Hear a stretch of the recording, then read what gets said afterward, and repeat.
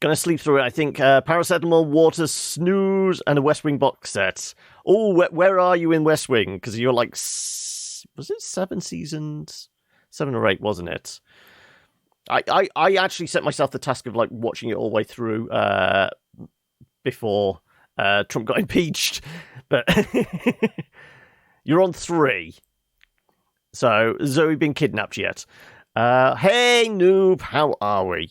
Right, let's, well, I guess. You watch it after every election. Find out what this is all about. Act 1, Scene 1. Equus Oils. It's very quiet. Okay, we have sound effects, at least. Okay.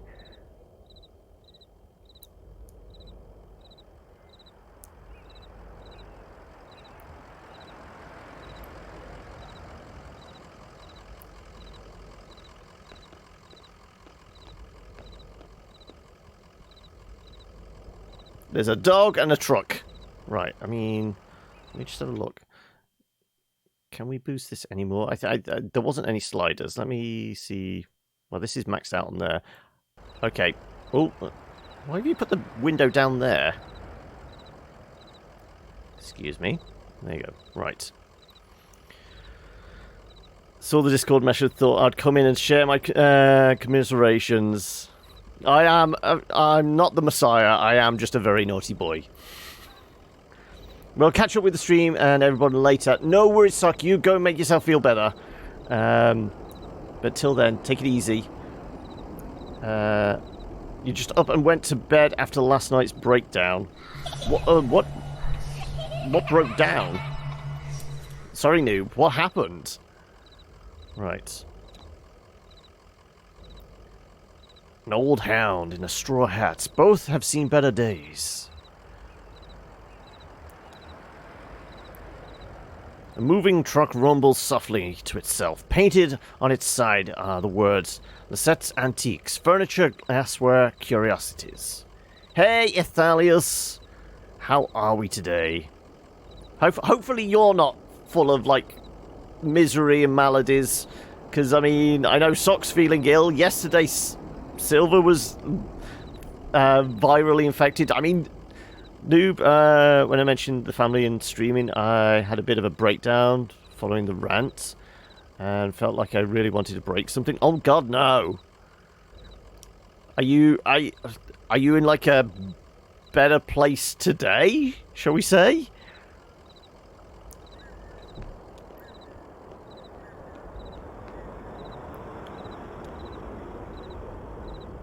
Joseph sits between gas pumps in the Queen Anne armchair.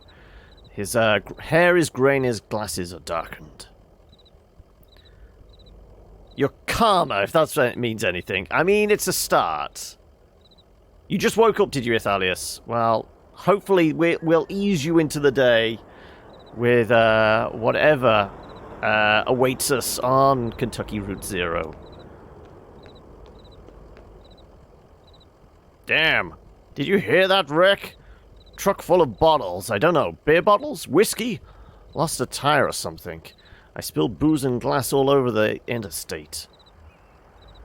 What a mess. I hope they don't come down here looking for anything. We blew a damn fuse and it's all shut off. Did I hear a dog? What's your dog's name? His name is Homer. Her name is Blue. Just some dog, I don't know his name. I like the name Blue. Blue sounds like a sweet old hound. I used to know a dog like that. Hey, here's some jerky for Blue. I made it myself. Didn't turn out too well, but I bet a dog will eat it. Getting late, right?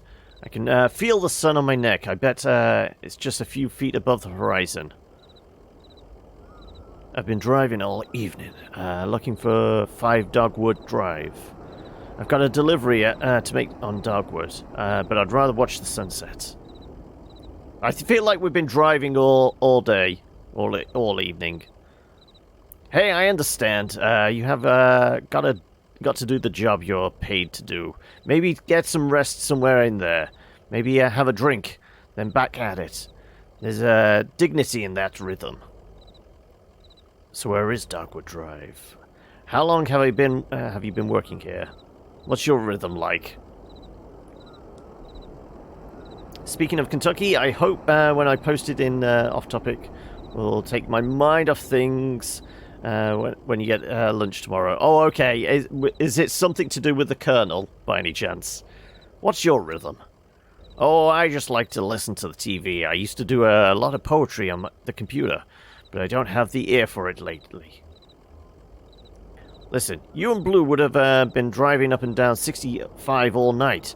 Dogwood Drive is on the other side of well, to get there, you've got to take the Zero. The Zero is a tough route to find, but you can use my computer to look up directions. You'll have to head down into the basement and reset the circuit breaker first.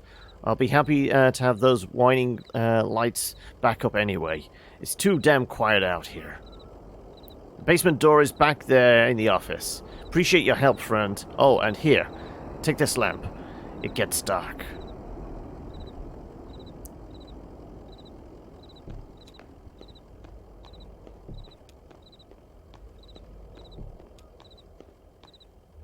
Let's head down into the basement then.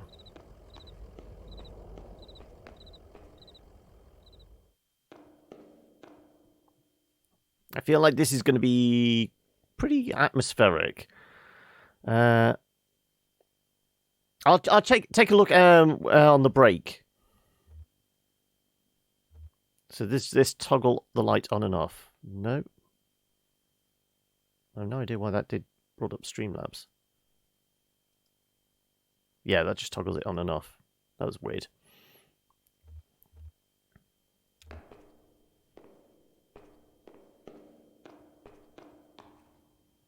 A dusty, rusty sign is bolted to the wall. These are the rules. 1. No open flames near the gasoline. No consumption of beer or spirits on the premises. In case of sudden darkness, do not panic. Relax. Count backwards from 5. Strictly limit time spent in the basement to fewer than 3 minutes of every hour. I mean, why specifically only 3 minutes down here? I guess we have to go this way. I've got to find the circuit breakers. Also, there's some basement people, okay. Emily, Ben, and Barb sit in folding chairs behind a worn card table. Papers, oddly shaped dice, and highway maps cover the tabletop.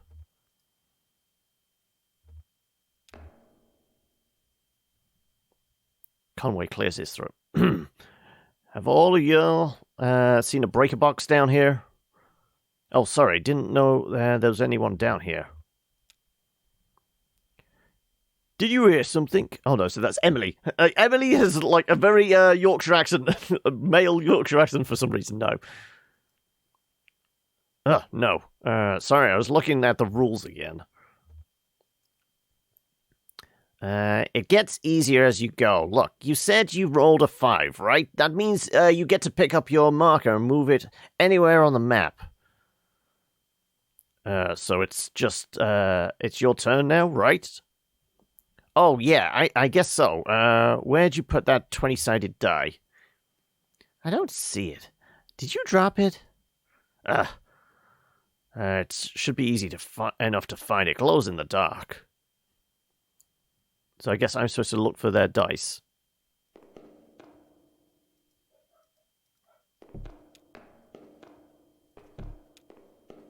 How far down can I go? Can we get down here? I'm not seeing any breaker boxes.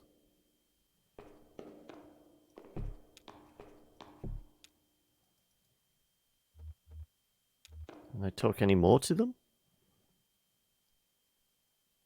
I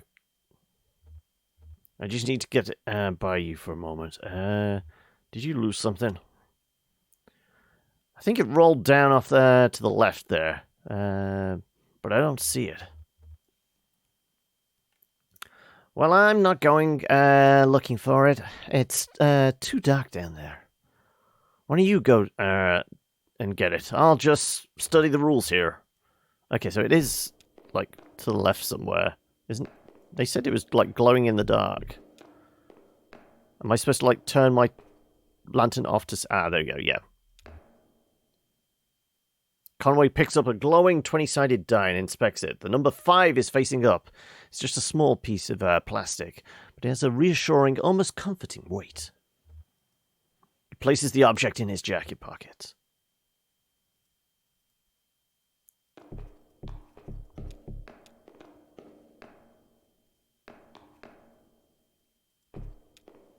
And they're gone. Folding chairs are arranged around a worn table. The chairs are empty. The surface of the table is bare. Conway keeps the 20-sided die on the... places the 20-sided die... Conway keeps the 20-sided die in his pocket and walks away. I feel like we give it back to the weird basement ghosts. But there's the breaker box. There you go. Power's back on.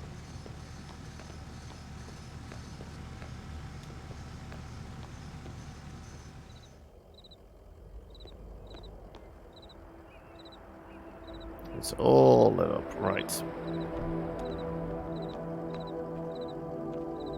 I guess we go talk to... What was his name again? Joseph, that's it. Who's a good pupper?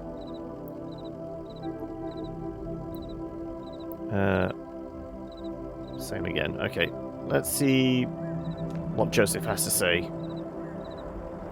There it is. Just listen to those lights whine. Yep. But I'd better get those directions and head to 0 if you don't mind.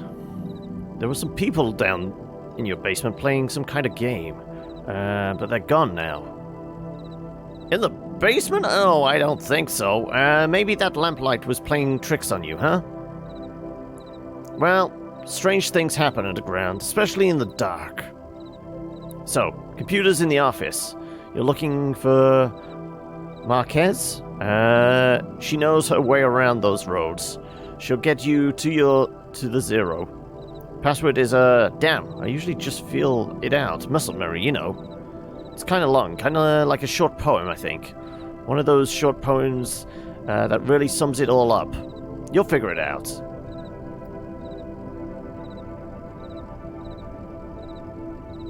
So I guess we gotta go into the office? Oh no. Computer, there you go. Conway taps a key, waking the computer up from its reverie. User. Well, I guess Joseph. Password. Typing wheels slide loose. The stars drop away. I talk and listen to him talking. Let's do stars drop away. Nobody saw the accident. The moon throbs. No, it's late. You just breathe road. The lights whine. It will only get later. Let's breathe road. Password accepted. Isn't that convenient? That just the random sentences we put in is the password. How's it going in there? Figuring it all out? Sure you are. Messages, address book, games. Would you like to play a game?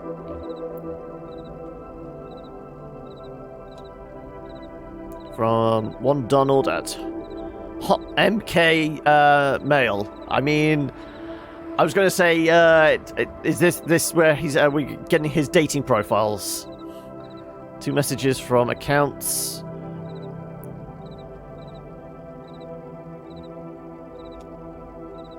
From Donald MK. Fragments dim of lovely forms. Joseph, I know it's been a while, and I know you're still sore, but there's a whole world in here.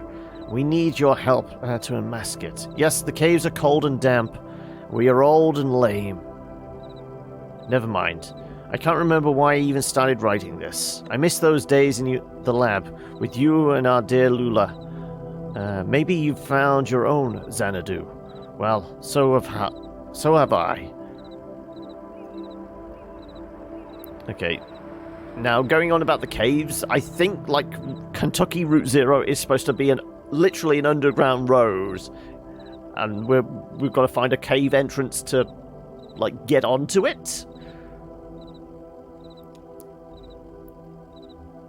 The entire place is going out of business, don't tell me. Account standing urgent.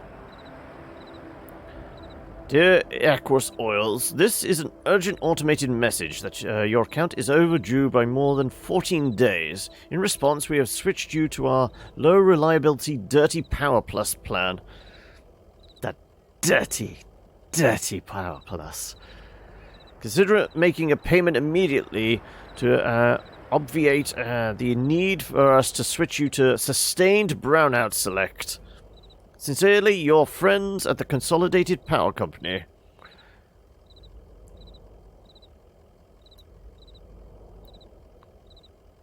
I thought it was... Oh, message show. I thought there was 2 messages. No, let's exit messages.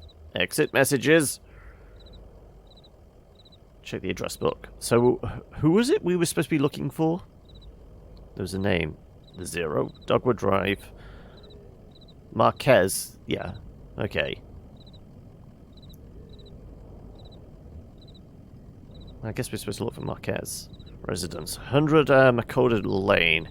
Head northeast on 65. Turn left as soon as you see the ugly tree that's always on fire.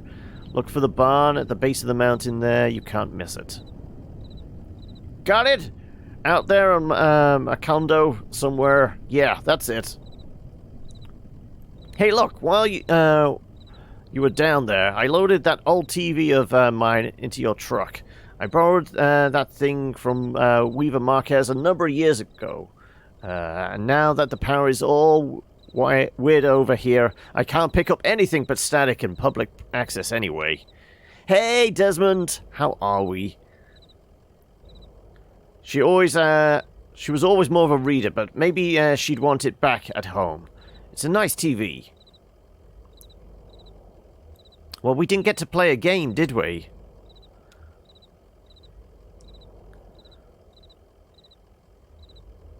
Would you like to play a game? Games is not real. Oh.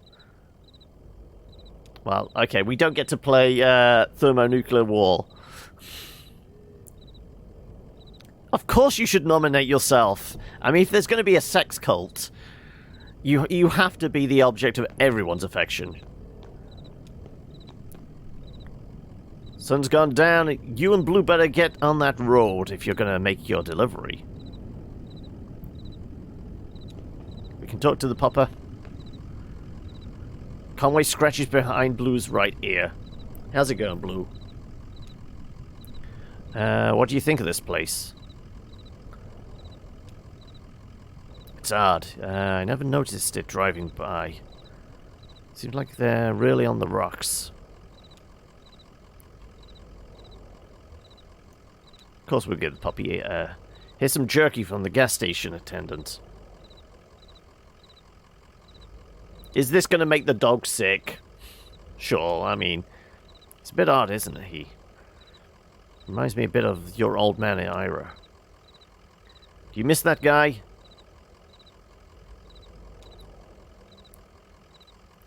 Yeah, is a double that makes sense. If I'm going to be a leader of a sex cult, I want to be the desired one. Exactly.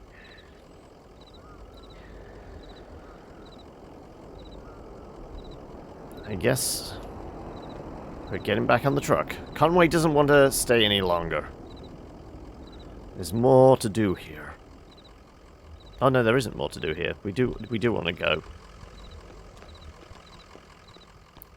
It was yellow dialogue. There you go.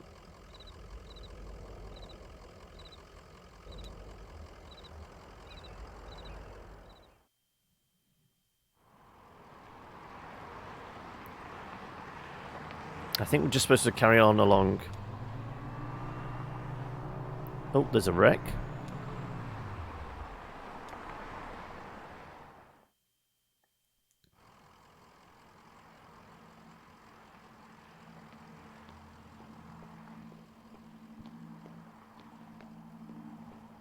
Where was that torch we had?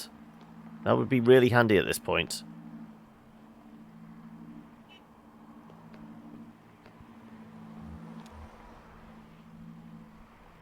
Conway shakes his head. What a mess, huh? What a waste, right? Guess you never liked the stuff anyway, did you? Oh, this is the wreck that the gas station attendant was talking about. Good for you. I mean, we don't have that torch on us. I mean, we can't step outside the bounds of the light either.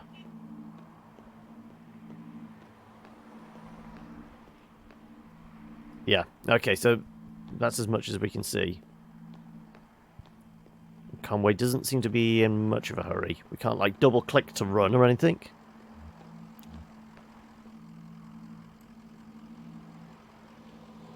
We have places to go.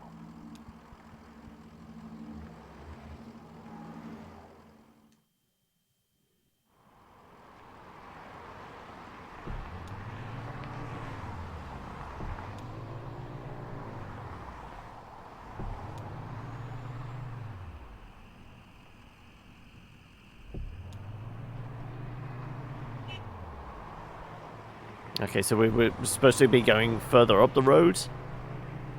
I thought it said we're heading south.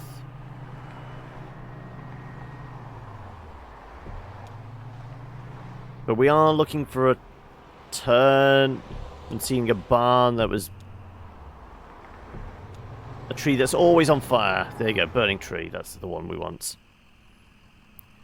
Tall black oak burns on the hill above the road.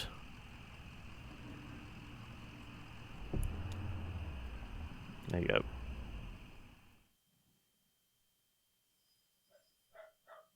Act 1, Scene 2. Marquis farmhouse.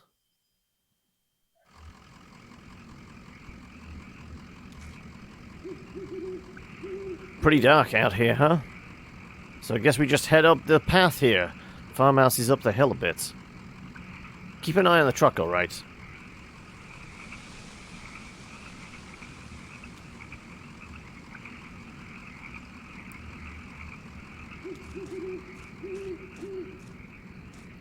Street lamp lights the base of the dusty path leading up the hill. I thought the dog's supposed to stay next to the truck. That's what...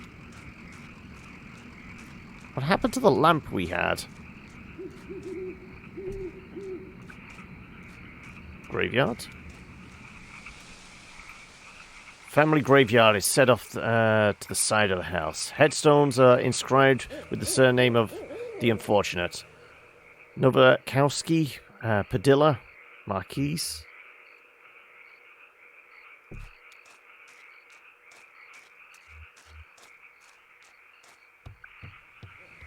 And we're just running around with a TV under our arm from the gas station. Yeah, I guess we are.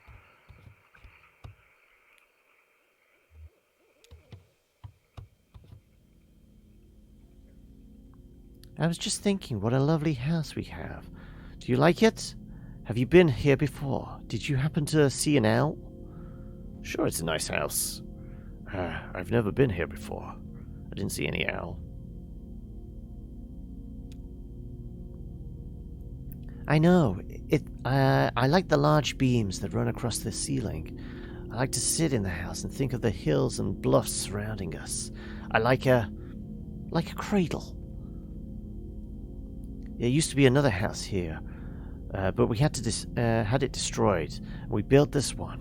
It was very expensive, and we got quite underwater.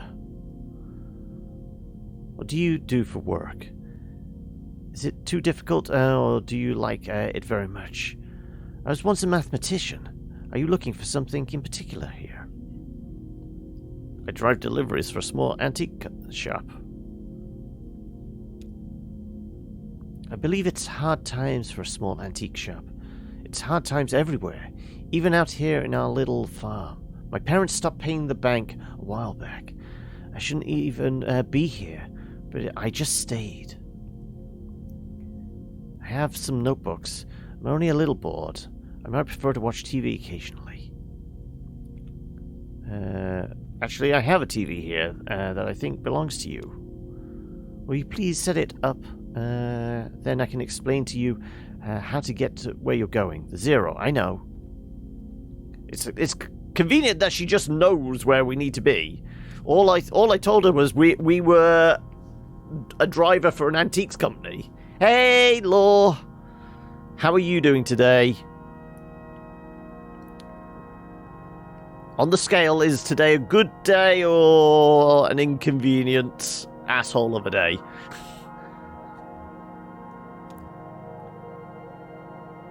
That's not how it's supposed to look. You've made a mistake setting up. Is it a foreign object to you? Which of your parents was it who wouldn't allow you to watch television? Ma thought she heard ghosts in the static. Dad thought it was radioactive. I know how to set up a TV. Okay, I'm skeptical.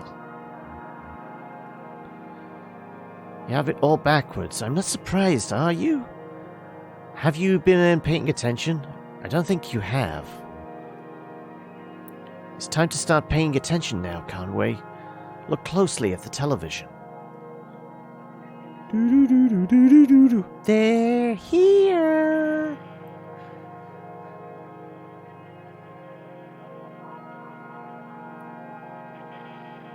I mean, are we going to ride one of the horses?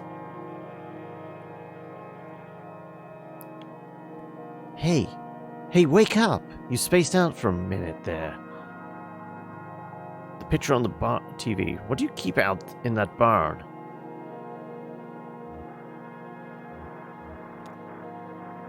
Used to be tools and feed, then books. Now I think it's mostly spiders.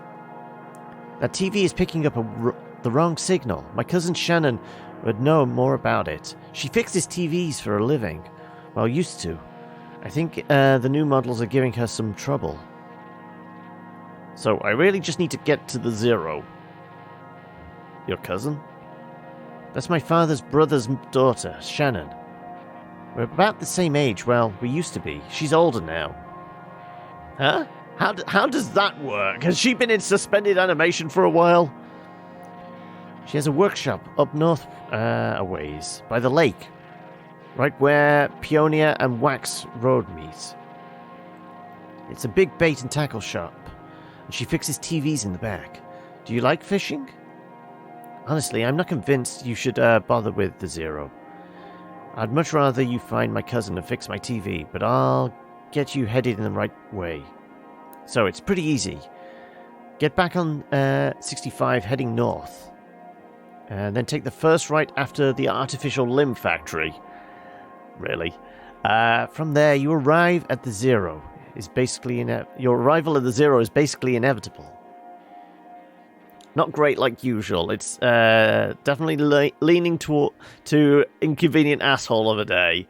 School sucked. I need to eat. Go eat something, as I haven't done that yet. But my bed is too comfy. Oh no.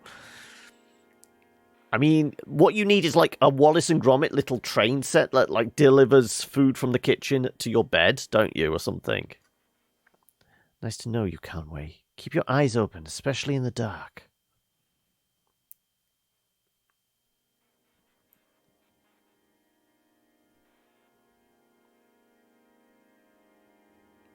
So can we ask any other questions? And she's gone, is she? Yep.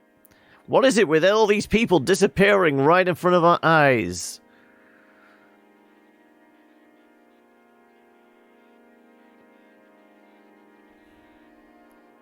Huh.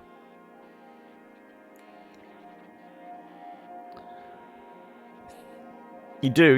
You have the trains and tracks. You just need to rig it all up. Yeah. Right. Is there anything else about in here we can click on? Can I go downstairs?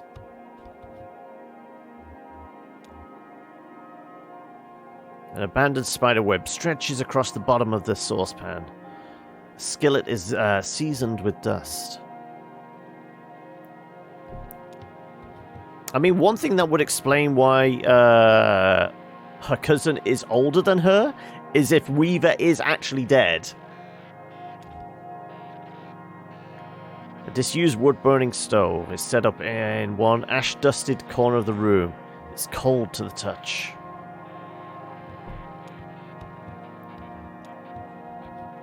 And I guess we can't go... I mean, there was a car park down there when she was actually here and we were talking to her.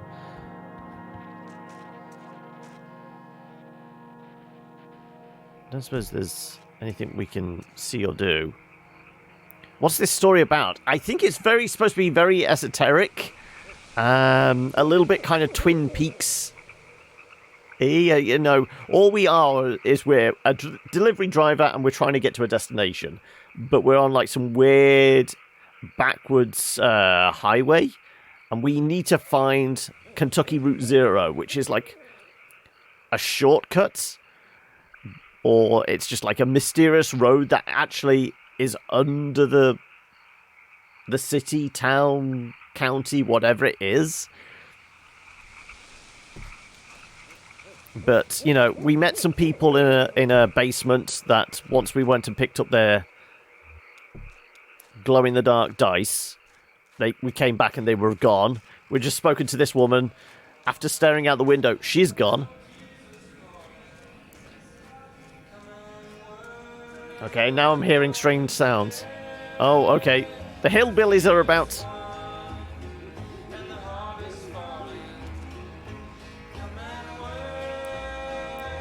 The same stuff written on the side, yeah. I guess we're leaving the hillbillies behind.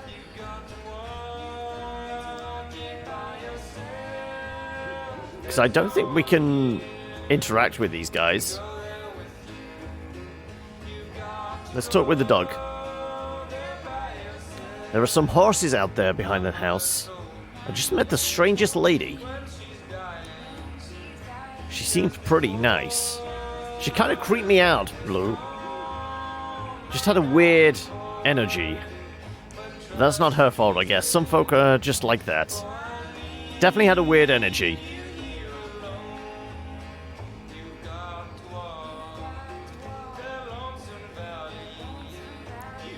Let's leave before we get roped into a bluegrass band. Okay, so we had to get back on the 65 and head north. We needed to take a right turn at a artificial limb factory, was it? Oh, here we go.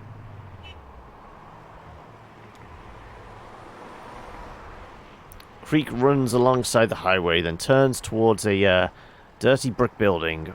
A grinding drone from within the building is faintly audible from the interstate. Floodlights on the lawn illuminate smokestacks. At the edge of the building's parking lot, a large sign, partly obscured by trees, reads, "Amir Artificial, I'm guessing it's supposed to be American Artificial Limb Factory."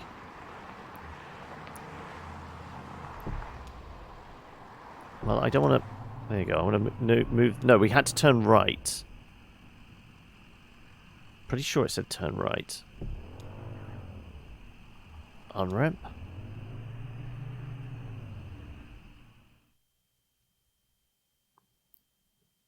Act 3. Act 1, Scene 3, sorry. Elkhorn Valley.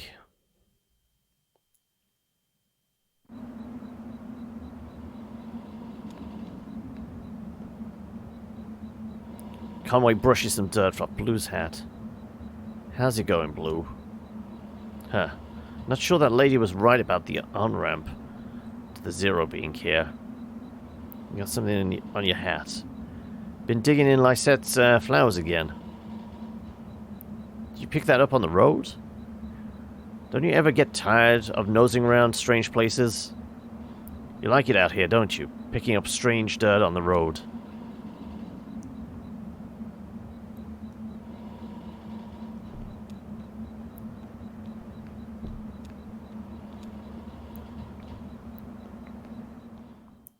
Like I said, I feel like we're going to be heading underground. Shannon speaks to a large brick cell phone held up to her ear. It's $200 for 2 weeks. Yeah, it kind of is an emergency. No, it's fine, I'll figure it out. No, it kind of is an emergency. I guess he can't kick me out for another week or two. But can I trust him not to just change the locks? Yes, I appreciate that, but... Okay, you're right. Just, never mind. I have to go, sorry. Okay, I'll talk to you tomorrow. Love you. Forget it. Bye.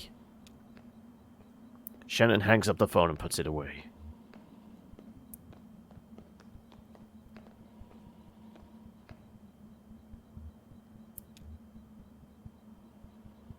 Excuse me, ma'am. I saw the light was on, and I'm looking for the on-ramp to...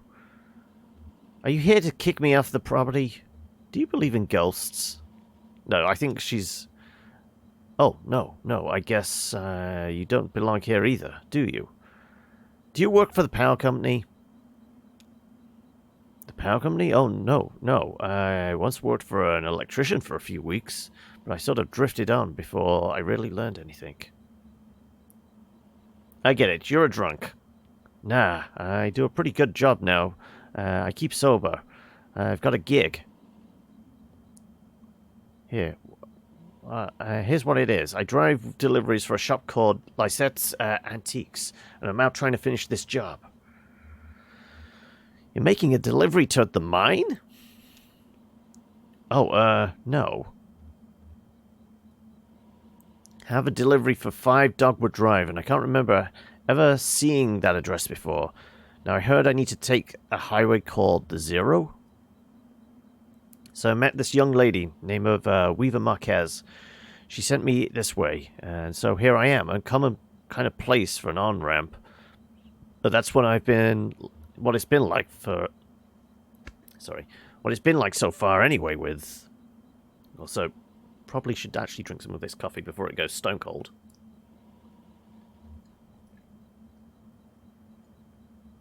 What?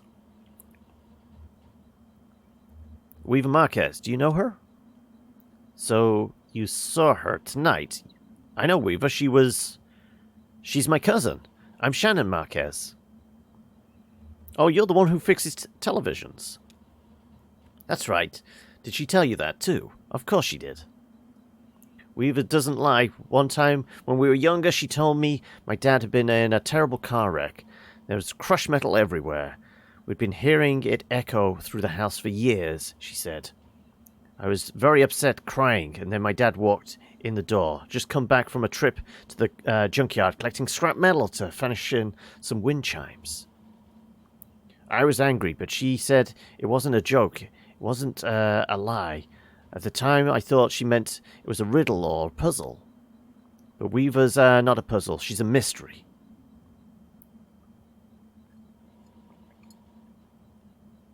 So maybe the Zero is down here somewhere? So what are you doing here, Shannon? I talked to Weaver earlier this evening, too. Or anyway, she talked to me. It's hard to tell if she's listening sometimes. Weaver told me I had to come down here to the old Elkhorn mine. She said I'd find something I've been looking for. Where did you see Weaver? What are you looking for? I'm not exactly sure. I have a few ideas. I'll know it when I see it. It's not such a bad thing, you showing up now. All told, I'd rather not go down there alone. Your dog should stay up here, though. It's no place for a dog. This is an old mine. It runs pretty deep and tangled.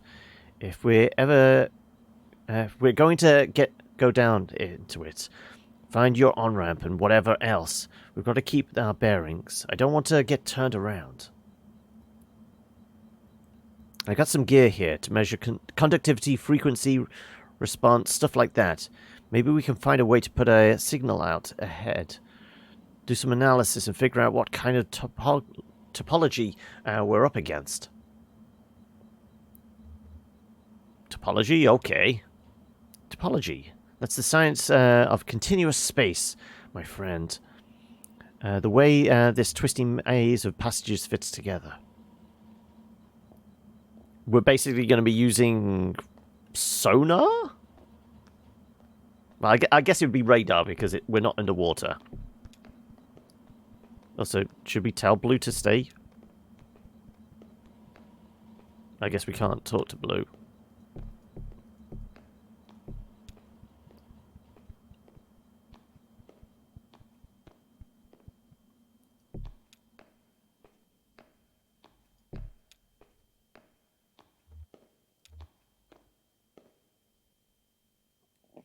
That runs into the mine's PA system. Do you think it still works? Only one way to find out. A little light on the front is off. Alright, give it a whirl. Let's go with... Is anybody down there? Nothing.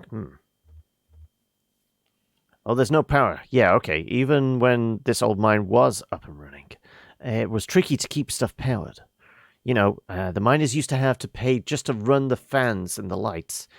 Yeah, you gotta pay... they get paid in the shitty plastic tokens, coal scrip, you know. If you want to run the fans for a bit to clear the air, well, you have to put a token in. My parents used to work here. So did Weaver's parents. I guess lots of folks' parents worked here. Can we power it up? Bet we just have to free up some power from the PA system. Everything is rationed here, so set up the lamp of yours and I'll go and plug the ceiling lights. Are we going to try and find something clever to say? Heard the speakers back here crackle a bit. It's on now, right. Let's try saying something into the mouthpiece. Well? Okay, I hear you. We need to measure the echo delay time and figure out how deep the tunnels run. Just make some noises into the mouthpiece. Let's just tap.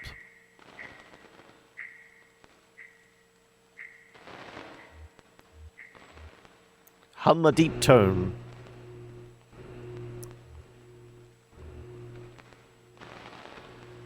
And now we're going to whistle.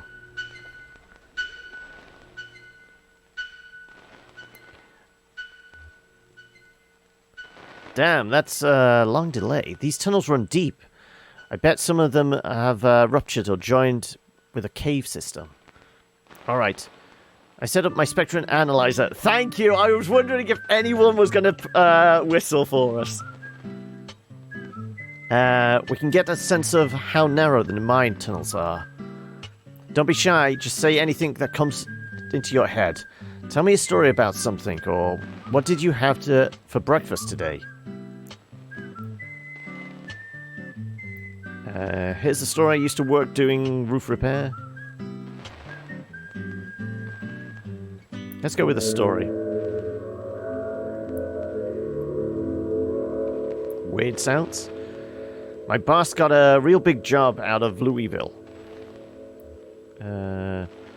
We even fixed up the church roof once. Should have taken us an hour to get there. It seemed like a big project, but doable.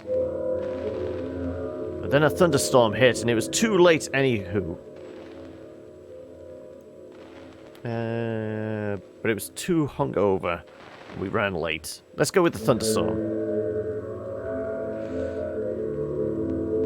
Got it. Looks like the tunnels are pretty cramped. Yeah, low ceilings. Hope you're ready to stoop a bit. You're probably used to it. One more test. Just need to know if the air is breathable or if it's too thin or too dense. Just sit real close to the mouthpiece and breathe. I'll measure the resonance of your breath with the air in the tunnels. Just try to relax. Try to breathe naturally.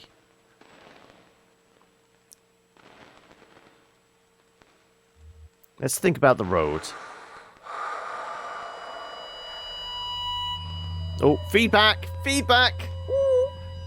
Conrad breathes and remembers the moment earlier in the day. Breathes and remembers the moment when he was younger.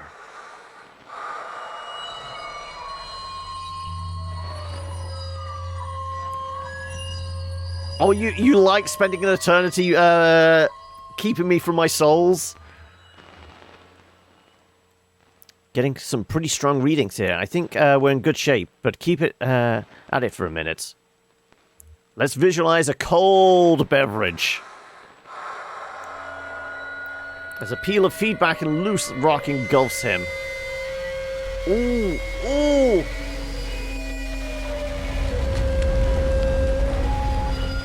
Maybe I shouldn't have thought about the cold beer.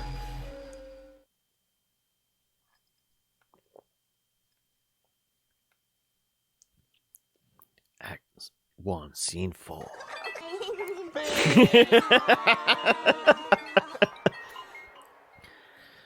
Jesus, are you alright? What the hell? My leg's stuck. Shit, okay, I'm going to pull you out. Almost said I'm going to pull you off, but no.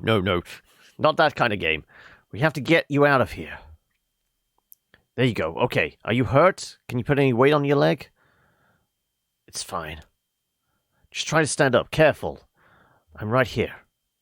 Damn, don't worry. I've got you. That leg is in bad shape. Here, let's get you to the tram. There you go. Now, let's see if this thing has power. Well, okay. There's some luck, right? We should be able to ride the tram right out one of the auxiliary exits. If there are any. I think there are. I can walk. No, I can walk. No way. You need to stay off that leg. You'll just do more damage. We'll just find the exit and then figure out what to do from there. That's our first priority. So, the controls are over on your side. Let's get moving.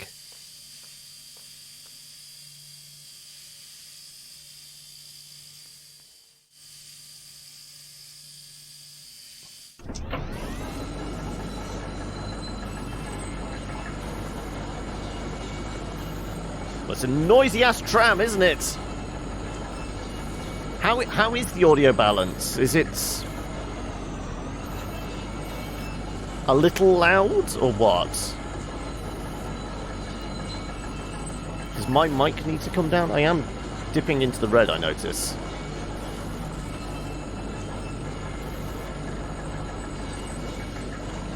Let's just say the noise is grating. Literally.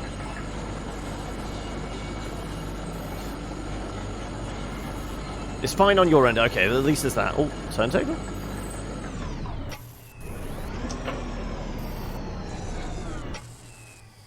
Oh, here we are.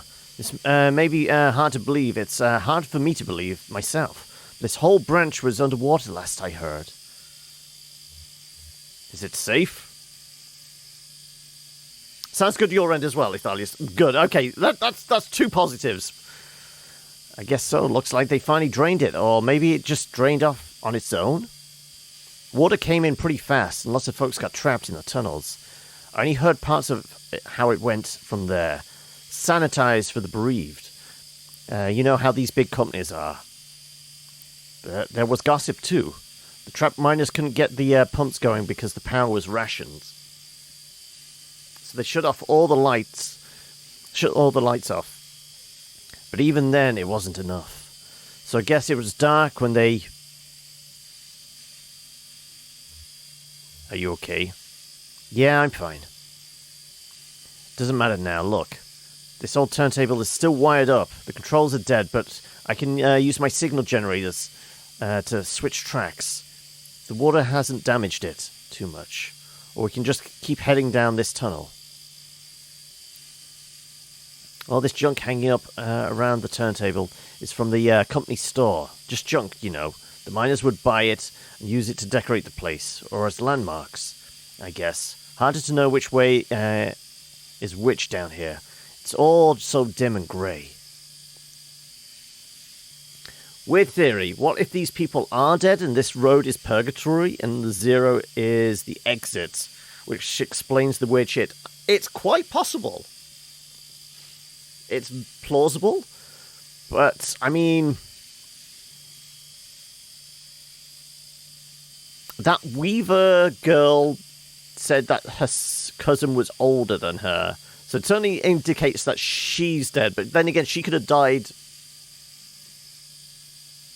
earlier than... I don't know. I guess we're just going to find out. But it's a plausible explanation. Shannon connects 2 clips leads from her signal generator to the turntable's electrical panel.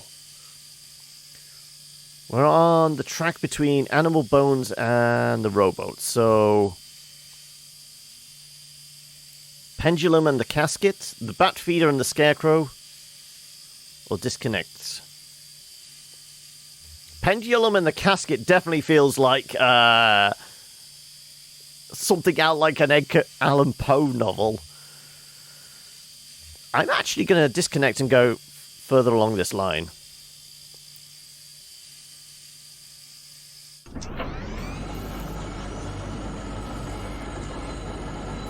I want to see where this leads.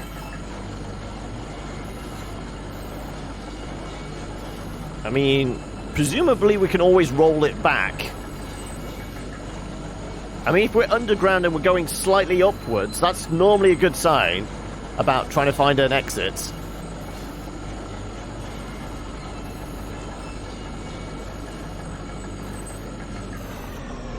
Is this not an exit? Something would have popped up there if it was, I guess.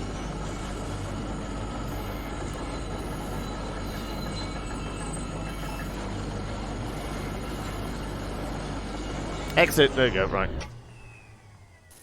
Thank God, okay. Let's poke around down here for a bit more. No, let's go. Yeah, okay, I still like to look around a bit. I think I saw a tunnel with some broken up tracks back there. I'm wondering what's down there. Do whatever you need, I'll just wait for you here. If you wait for me here, I'll go take another look around. Let's have Shannon actually go ahead. Sure, okay, I'll be right here. We're going to take the lamp. It would be advisable.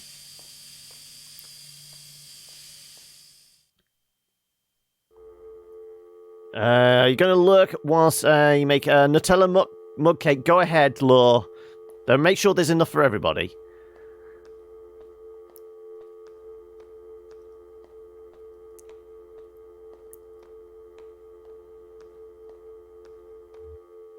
Just a whole collection of helmets. That's not at all creepy.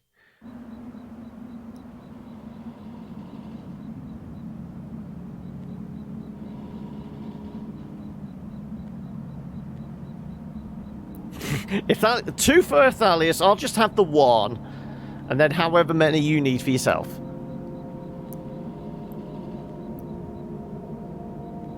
It's okay, Blue. We may have just, like, caved in the entire tunnel, but we're fine. Hey, stranger. I didn't think you were coming back. Did you find what you were looking for? Yeah, maybe. Look, we're not going to talk about that anymore, okay? Sorry. Fair enough. How's the leg? I can walk on it, but it's slow. I can walk on it, but it's painful. No, we'll just be slow. Well, I'll try not to get too far ahead of you. You don't mind me hitching a ride, do you? I kinda got a lift out here and wasn't sure if when I'd be heading back. I can drive. I can handle it. Okay, your decision. I still need to find the Zero. I guess I should look for another route to Dogwood Drive. Let's look for another route. Yeah, alright. Well, maybe asking Weaver about the Zero was the wrong place to start. Maybe we should just ask her for specific directions. Her answers are complicated enough without a layer of indirection at the question. I saw Weaver at my workshop. That's up north by Lake Nolan. Right at Wax and Peona. In the back of the bait shop. Pretty glamorous, right? These are the times we live in. She's either up there or back at the farmhouse. Whichever you want to head to first. Let me know.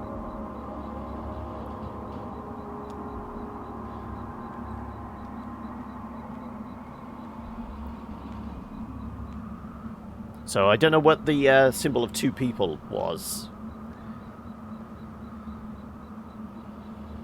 This is my truck. Oh, yes, we've got to talk to the doggy. How's it going, Blue? Blue, this is Shannon. Nice to meet you, Blue. I got some dried banana slices in my bag. Would you like one? Do you need help with the driving? Maybe you can help your friend here, too. You help with the drooling, looks like.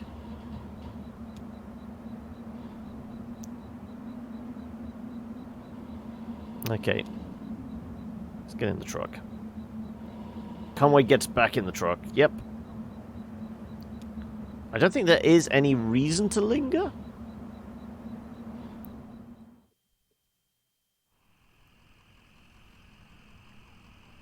So presumably this workshop and shop is up north.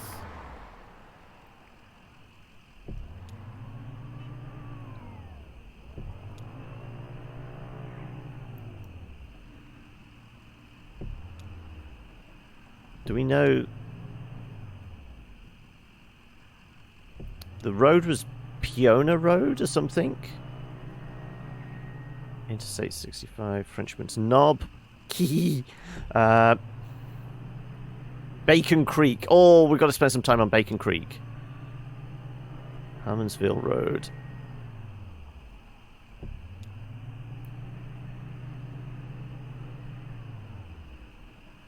Cub Run.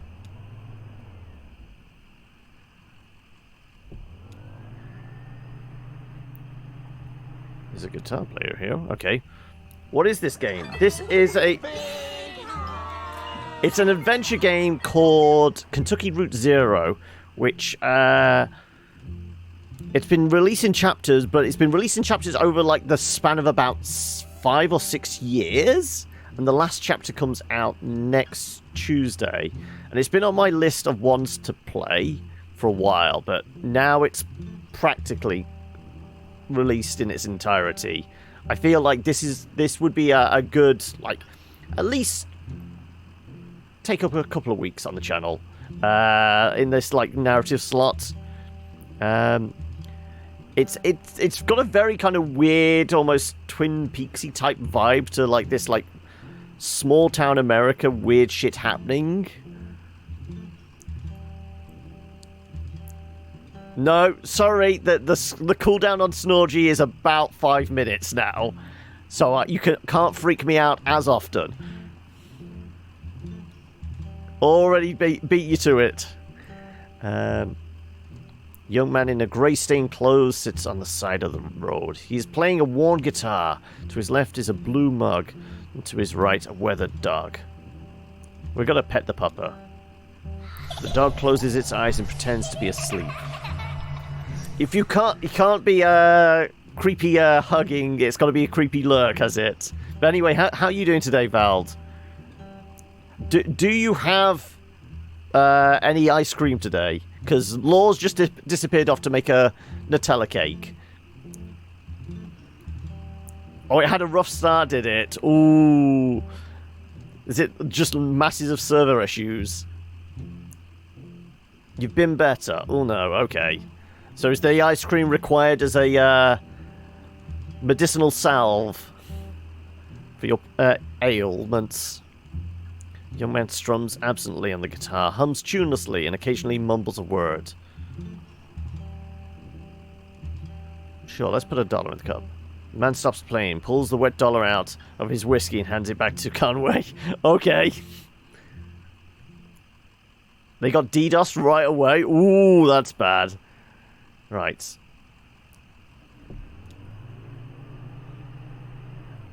Priceville, no. Like I said, it was something like Peona. Nolan Dam. Nolan Dam, yeah, that was a road they mentioned. Union Light Dog? No.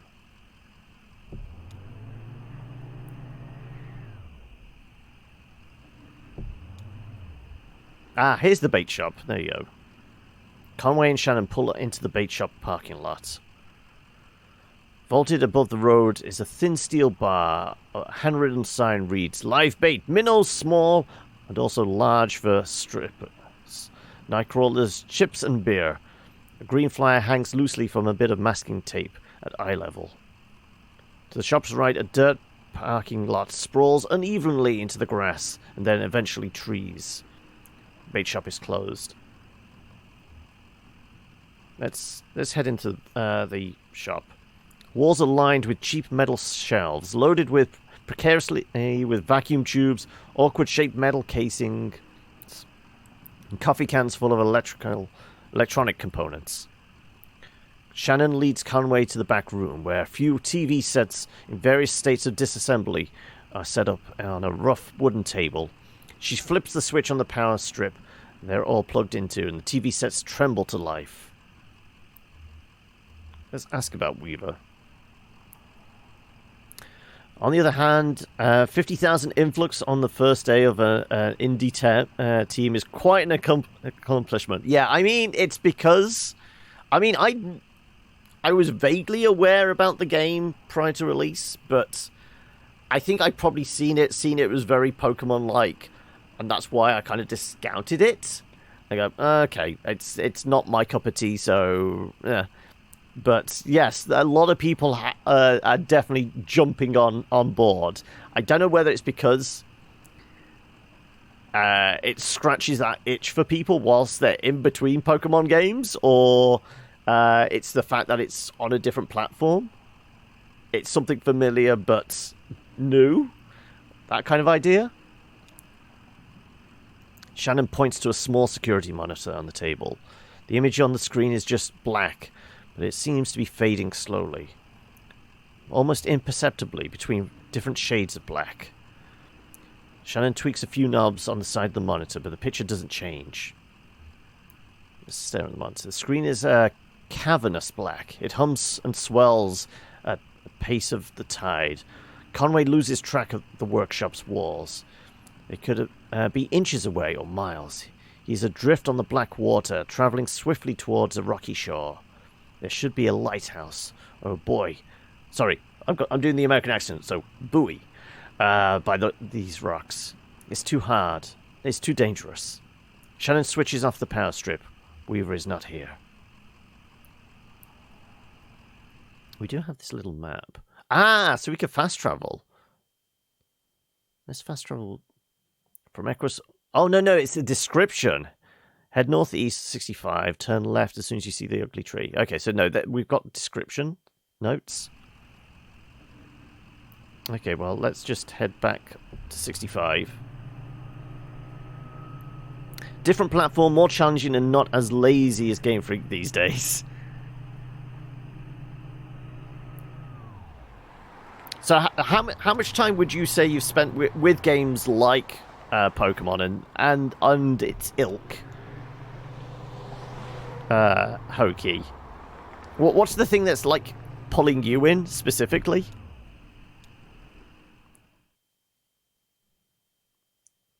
Is it just the fact it's more challenging, or is it the fact that Game Freak have been letting you down of recent?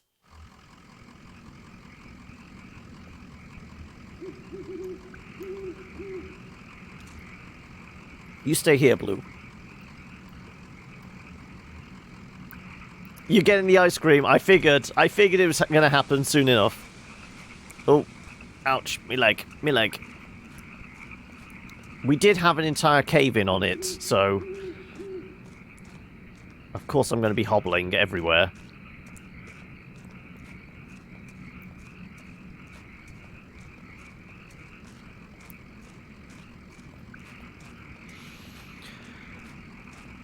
You're a collector and a tinkerer when it comes to games.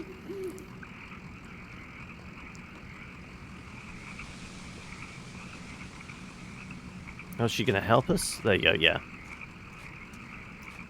She's propping us up a bit.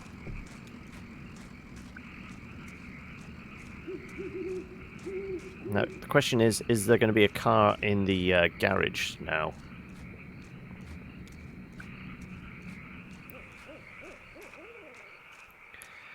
This genre satisfies your collecting sense. Is itching again. Okay. There's nobody buried here, you know. It's decorative, I guess. Or it's art or something, I don't know. A decorative graveyard? What are the names on the headstones? Nowakowski, Padilla. I don't know these names. Maybe the people who lived here before? I know when they brought this property, it already had a house and everything. Or maybe they have some other symbolic meaning. Oh, and look at the headstone, Marquez. I used to think that was one of my parents. Now I don't know.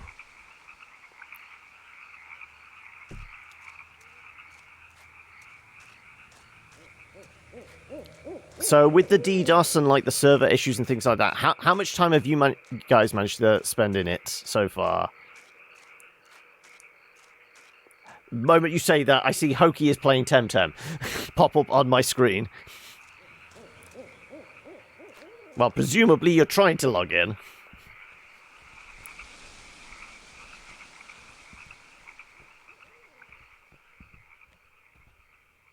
About 3.5 hours now, okay.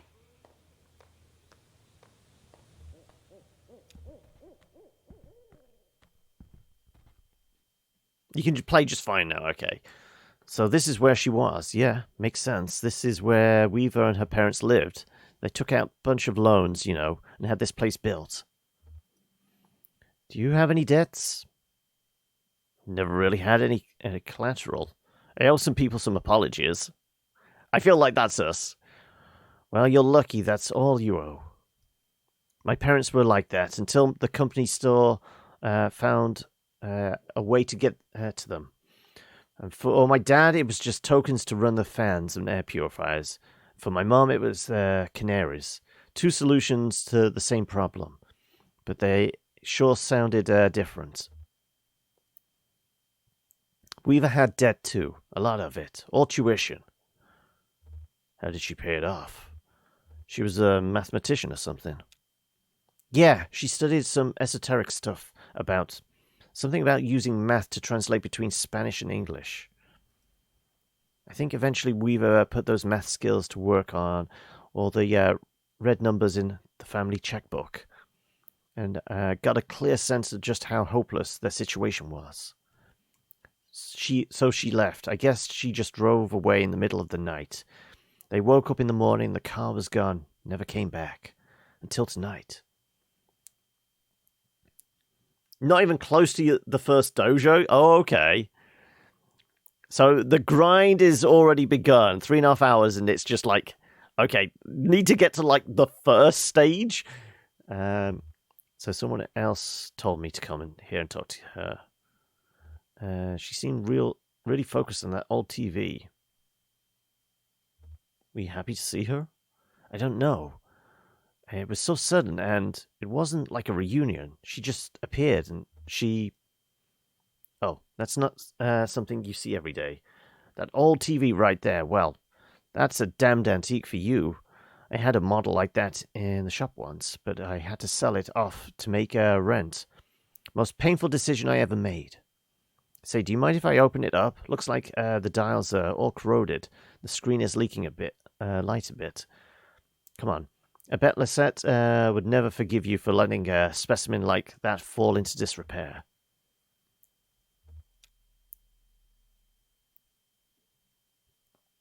We're focusing on the telly again.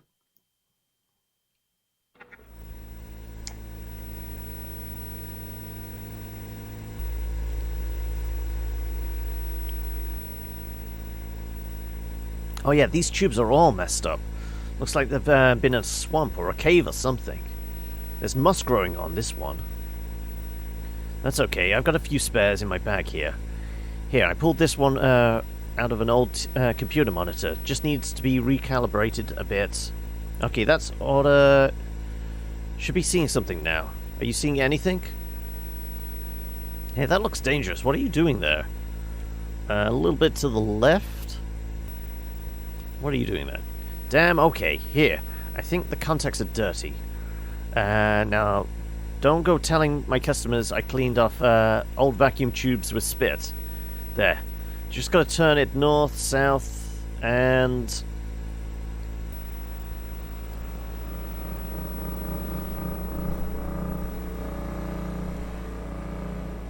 oh, look! Kentucky 0!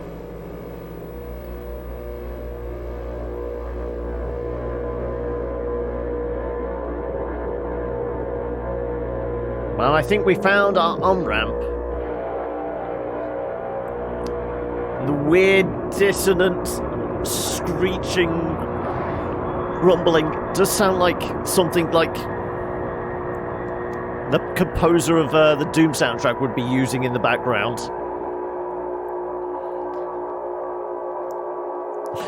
Mug cake, aka diabetes on a plate.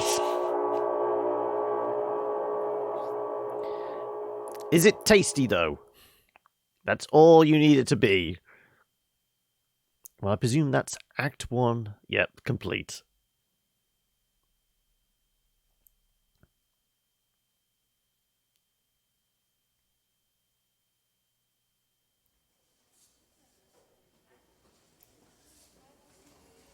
Yeah, we asked Law to make everybody in one. Attention, Lula Chamberlain, your application. Thank you for your application to the Gaston Trust for Imagined Architecture's annual fellowship. We received a record number of applications this year, over 100 in total, and regrettably, we can award only one fellowship position per year. As you know, our review process includes a multi-phase blind committee analysis of portfolio submissions, as well as careful review by a panel of subject matter experts on each applicant's notability and relevance in the field. We must be extremely selective in our process so as to maintain the standards we have established over our 35 years in operation. Our panel did not select your application. We encourage you to consider reapplying next year. Many young artists and architects reapply for a few successive years before being accepted. Sincerely, Dr. Carl Stone Norden, Architect, Gaston Trust of Imagined Architecture. Below the printed text is a hastily handwritten note. Sorry for the condescending form. Love your work. Unfortunately, I just do the mail here. Your obedient servant, Robert. Lula throws the letter in the wastebasket. Nah, that's going in the bin. Opens a folder on her desk labeled Proposals. Opens a folder of writing paper on her desk. Let's go with the proposals. Lula sorts through the documents, all printed on fading letterhead, reading Bureau of Reclaimed Spaces. Proposal 1 site, hospital, proposed use, auto dealership. Distillery, proposed use, graveyard. I mean, pissed and dead. Baseball court, proposed use, kennel. We've got to go for the graveyard, come on. Distillery still active, but scaling down operations to less than half of site. Distillery built on top of graveyard originally. Hybrid distillery graveyard could be, share resources. Chapel once repurposed into bottling facility could be repurposed into chapel. I like the sound of that, actually. That would give the distillery, like, certainly a weird selling factor.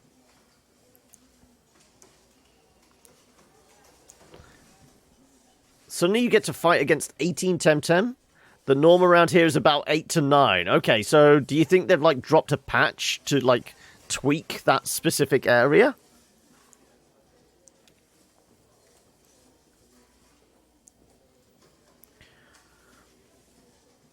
Let's have a look at the hospital then now. Closed due to repeated sanitation violations. Auto dealership sanitation requirements completely lax. Small operating rooms could be repurposed into offices. Large cubicle-style administrative offices could be repurposed into showrooms. Nah, I don't like that one. Rick clears his throat. Busy. Buried. Yikes. Hey, Lula?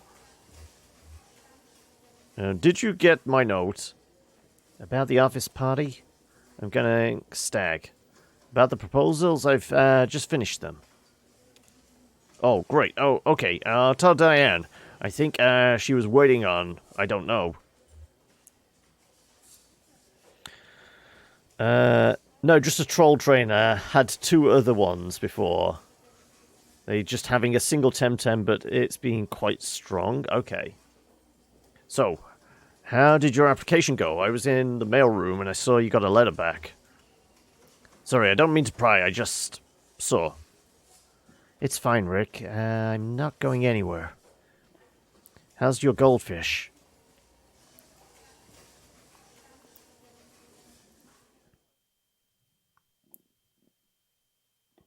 Act 2, Scene 1.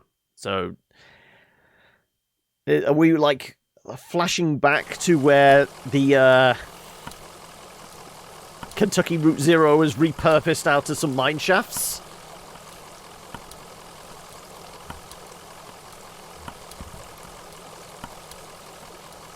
Didn't we just pass this place? Maybe someone here can point us in the right direction. Yeah, looks like they're still open. Maybe the night shift? What do you think? What do you think they do here? I don't know. Looks like an office building. Looks like a cathedral. It does kind of look like an office building. Yeah, an office building or in a cathedral. This is weird, but do you think we're inside or outside right now? Outside? Yeah, outside any man-made structure, I guess. Just feels like it's still inside, since we can't see the sky? Well, maybe someone around here has a better sense of direction. What do you think, Blue? Get a good rest in the truck? Yeah, I know you love a drive. Sorry about all this walking. I do too, usually. The wind in your ears? Yeah, I saw you back there, Blue. Right. What's with this, the sign? End of the line. Seems that way. Maybe it's still under construction? We can hope. I guess we were supposed to go down these steps.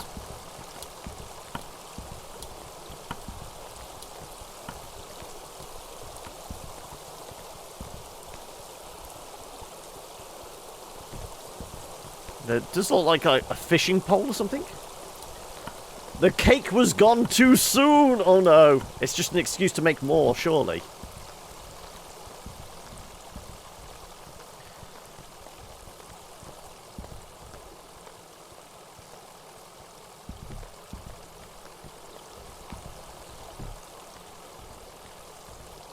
Okay, these definitely look like steps that we can go down, but it doesn't want us to go down them.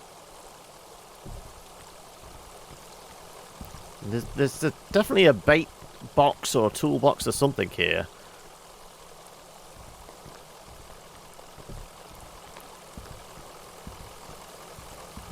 You'd make another one, but I think if I do, my dentist would have an aneurysm. Oh, well, here we go.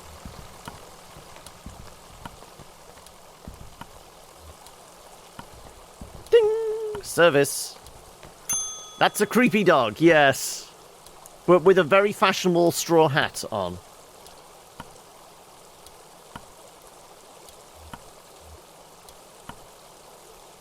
Well, here you are.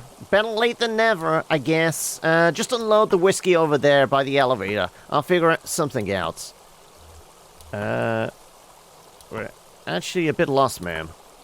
You're lost? So you're not the... Sorry, honest mistake. We're supposed to have a little celebration here at the office, but the whiskey never showed up. I saw your truck and thought... But you don't really have the look of one of the boys from the distillery anyway. What are you celebrating?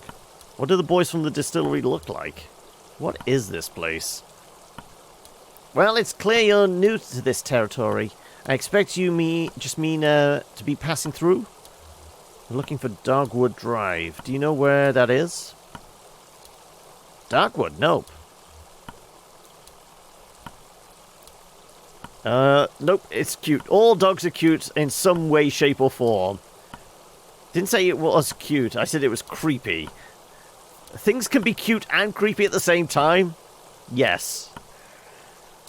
You're going to need to talk to someone upstairs about that. One of the map clerks. But first we've got to get you in the system. So you'll need an appointment with one of the ingestion clerks. Ingestion? Now let's see. Rick is booked proofreading drafts all afternoon and wanders out on site. Let me go make some calls and see if we have anyone free. There are some books over there in the waiting area. I'll just take a look around. Have you seen our grotesques? I say, have you seen our grotesque? And then we suddenly get Teletubby sounds. I feel like that's vaguely appropriate.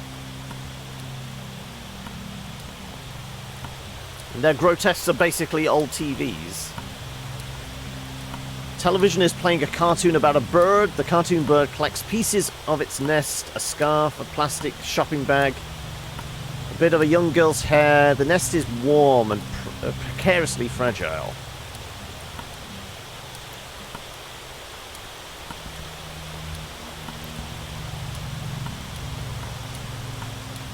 Television is playing what looks like a nature documentary. A hermit crab scuttles across the beach. Its shell is an awkward shape. Its arms belong to a different crab. We got any others? Like teetering over? Yeah, we do.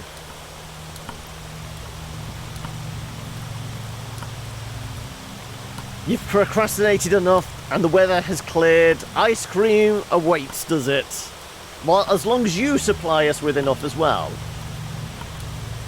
Television is playing an instructional video on elevator design. It is crucial to maintain proper lighting in an elevator. In the absence of sight, passengers' sense of motion is greatly enhanced.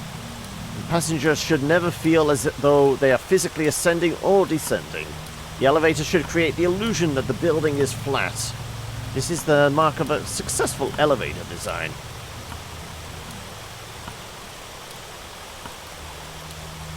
Now, you should always share your toys. Or your food. Television is playing closed-circuit security feed of the housing project. The feed switches mechanically between locations. A hallway, a disused plot of grass, a stairwell, a mailbox.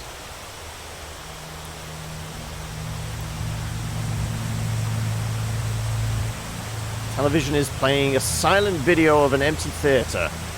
The microphone sits in the middle of the stage. The lights are slightly dim. The speakers hum impatiently.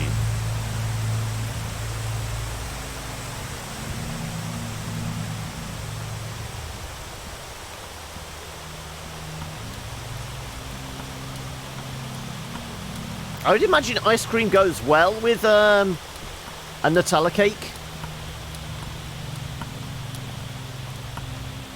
Though I guess it depends on what type of ice cream.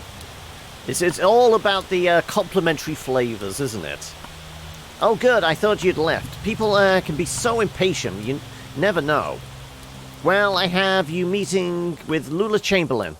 She's a senior clerk and doesn't usually handle the ingestion process. But she's the only one with room on her plate this evening. My schedule says she's on the 5th floor, reviewing some diagrams. The elevator is just back to the left there. 5th floor. What, this way? Yep.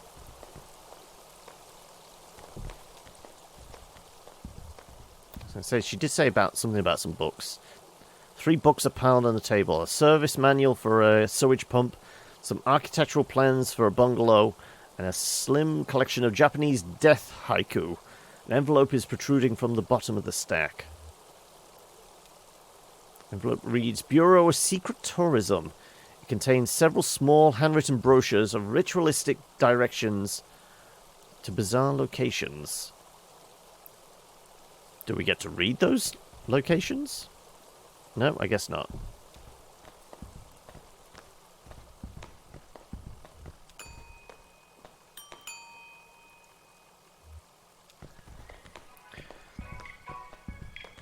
Vanilla goes with most things, doesn't it?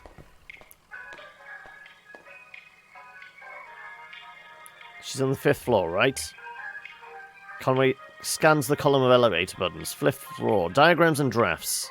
4th floor, archives and records. 3rd floor, bears. I kind of feel like we need to visit bears. Conference room, clerk's offices. We'll just say 3rd. 3 kind of looks like a 5. We just pushed the wrong button, didn't we?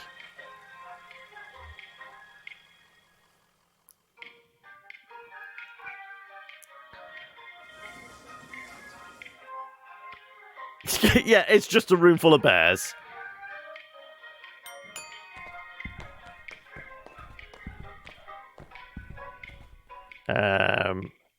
Anybody gonna mention the room full of bears?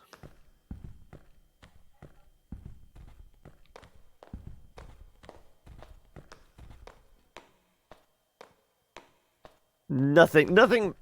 No one says anything about the entire floor full of bears. Okay, right.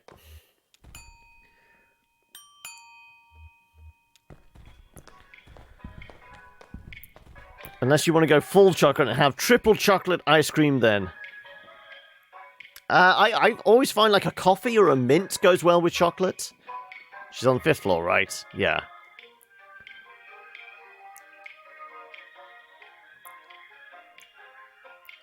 I think everyone's going to insist on at least checking in with the bears, aren't they?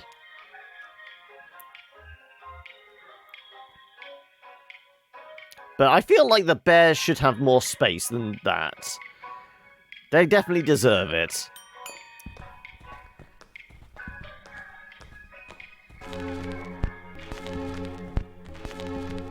Oh, record player's stuck. Give it a nudge.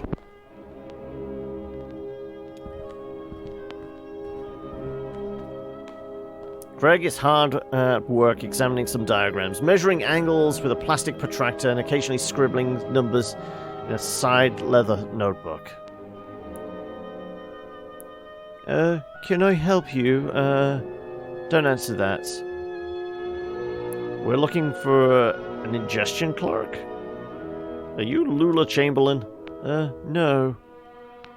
You just missed her, actually. She was up here about an hour ago. She's probably back at her real desk now, on the 1st floor. She barely made a dent in these diagrams. Must have been distracted. Speaking of which... Are you telling me to fuck off? Is that it? Nothing else up here? No, okay.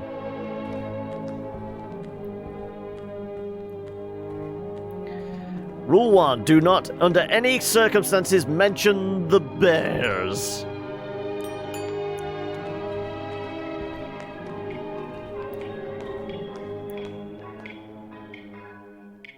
Her office is down on the 1st floor.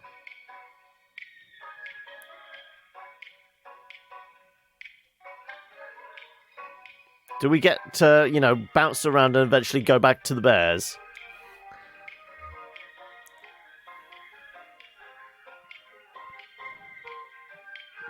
We're probably going to end up meeting in the archives one, I feel. Well, there she is.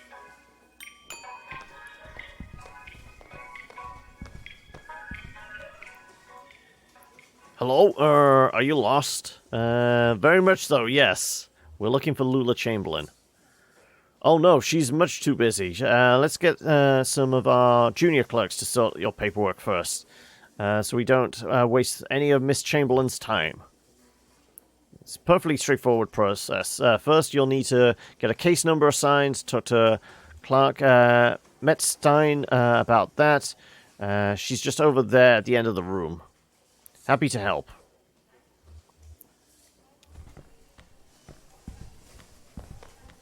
What is it with bureaucracy and getting bounced around different offices and desks and things like that?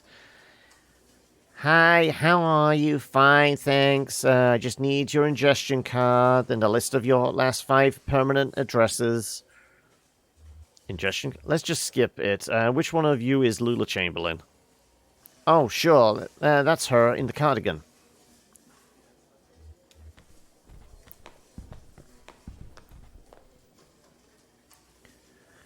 Having fun in the paperclip labyrinth? Well, you made it eventually. You look exhausted. I'd offer you my seat, but my ankles are turning on me.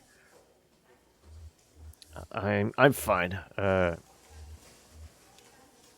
No, you're not. How stoic. Or is it romantic? Are you a suffering artist? Oh, I'm no artist. The receptionist said you could point us in the right direction.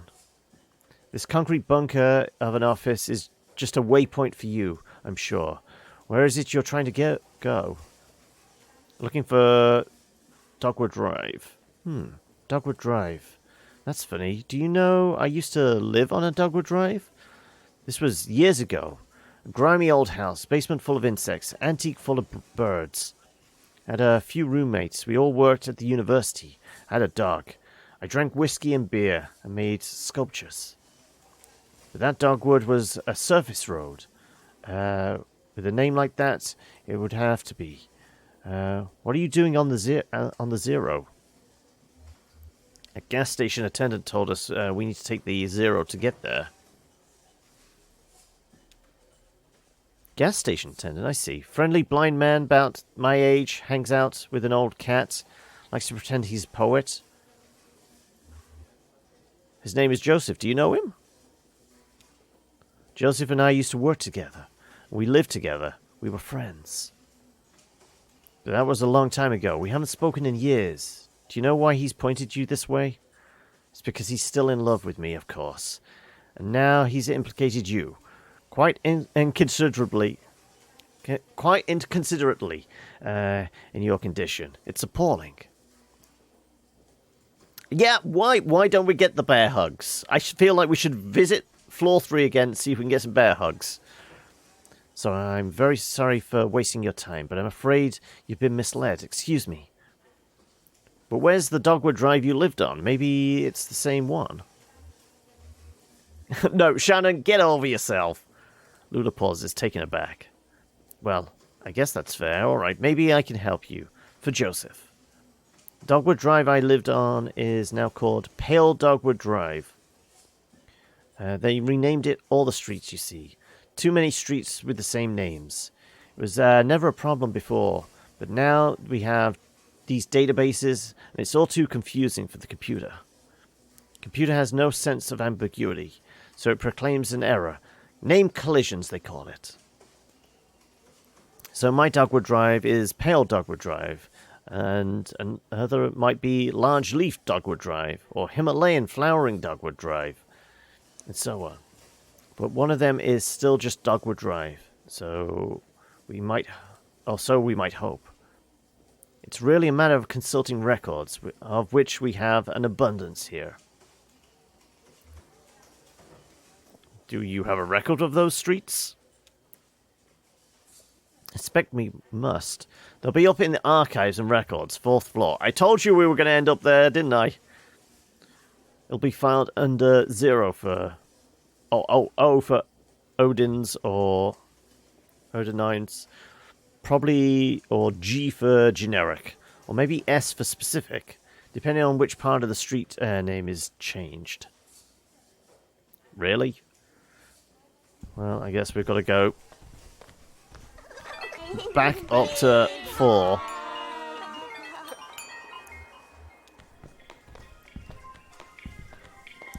It's a case of, I feel like Snorgy is going to turn into a 10-minute sound effect. Back past the bears.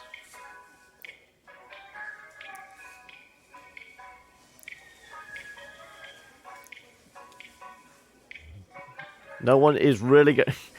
John regrets everything, clearly.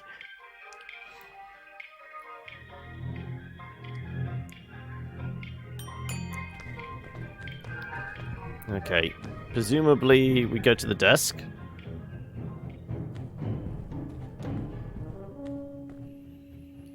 Damn, this place is a mess. Okay.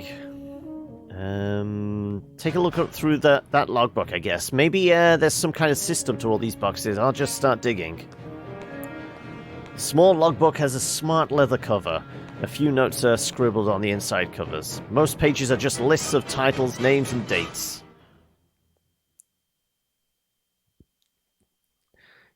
I wouldn't. Let's check the back cover. Failing antique shops folder missing. Listed checked on page 63, but not present. What's on the inside front cover?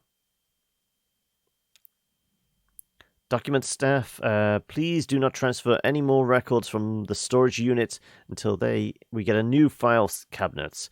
We're up to F, and that will have to do for now.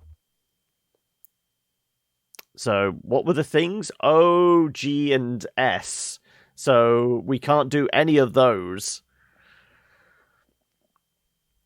Instruct clerks to focus on activities beginning with letters A, B, C, D, E, or F, or attract activities most likely to involve research on subjects beginning with those letters. For example, cars is okay because it involves automotive, driving, brakes, etc. But air quality is not okay because it relates to health, safety, and pollution, etc.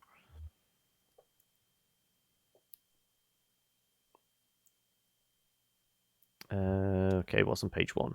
Several documents relating to sporting competition venues were quickly checked out and back in over a period of a few days. Basketball courts, baseball fields, alleys, and parking lots.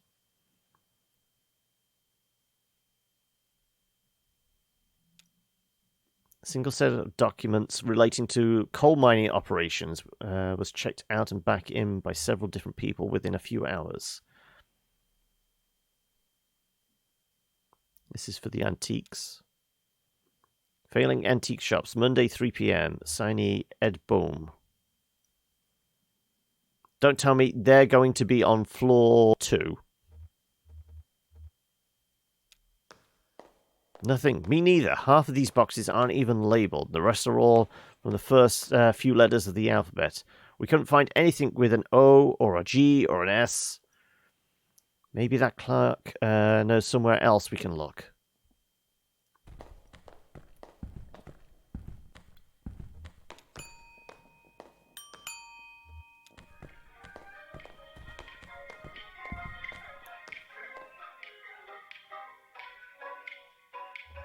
Yep.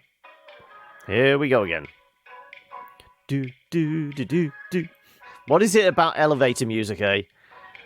I think it's like designed to send you doolally, isn't it?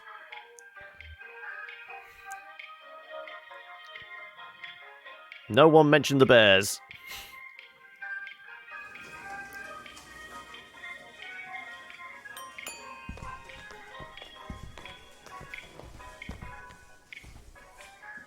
Come on, we need to go talk to Lula. Lula. La, la, la, la, Lula. I know it's supposed to be Lola, but...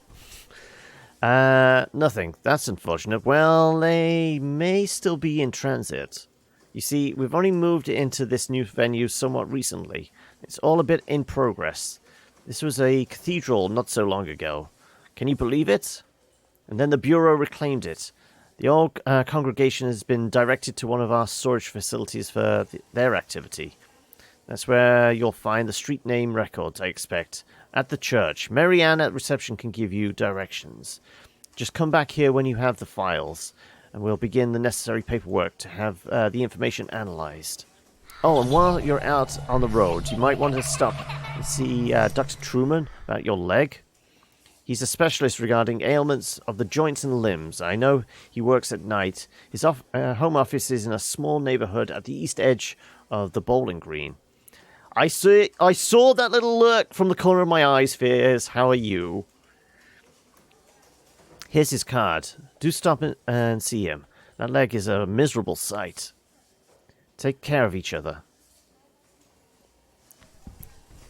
No one's mentioned the bears.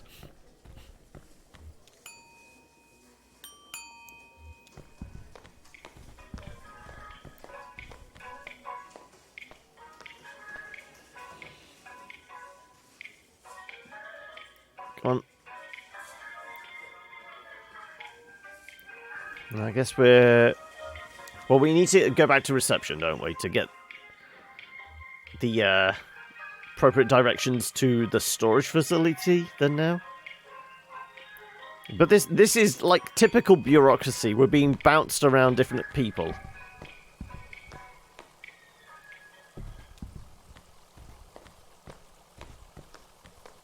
Instead of like just the first person we go to sorting it all out and just telling us, right, go here. Everybody has their own little fiefdom and we have to get bounced between them all, don't we?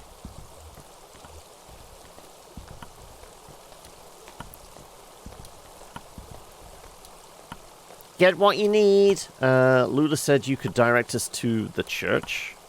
Be straight with me. What is this place? Oh, sure. The old storage lot. Just go back on the Zero and drive until you hit the crystal, then turn around. It'll make sense once you get on the road. You can handle it. Really? Okay, well, we can't ask her any other questions.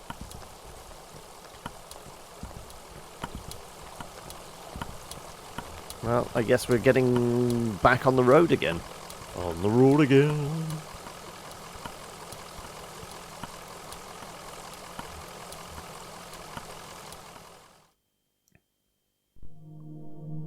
So we're going to head back towards the crystal or something.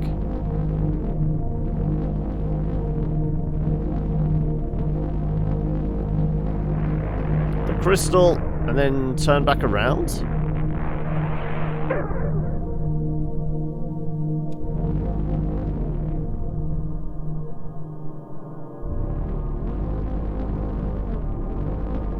It did say just turn back around, didn't it? I clicked the thing, presumably it's flipped everything.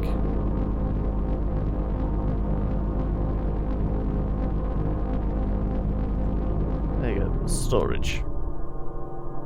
No, that's self-storage. Is that the same storage we were after?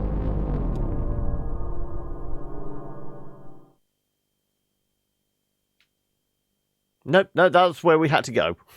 We're transitioning to scene 2. St. Thomas's Church. Random access self-storage. Is that it? Over there? I don't see any congregation. It's dusty in here. Maybe it's after hours. Let's see what that janitor knows, I guess.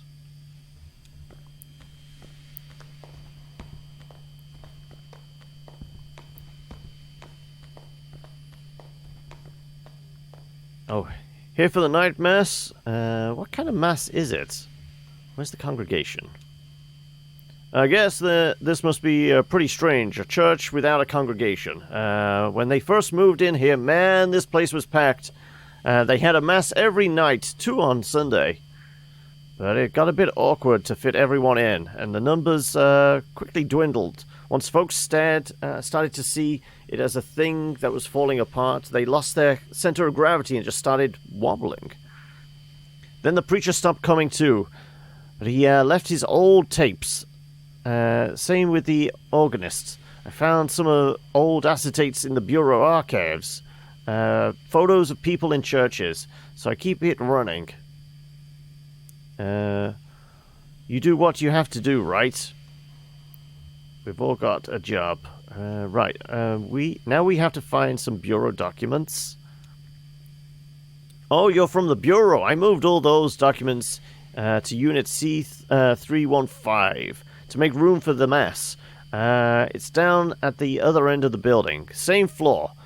I need to get the night mass started. But you can borrow my keys. I'll go. You wait here. Rest your leg. You're looking kind of pale. Nice lady. Well, I'd better get this running. Brandon presses play on the old tape machine.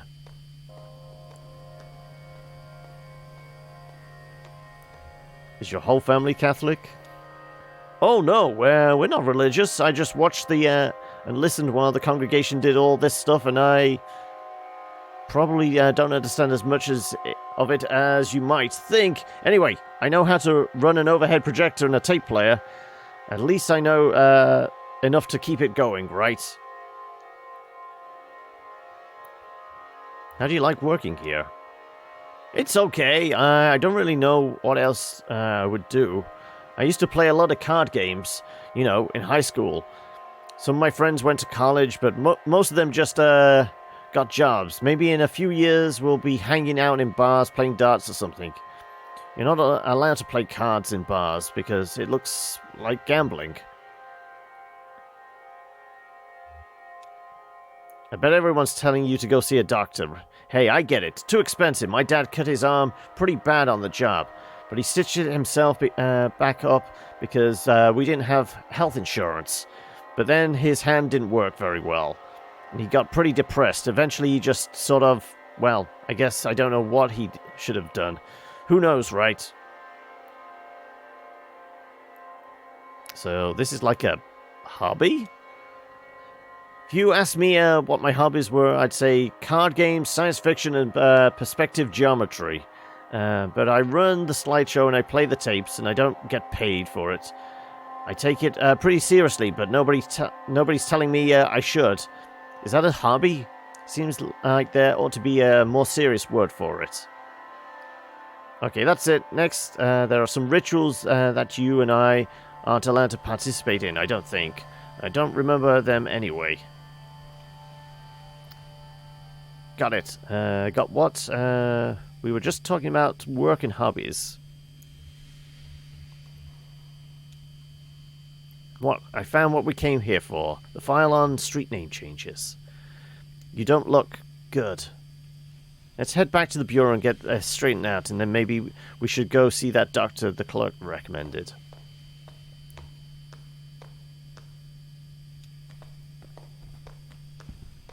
I mean, he could have, like, some kind of weird compound fracture of the leg, couldn't he? And he's got, like, no bleeding going on and possible sepsis. Yeah, he's going to lose the leg. Jesus, are you alright? What the hell? I'm okay. My leg is stuck. I got you. You alright? Shit, your leg is pinned. I'm going to pull you out. Have to get you out of here. So I think your like theory that we could be in purgatory law is getting more and more plausible, because he keeps complaining about even when we chose something different, the leg is still being pinned. And remember, right at the start, there was the accident on the freeway. So it's possible we are dead, and we actually died in a traffic accident. There you go. Okay, are you hurt? Can you put weight on that leg? It's all messed up. It's fine. Just try to stand up. Careful. I'm right here. Damn, don't worry. I've got you. That leg is in bad shape. Here, let's get you onto the tram. Onto the tram again? No, it's the same again. There you go. Let's see if this thing has power. Hey, old man, look at me. Can you hear me? What happened? I don't know. He collapsed. I think he blacked out. He was mumbling about the old mine for a minute. The old mine where we met. Okay, so no. So it was a flashback, not us, like, having an accident with the leg again. Here you are thinking that was just off the wall. Yeah, I mean, you might have clicked into something before any of the rest of us. I'm okay. Don't let me keep you. You have work to do. I think I need to see that doctor. Yes, you do. She hands Brandon the doctor's card. How do we get to this address from here? I don't know. It's pretty tricky going back and forth between, you know, here and there. Bureau is the only way I know. Some of those folks do it all the time. Commuters. Just go back the way you came. Find the crystal and then turn around.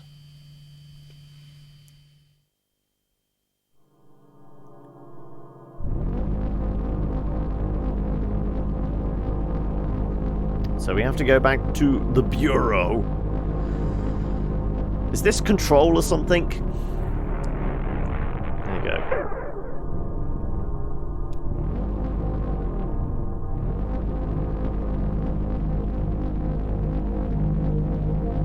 be smack bang in the middle here, yeah?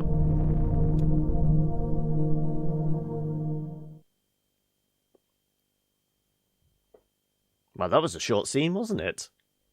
Bureau of Reclaimed Spaces.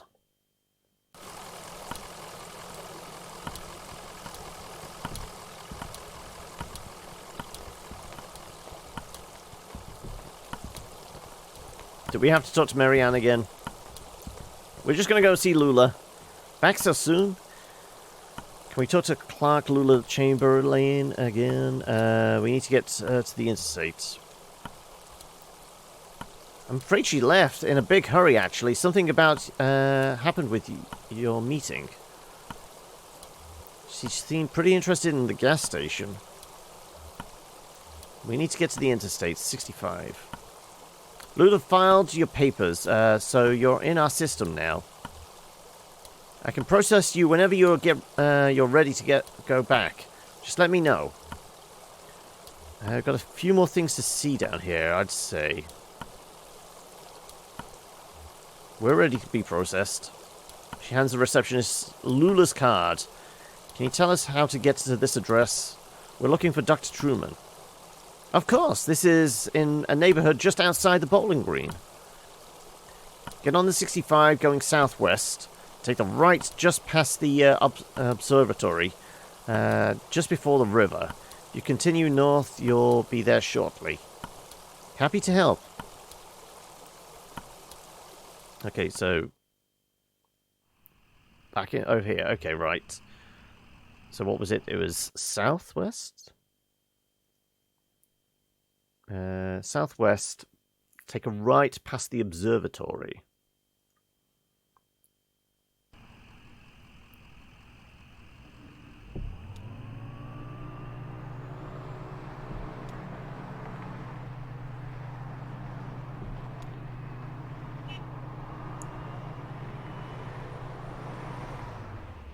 Any indication of an observatory? There we go.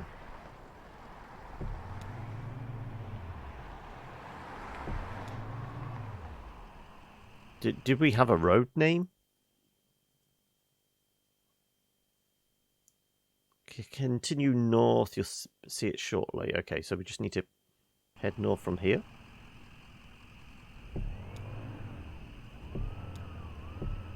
There you go, Dr. Truman's house.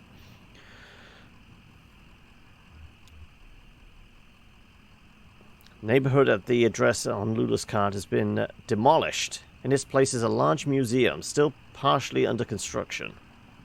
Huh.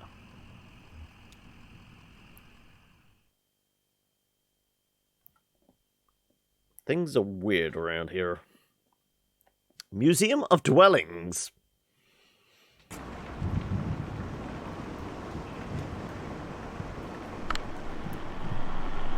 I just assumed they were from the power company. You know how they're always coming by unannounced and messing with this and that. I just shut myself up in my room and wait it out. No sense getting involved. How did they get in? They definitely weren't from the power company. Well, I wouldn't complain if they were, really. With that storm going on, I know they have to do their business. Doesn't affect me. I've got my generator, but you know how some of these folks around here, unprepared, totally unprepared. We always have to talk to the dog. Oh yeah, he was talking to his dog. Guy was a weirdo. What did he say? Doesn't seem that weird. You didn't see the guy. Tall, kind of stooped over, limping bad. Looked like an old drunk, if you ask me. I bet they were both drunks, breaking in here, looking for a place to sleep it off. I just feel bad for that old dog getting dragged all over by a couple of drunks. An old dog like that should be sleeping on a porch somewhere. But that's loyalty for you. Well, they didn't stay long anyway. Also, apparently we've got an umbrella. I've no idea where the umbrella came from. I heard the man and the lady talking when they first came in, but they didn't see me. He had his umbrella open inside. What were you doing up that late? What were they talking about? The man said his leg was hurting. They were looking for Dr. Truman, but he was already gone. But they didn't know, so they kept looking around.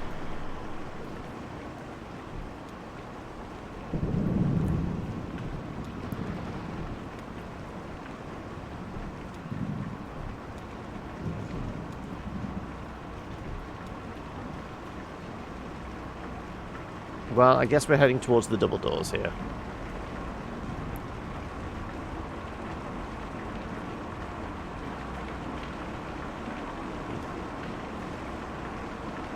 Can we not leave?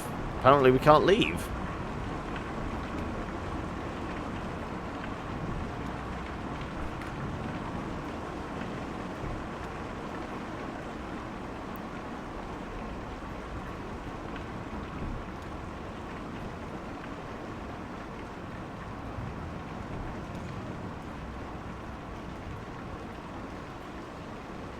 Can't interact with any of the chairs. We can't talk to Shannon.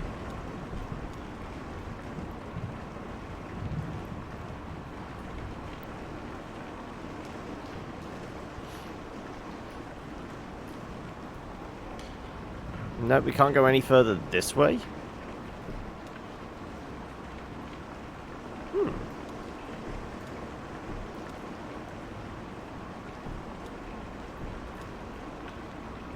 Ah, there we go.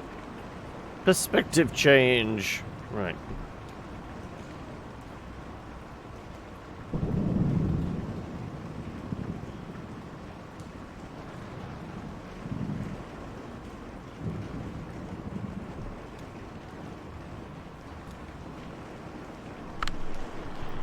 I was playing in an empty cabin and they came by. They asked about Dr. Truman. I know that, where he went, but I didn't tell them. Where did Dr. Truman go? It's a secret. Ezra told me, and I can't tell anyone else. What else did the strangers say? The lady asked me about my parents, and I told them they were upstairs in the greenhouse. Do you want to hear a weird story? Of course I do. The old man asked me about the cabin. He said it looked like another house he knew. He wanted to know where it came from. I told him nobody lived there. So he went inside. He took a look around, a long time exploring. When he came back out, he told me all about it. What did he find in the cabin? He went upstairs and he also looked around the other rooms. I played with the dog. What did he do upstairs? He looked in some boxes. He looked out in the windows. He could see the museum better than when he was downstairs. He could tell how it was all put together, and the cabin too. He could see the shape of it better than from up there. Could see the shape of it better up there. And now part of that is weird. He said he went into the basement. The cabin doesn't have a basement. He said he found a staircase in a closet. He said he found a secret door in the floor. He said he dug through the floor to get there. I like the staircase in the closet.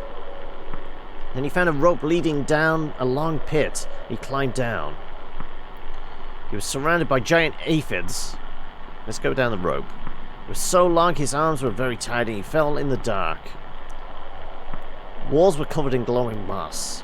He tried to eat some of the moss. He used the light of the moss to make find a lake at the bottom of the pit. The water swept him away and him around until he didn't know where he was, and finally he fell asleep in the water. He was a good swimmer, so he found his way back to the cabin.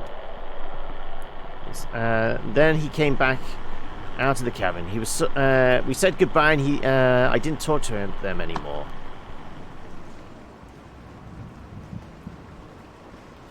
Can I go to this house on our left as well?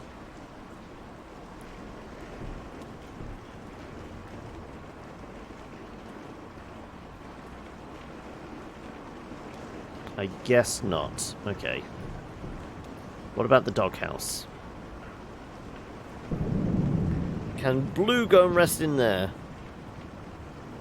Oh, there was something.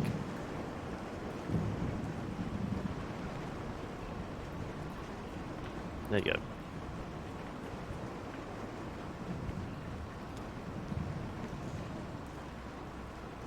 Well, somebody's just turning the lights on and off as I go past this point.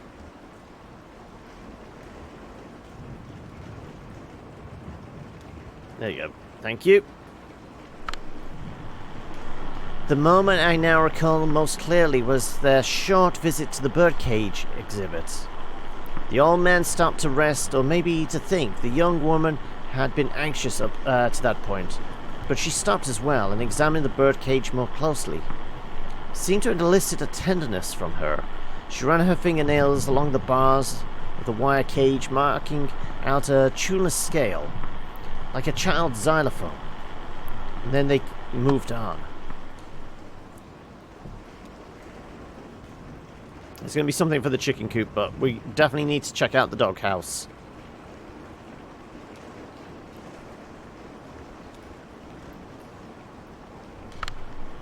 That dog was in nearly as bad a shape as the old man, just sort of shrugging along.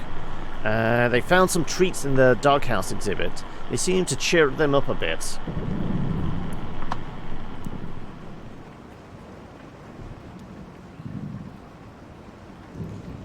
Well, let's try the hen house before we try the church? I don't know. We ought to be get some real chicks and chickens in that coop. Do some homesteading. None of these folks know how to live off the land. You know what I mean?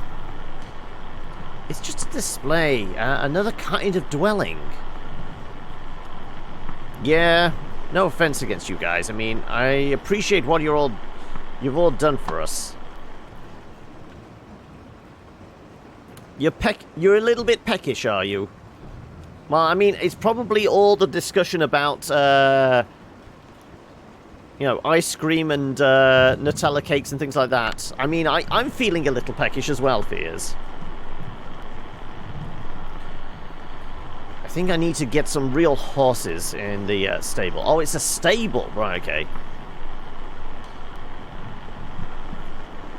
Do you like horses? Not anymore. Now I like jungle cats. You should get some real panthers in that stable. Right, can we do anything with, like, the barn here? I guess not.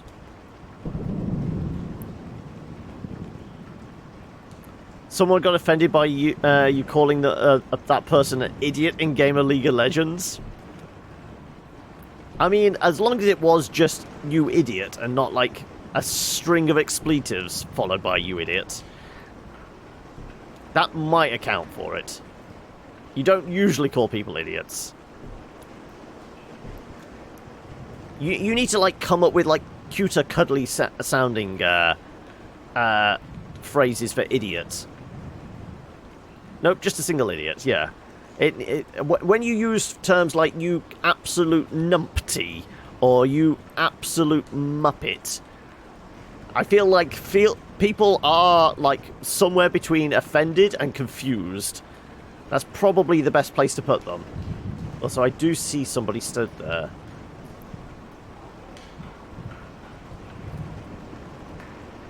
Okay, well, I'm guessing we're taking the construction elevator up. You dingleberry!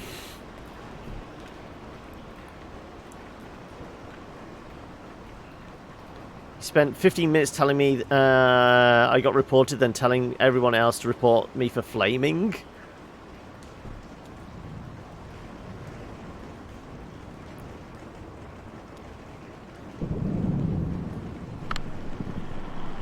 They were hollering at the empty tent you folks have on display. Ha! Huh. Hey, if you ever need anyone to stay in there, I've been in worse positions. What about the, like, caravan, I guess?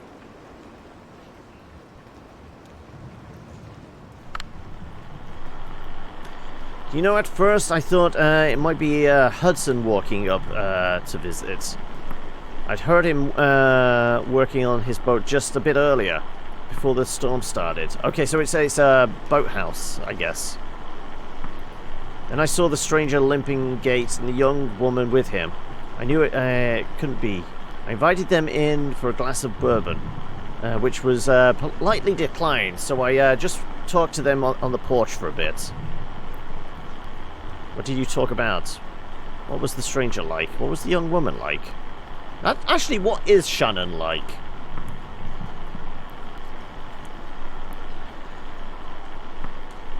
Brilliant how some people are, and I called him an idiot because he was telling me how to play while he was barely scraping by. Obviously, the entire reason he sucked was my fault. I mean, it's never your fault, is it? When you're in those situations, never your fault, it's everybody else. I feel like that was a little bit of undirected rage towards you, was it, Fears? Clearly, that guy was an absolute dingleberry. She was very sharp and mechanically minded. We talked a bit about the construction of my house. She was worried for her friend. Do you know, I don't believe either of them had ever set foot in a houseboat before. I don't know that older man had ever seen the ocean, in fact. It has always been my fondest dream to retire on a houseboat. That's why I accepted your offer and moved in here. It isn't perfect, but what home ever is? I only wish the house would sway a bit. I find that it settles my nerves. Well, if we have another storm like that last one. Some people don't like being told what to do, but some people clearly need to be told because they're fucking it up for everybody else.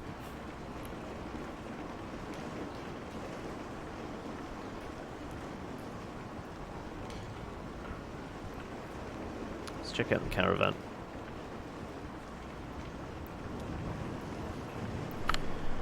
Yeah, they came by and knocked on the window, and we had a bit of a talk through the glass. I would have come out, but, you know, shady characters. They seem suspicious? I already told you, weirdos walking around door to door asking about Dr. Truman. This late at night? I told them what I know, but in this weather, what do you know about Dr. Truman? I told them he moved in here with the rest of us when you folks brought up the neighborhood. And then one day, his house was gone. That's all I know about that. I don't want to talk about that anymore.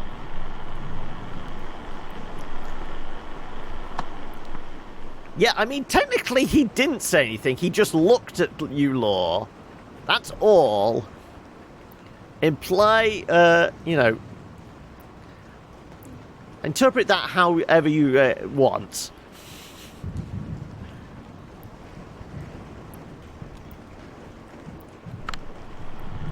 Heard them banging around out there. I just stayed quiet. I don't know what they wanted. I just put my headphones on and tried to ignore them. To tell you the truth. Right. Are we going to go and visit whoever's living in the boxcar?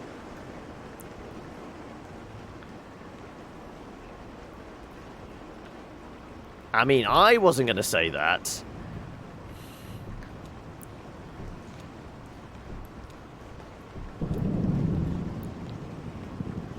I guess it was all depends on what type of luck. I guess they must have gone through some papers here. There's some disarray, and a few folders were pulled out, left on the table. I mean, it wasn't too bad. I only noticed because Diane is such a stickler. She's really organized. I mean, I feel like we should be talking into a dictaphone. Diane, the coffee here is fantastic. What folders were they looking at? Yeah, mostly stuff about the building site, I guess. They had a list of all the homes we relocated here, a list of the original residents before we leveled the neighborhood. I guess they were looking for one of the old residents. They pulled out a list of the folks who didn't take the offers. Folks who moved elsewhere. But they filed that back out of order. So I guess they didn't find what they were looking for in there. Valdir winks at Fear suggestively. You have no idea. People keep telling me that. I have no idea why people think I have no idea. You've lived such a sheltered life. You're so innocent and naive, aren't you, Fears? Hey, while I have you here, work's kind of slowed down. It seems like, I know you folks, know what you're doing, but it seems like the residents are just kind of settling in. That's the idea. Well, get back, your boys back to work soon. I have no idea why you have no idea, why people think you have no idea. I have plenty of ideas. They aren't any good, but plenty, dozens, maybe even more. I was thinking maybe you have ideas, but they're not good ideas. They're very, very bad ideas. I think, yeah, I get that. Just, how about that roof? Huh? You just write us a check and we'll finish it up right up. I know you've got this museum thing going on, but you don't want to be slumlords now.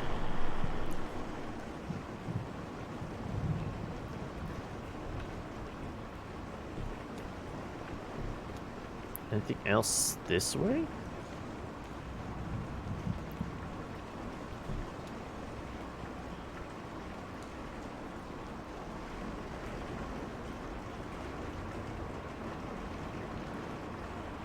Okay, right, well...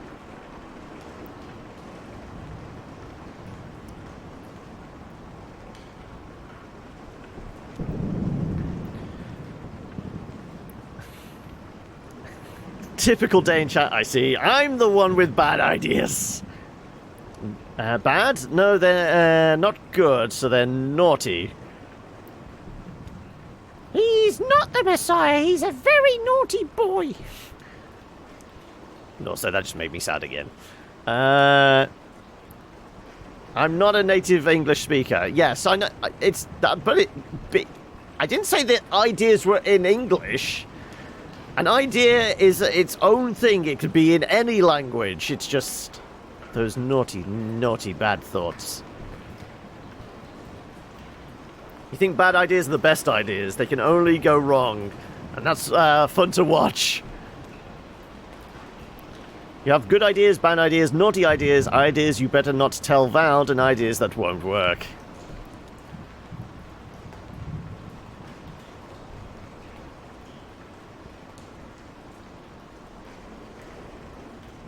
Okay, well we have a button for a display, but we also have a person here. I feel like we're supposed to talk to the person. If we're allowed. Maybe not, we're not allowed.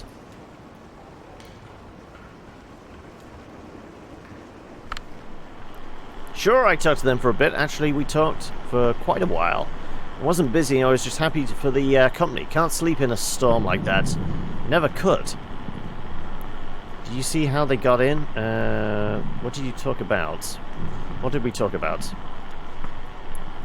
I had a bottle on my coat, and I could see the old guy looking at it. His leg was hurt pretty bad, so I offered him some. He got real awkward about it. I bet he's in a program. Anyway, they were asking about Dr. Truman. I remember him. He was here for a bit, then he left. So that's what I told them.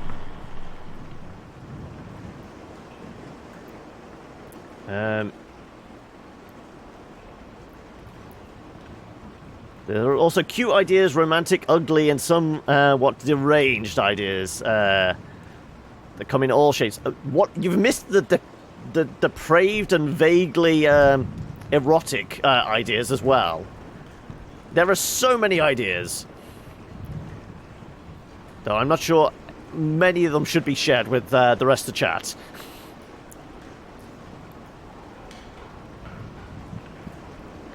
You can't tell you guys don't have one group of ideas.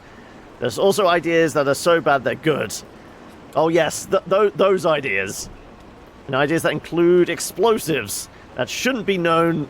Yes, those are the ideas that get you put on a specific government-enforced list. You know, you get put on a watch list for, you know, ideas surrounding explosives.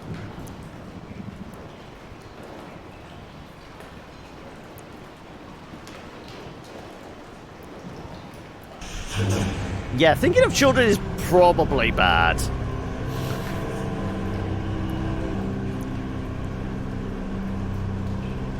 There might be children watching. I don't want chat to be corrupt them.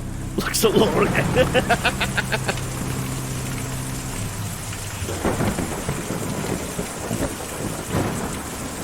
I do vaguely worry that we may be corrupting the innocents too, Baldir. That's a big bird.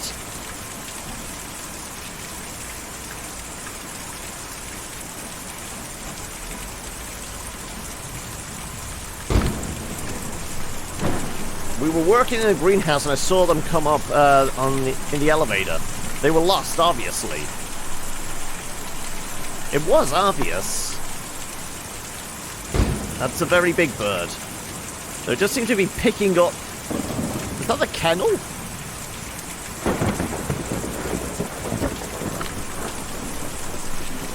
Oh, is it poison ivy in the greenhouse? Oh, of course. I saw them looking at that odd-shaped building. Sure, they were the rounded metal one. Did they go inside? No, they just looked at it for a bit. I don't know that they feel safe setting foot in there. Personally, I always look... It always looks like it's about to take off. Actually, I guess that's sort of romantic anyway. They seemed interested in it, tired, huddling around under their umbrellas. They still stopped to examine this strange building.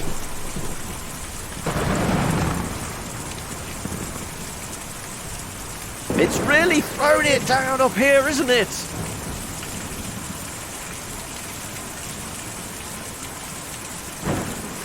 Who parked a boat up here? Difficult to see or even hear a storm like that. But I was awake and alert, studying the week's forecast. And the touch is definitely being drowned out, isn't it, by the storm? It should even out shortly, I'd say. Did you talk to them? Yes, but we had a short conversation. The young woman heard my radio crackling from the cabin and asked about it. The old man was a bit disorientated. But she wanted to know about the radio. And I could still make out the Snorgy as well in there. She thought she recognized the model just from the noise it was making.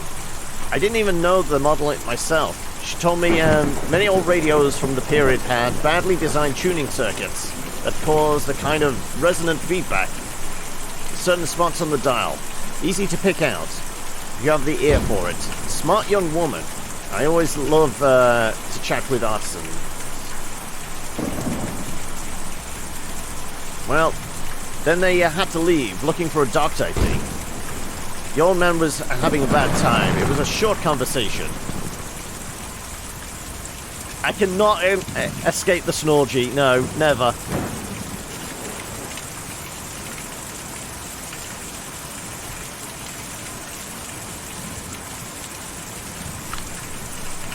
Laura was playing down in the lower level. We'd had been having a glass of wine in the greenhouse. We ducked out of the way when they came in. After all, they were complete strangers. We didn't know them. Did they seem dangerous? Did you overhear them talking? No, nothing dangerous about them. But they just can't, you just can't know, can you? How could you? Well, I heard that the young woman asked her friend about his job. He's some kind of furniture collector or dealer, I think. Didn't sound like things were going well. Maybe they were here looking for a buyer. Yes, definitely some kind of furniture collector or dealer. Heard him talking about antiques.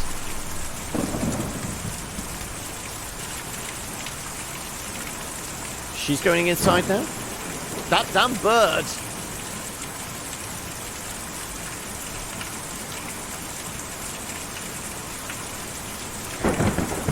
Well, so is it a little too loud? I mean, it's loud in my ears, but I feel like if I turn it down, by the time we come out of the storm, it's going to be very quiet.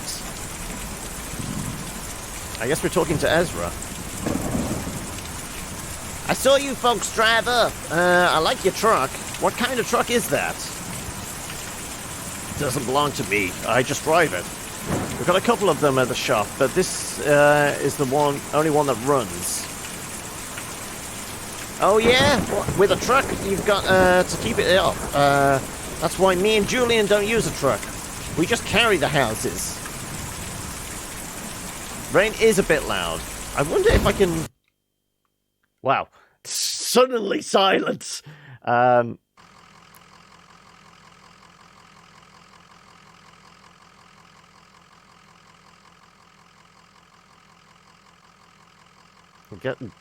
to that. I mean, this is going to be different for this than what we're currently got, I guess.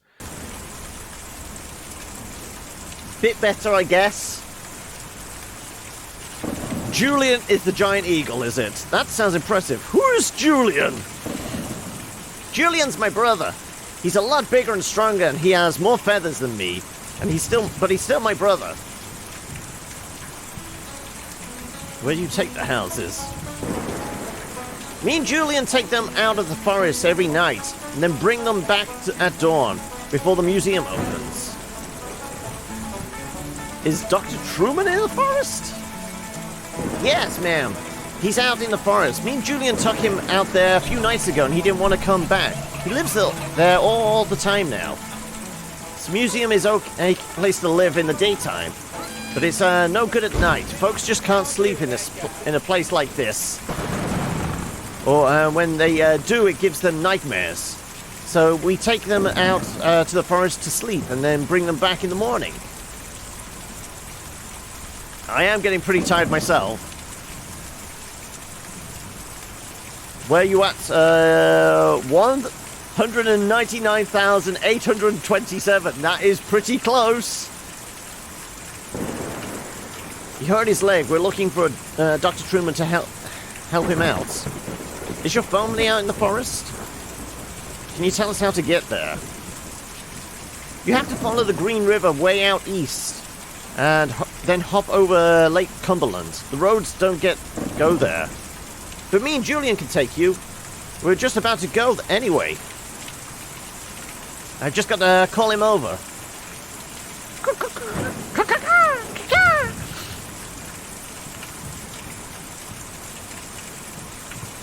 Also, can he carry Blue as well? I mean, technically there's 4 of us. The kids, us 2, and Blue.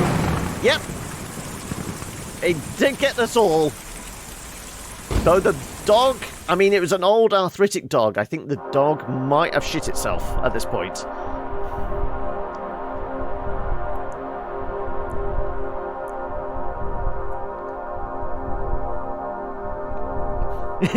Never close the stream. You waited until the rain stopped to hit me with that one, didn't you, Hokey?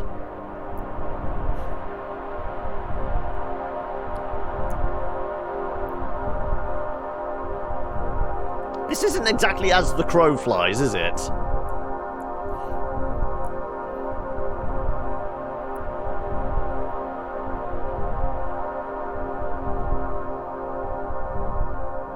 Are we supposed to be clicking on something? I thought the bird was just going to take us there. Okay, no, we do have control. Okay, it was circling because we hadn't clicked on anything. Okay, so it was something about Green River. What was the instructions again? The instructions were the forest. You have to follow the Green River way out east, then hop over Lake Cumberland.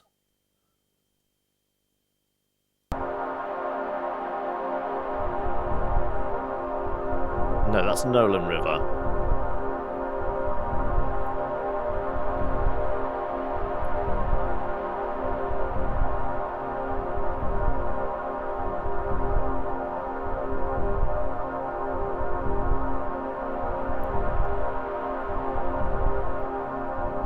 Small figure?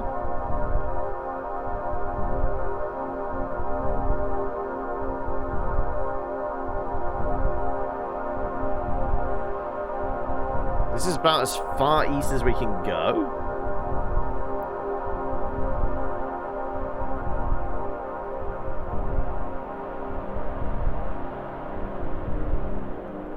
this definitely looks like our lake.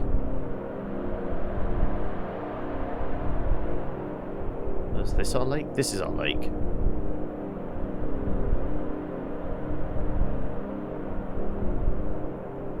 We had to go over the lake.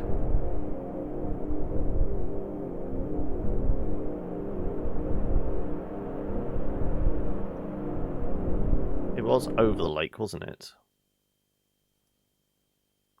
Out east, then hop over the Lake Cumberland. Okay, so it could be just on the edge of the lake, I guess. I'm going to keep flying east.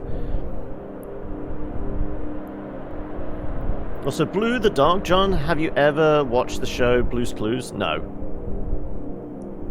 It's just growing up, a really old school friend of mine, his pet dog was called Blue.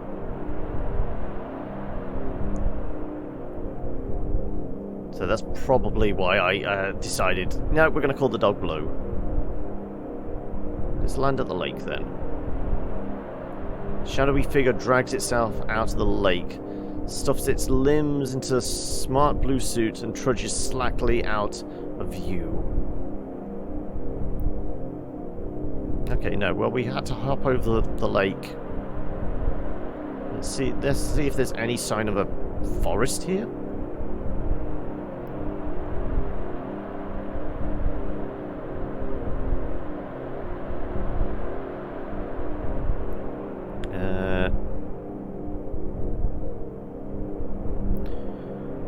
As the eagle circles, you do not want to know who my man crush would be if I was to go gay.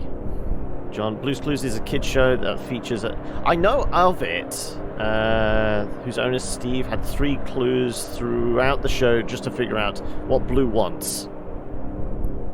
Kentucky chicken. I mean, this is a really big... I mean, I don't know how much of the Colonel's secret recipe we would require to, you know, barbecue this particular bird.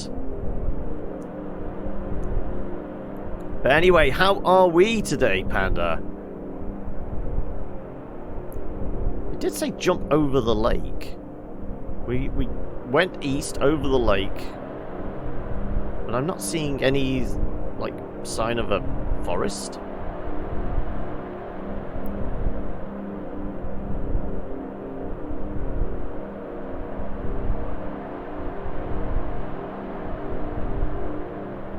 Oh no, this is Lake Cumberland. Okay, so that wasn't...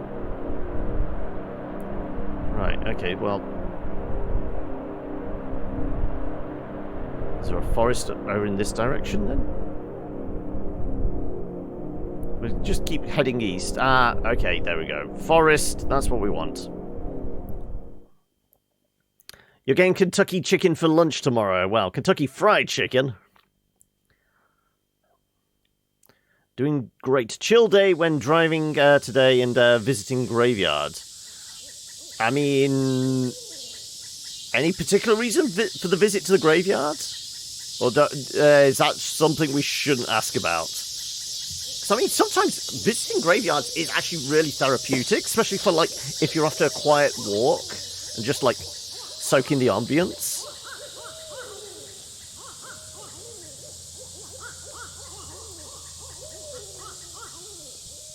Okay, this isn't... Well, that's the giant bird. What was the bird called? Julian? That's a big bird.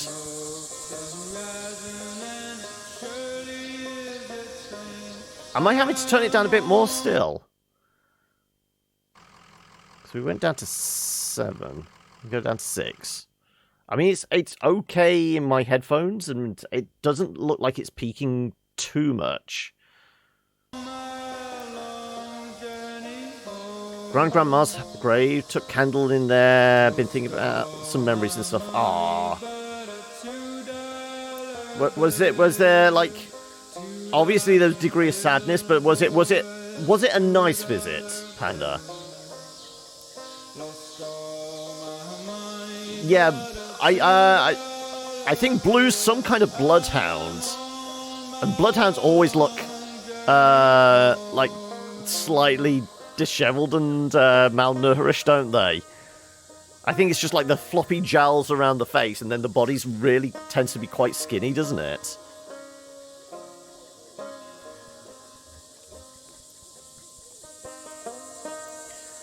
It's okay, just take it easy. We're gonna get back on the road. I'll just close my eyes. No, we're gonna get back on the road. We will, but we need to get this leg looked at first. Right now, you're in no condition to haul anything out of that truck, even when we do find Dogwood Drive. Why is this delivery so important to you? It's my job. It's my last delivery. That's ominous.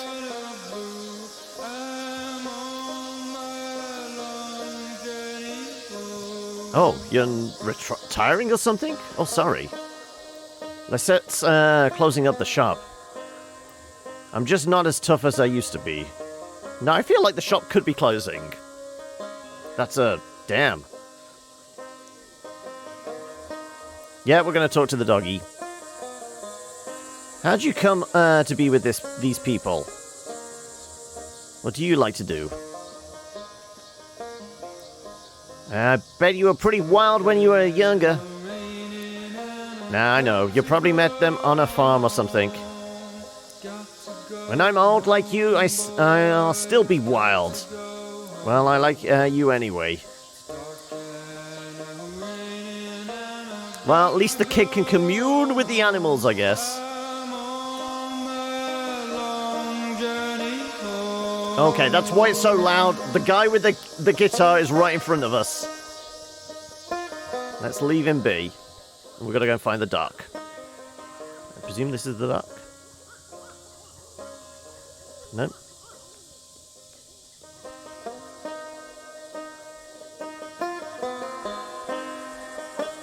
Oh no, he's following us! Oh my god, he's following us!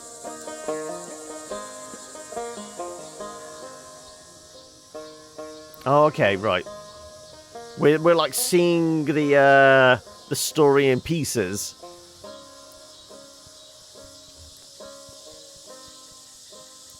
Shouldn't be much farther. I think I see where the settlement ends up over there. These are some fine-looking trees. This forest is full of shadows. These woods will go on forever. They are some fine-looking trees. Ha, yeah, really nice. You're a tree enthusiast? I like birds. Birds like trees. Just nice to have something to lean up on. You're in a lot of pain right now, aren't you? I'm just thinking about getting back to work. I just need to rest. We're almost there. Doc Truman will have a nice couch or something you can rest on. And some medicine. Or something. I don't know. Oh, are we talking to the dog again? Let's talk to the dog again. Oh.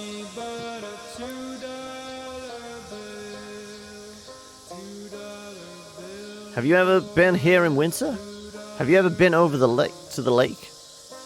I went there once with my folks. We had some burgers, pretty great. Ooh, I could go for a burger right about now. Ooh, what is it about the food when we start talking about food? Okay.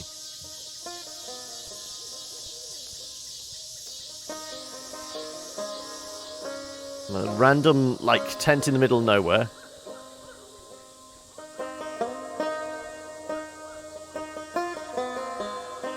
Half a caravan.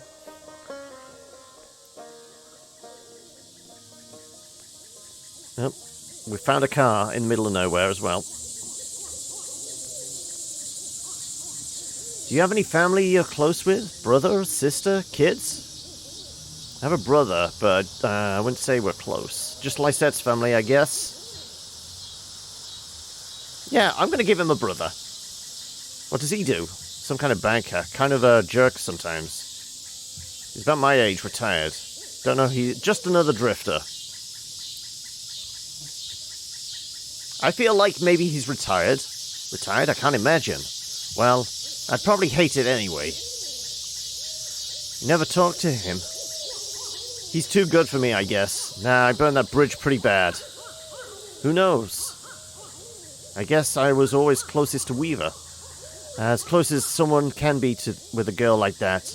She was always on her own wavelength. But we were the same age growing up, and everyone else was so busy. When she disappeared, I got pretty angry, and I guess I just stayed that way. I never really understood her, but I knew her. It's lonely without someone like that around. Sorry, You're a good listener. You need some burgers now, do you, as well? You're going to go cook something, are you? Well, make sure you cook something for us as well, Hoagie. And, yeah, we're going to talk to the pupper. Always talk to the pupper. You have a way of falling behind, don't you? I bet you come with from a big family of dogs. Yeah, dogs have big families, well, I have a pretty good-sized family too, I guess. But right now, all I need is Julian.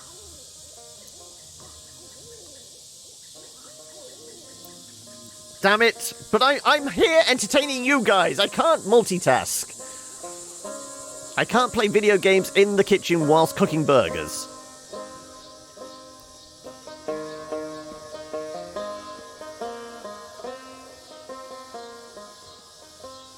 Where the hell is this doctor?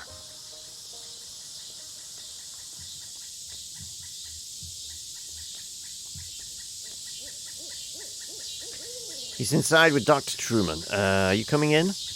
Where have you been? We lost sight of you for a minute. Yep, it's easy to get lost, especially out in the woods like this. I never really get lost, though. I just look out for Julian. He's always around. My folks had a really nice house, bigger than any of these houses. But it made them worry all the time. Then the bank took it back. We had to sleep in at the bus station, but I couldn't ever get to sleep. So I just went out to fly around every night with Julian. We flew really far and we never got lost. But then, when we came back in the morning, they were all gone. They just left you? I don't think so. All our stuff was still there. Maybe they got lost somewhere. Let's go see what's on TV. I'd consider it, but it's practicality. It's not possible. There's no way of me getting anything in the kitchen that I would be able to actually monitor the stream, set up a camera in there. I wouldn't be happy with, pretty sure the Wi-Fi into the kitchen is naff, so yeah, it wouldn't work. And yeah, I think during that exit interview is when I realized how badly they had me. But how else can you pay for medical school? I have college friends with debts that you can't expect to pay that back unless you're planning to sell painkillers on the side or something. Or, some kind of administrative thing. I don't know. Having some of that, what arthritis did to my grandmother's, my best friends in high school, destroy his wrists building synthesizers. I mean, he was, 17. Ailments of the joints and limbs just seem important to me. I hope that answers your question.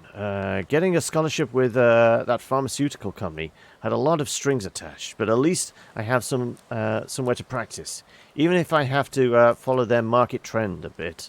And hey, thanks to all those seminars, I'm an expert in the medical use of Neuropol. It's not so bad. So, how about that leg? What happened exactly? You're going to be doing some Rocket League. No worries, Panda. You lurk away. It's so dark, too dark to tell, really. It's like something grabbed my leg in the dark. My leg was crushed by falling rocks. It was hard to tell. Stumbling around in the dark, hey? You might have twisted it somewhat or something. Right, let's take a look.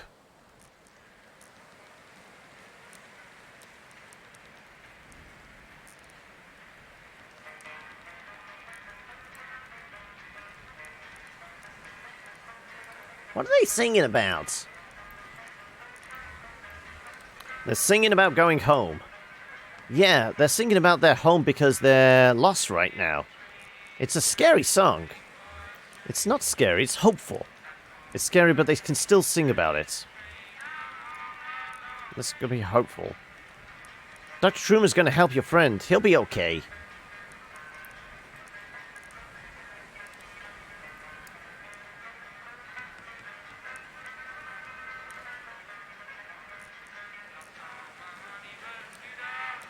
But it's nothing we can't handle. You might have a few things to look out for in the future. Be it a bit gentler on the leg or the way you walk. But you'll be okay. I've dealt with similar cases before. So, the anesthetic we'll use is called Neuropol. It's pretty experimental, but it's more appropriate in cases like yours. The way it works is, I'll count backwards from 5 to start the process. Then we'll just have a normal conversation as the Neuropol takes effect. Then I'll get started. Here we go. 5, 4, 3, 2, 1. So let's talk about billing for a moment. The pharmaceutical company I'm contracted with was recently acquired by an energy company that has some different standards. This is very hard for billing and revenue, so it's a bit complex now. So they're just going to take our soul instead. Is this where we wake up in a bathtub full of ice with our kidneys missing?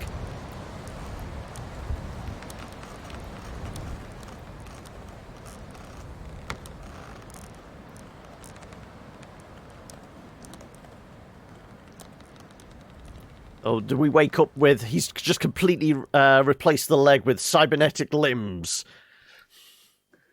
Suddenly turns into Deus Ex. That is the end of Act 2. Okay, well, I feel like that could be an appropriate place to take our break then, before we move on to Act 3.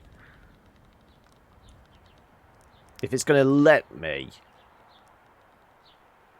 Presumably, if there's like a text option where we can just not click the option and carry on from there. Is this still Lula? I guess it is, isn't it? Because it's the glasses. 83 and sunny now. Looks like it's gonna get up to about 101 by the late afternoon in Louisville and 103 in E-Town. Not a cloud in the sight, so get out those parasols and ha-ha! Okay, so we will leave it there. We'll take our break. I will go get coffee, rest the voice a little. I mean, I will say it's not been too strenuous. It's not been like trying to do the voices for Disco Elysium. And it's also been a slightly more chilled out pace. But yeah, let's go grab ourselves a drink, stretch the legs, and we will be back in a few minutes. So let me chuck a mark in here if it'll let me tab out. Okay, right. Oh, excuse me. I just scarfed down a chocolate bar, so that's probably stuff stuck in the teeth and all that. But I apologise. Shouldn't really cough right into the mic, should I? But anyway, we're back. Major accident just ahead in Bardstown exit. So if you're headed to work on the 31, you are late, my friend. Sugar? Okay, so this is like set. Ah, okay. Just a little. I forgot how you take your coffee. I'm tired. I didn't sleep well. Those old horses of Ira's used to keep me up. I heard you yelling. Bad dreams? We were up on a roof, Ira and I, and Charlie, eating a light supper. I was drinking sweet tea. Charlie was reading. We were surrounded by other houses, closely packed, huge sidewalks. It must have been a... what's the word? City? That's it, I'm sure. Below us, a group of people were gathered, standing quietly. A man was reading from a book. I asked Ira about the weather.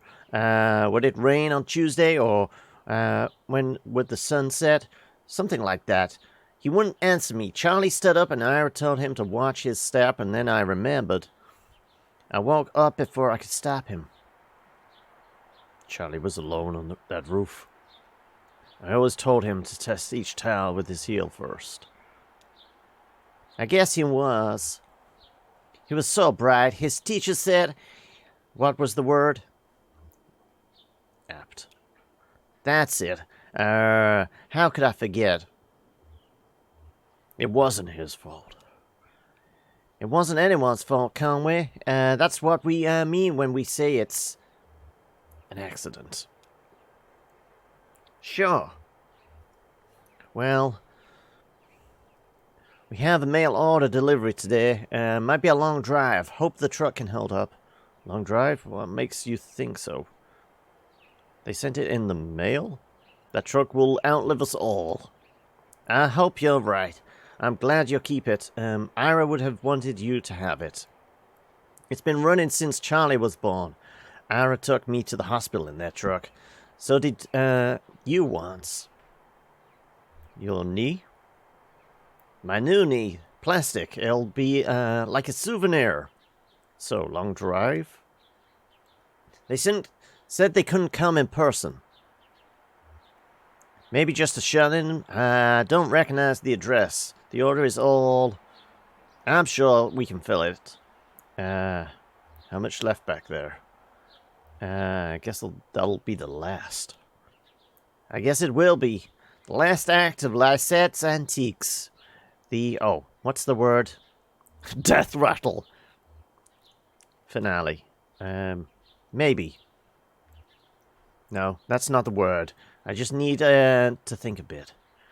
More coffee or something. Or I've had too much. It'll come to you. Maybe.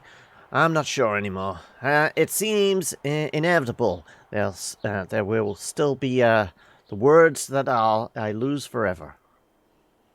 What are those boxes you said in the hallway? Those are Charlie's old books. Those are your clothes. You packed them yesterday. Oh, I thought you might like to look at them. I thought we could look at them together. I'll take them with me, thank you. Cora said be here soon. Cora should be here soon. We'll wait for you. We'll wait with me. Will you wait with me? Wow. Brain is having to catch up. I need the sugar, but the coffee is way too hot at the moment.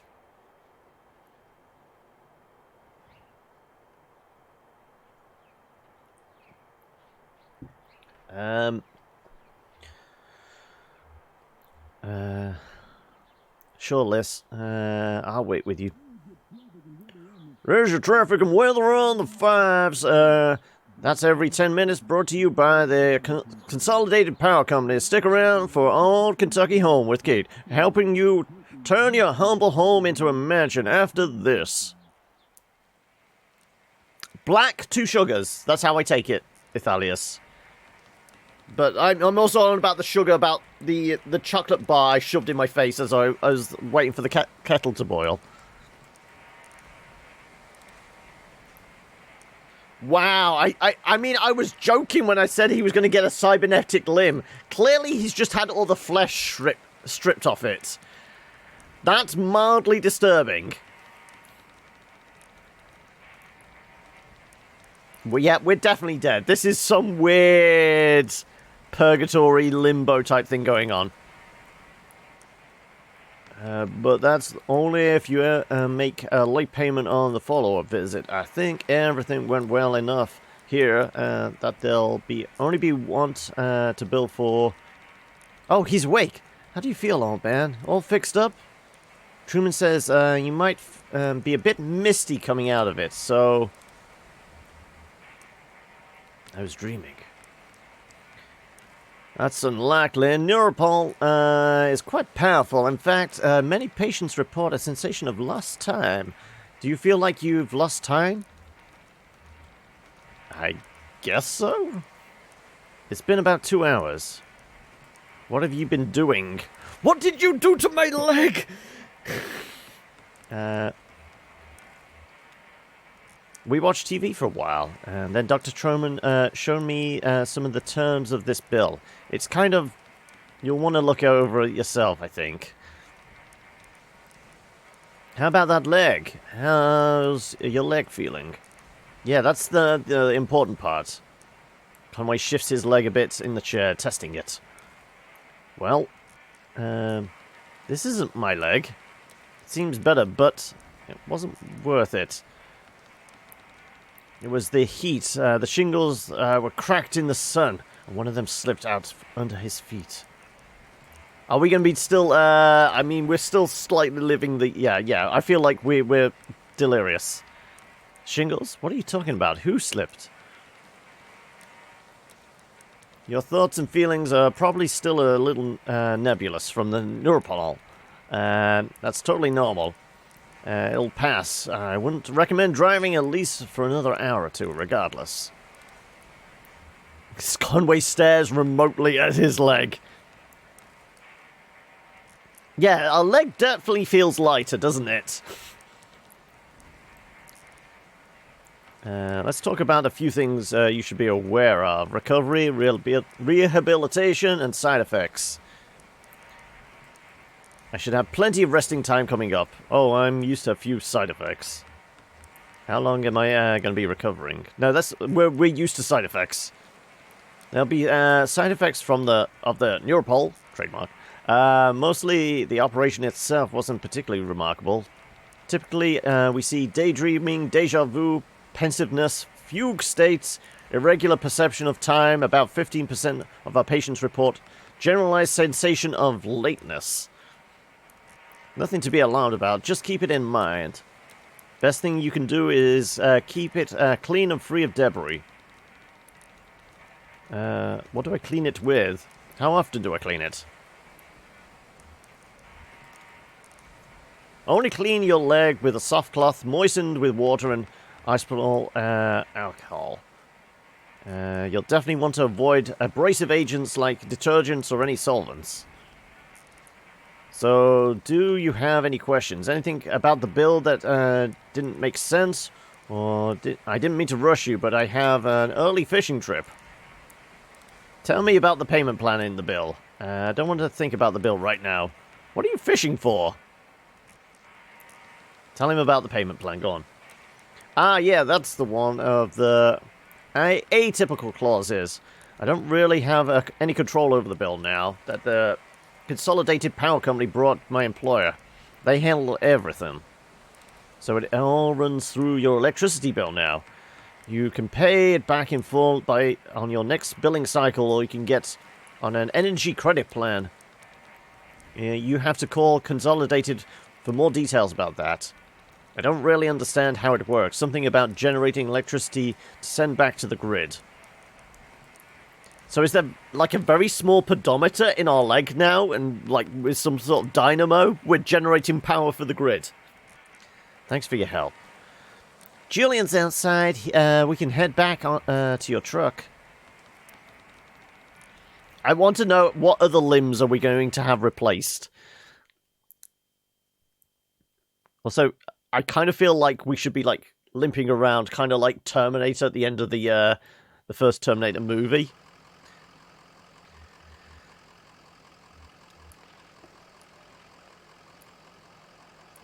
How are the drugs treating you?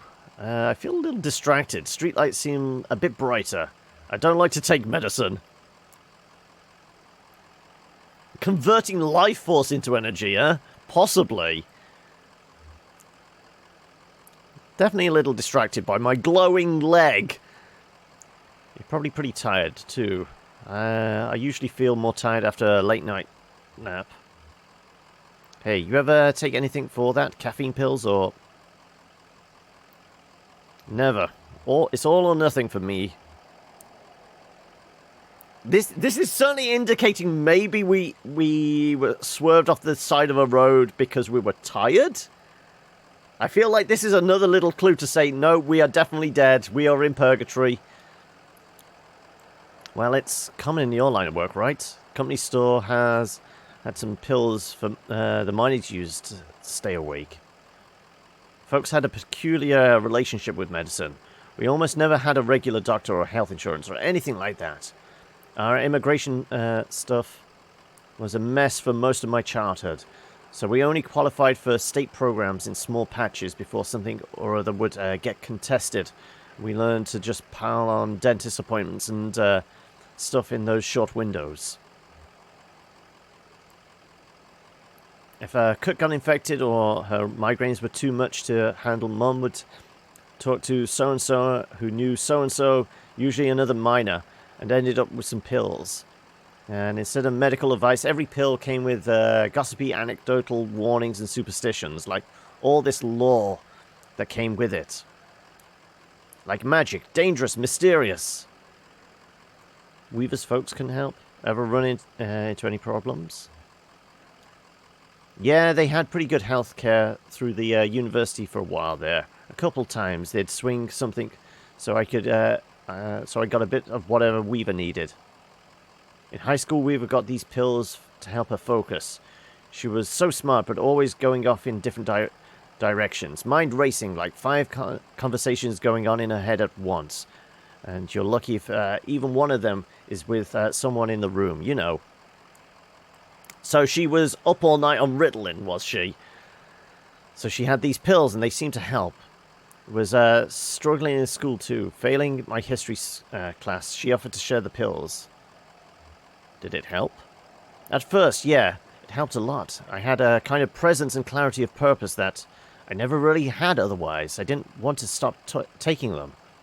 One day I was sitting on my bed, my notebook was open next to me on top of a textbook. I was holding my pen in my hand. I remember this moment for several years before. It came up so sudden, with such precision. I couldn't put it out of my mind. I felt I had to stay with it until I had recalled the whole thing perfectly. It was just a tiny nothing moment. My mum patching up the side of a bird cage, winding some spare wire around a frame to reinforce it. I was fixated on that image, that sound, the cage kind of bending and twanging as she worked on it. Wrapping and knotting, scraping copper against paint, like bowing a rubber violin with a railroad tie. My parents had came back from a triple shift and found me still sitting there on the edge of the bed, pen in hand, delirious with thirst, patching the birdcage with a 1,000-yard stare. Right, well, I mean, I'm kind of terrified that the dog is going to try and take one of the bones and run away with it. But still. You get some rest back there? I don't feel much rested myself. Doctor seemed nice enough. Now I'm tired most of the time these days. We'll get a break. Maybe tomorrow, huh? Can I talk to... What was the kid's name? Ezra, wasn't it? Is this towards the... Yeah, this is... Oh, no, there's people here. Museum visitors. Yeah, let's go talk to the visitors. 9 a.m. to 5 p.m. every day of the year, except Labor Day. Last admission is at 4 p.m. daily. Emily, that was one of the basement people, wasn't it? Bob and Brian, I think, were the others. Damn. Try the door. You're a little late for the museum. And then what? Ben, you're being very uptight right now.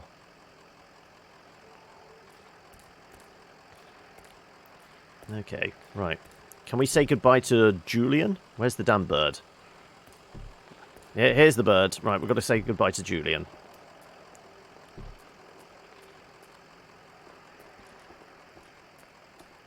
Well, the kid seems to be following us. Or just running around like a maniac. Probably the latter.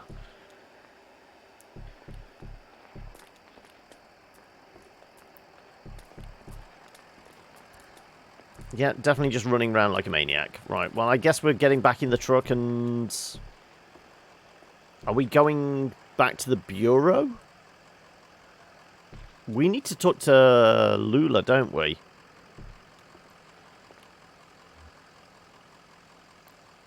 In this direction. Okay, no, we can't go any further that way. Oh, there we go.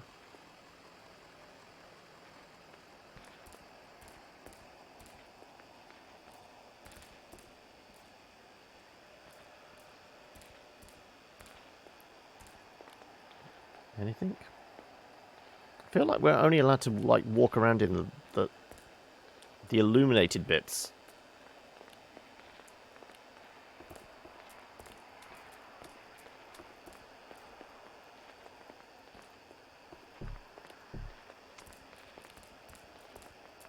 Have we found the edge of the map yet?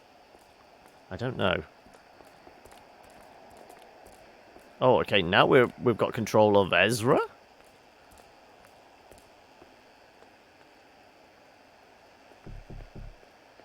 Yeah, for some reason we've got control of Ezra. We've taken back control.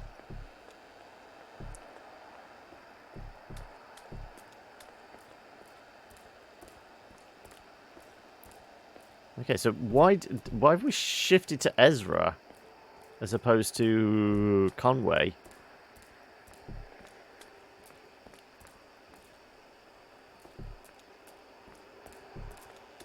Who is Flora?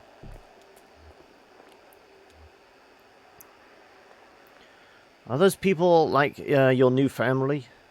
I think that we're friends. I don't have any friends because I'm so busy. Too bad it's not raining anymore. Did you make that boat? You like the rain. I'm an excellent swimmer. So what's the boat for? I folded it out of some paper from the front desk. How far do you think it will go? We should stand here and watch it until it disappears over the horizon. We're far off luck in our eyes. I'll lean my head on your shoulder and right when it's a tiny speck. Just before it vanishes, you'll say something romantic. Okay, I have to go with my friends now. Well, we'd better get started.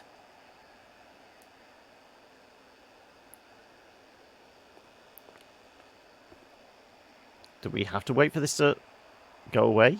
I don't know. I can't talk to you anymore.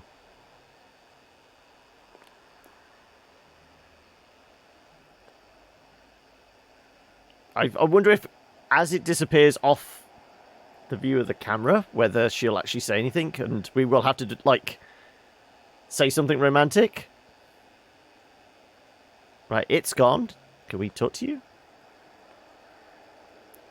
Nope, I guess not. Okay.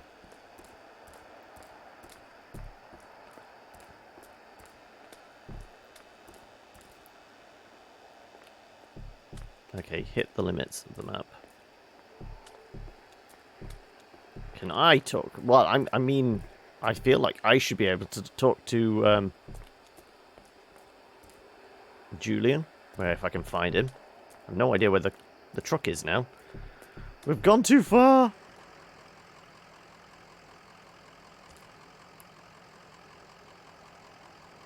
Okay. Okay, maybe we just leave. So, what's the plan here? Head back to the Zero, I guess. I should try and get a bit in touch with that clerk. I could use a bite to eat. What do you think? Well, we've got to get back to the Zero and bring these documents back to that clerk in the bureau. I'm just not sure how to get there. The entrance at the farmhouse was gone. Let's take another look at that farmhouse. Let's ask at the gas station if he knows another route. Well, considering the clerk Lula might have actually gone there. Sure, okay, worth a shot.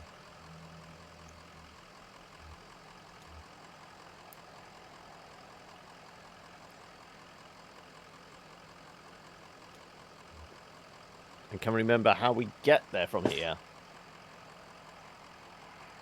We did go, like, down a bunch of side roads, didn't we?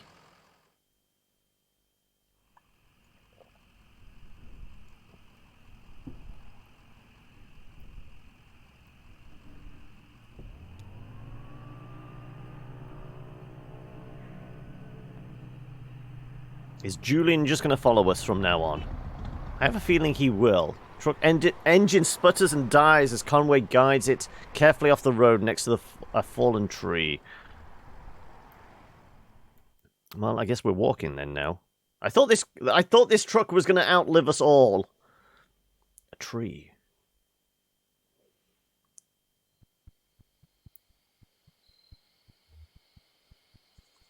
Oh, I guess the kid has been following us. Nothing to be done. Just won't start up again. Can you take a look at it? I guess I could poke around in there, but I don't know a damn thing about engines. Wait, is this why you always leave the truck running? I set it is up on a hill, so... First time it just died like this. Just superstitious.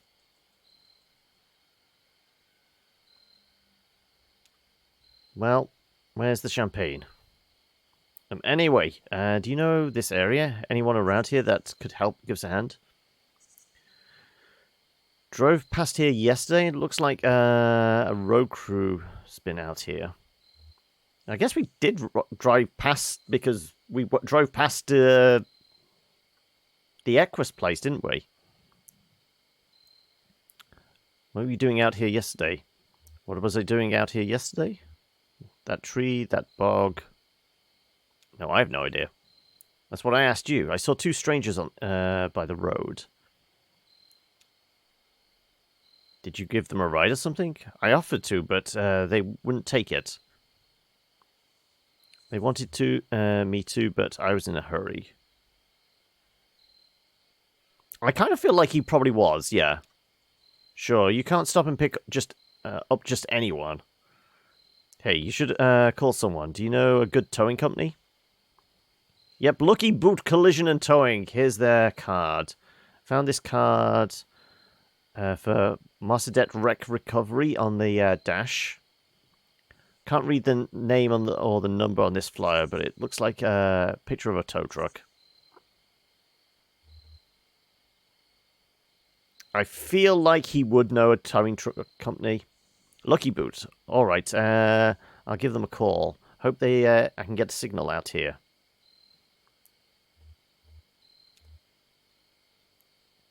Shannon speaks into a large brick cell phone held up to her ear. Hi, hello. We've got an old, what to say, diesel? Old truck just stalled out. Irritably. Sleepy, confused. Let's do irritable. Sure, it's late for me too. Your card says open 23 hours a day.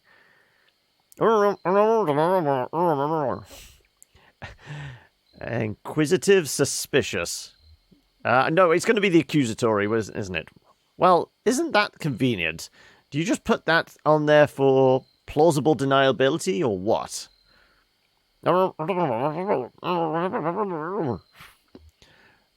Yeah, flat out obtuse, yeah. That's okay. Look, we need to get back on the road here, and I'm sure you're busy too.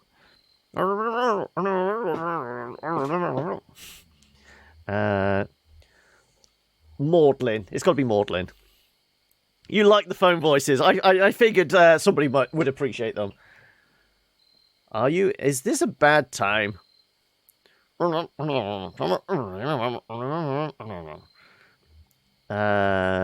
be neighborly. We already ate. Are you sure you can get out here? We're off 65 somewhere, just kind of pulled up by this tree that fell over. Pretty accurate, yeah.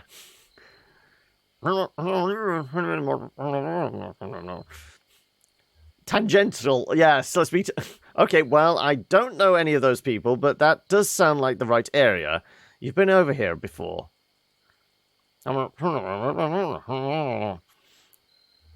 Assertive, it's got to be. Okay, whatever you need to do. How long do you think you'll be?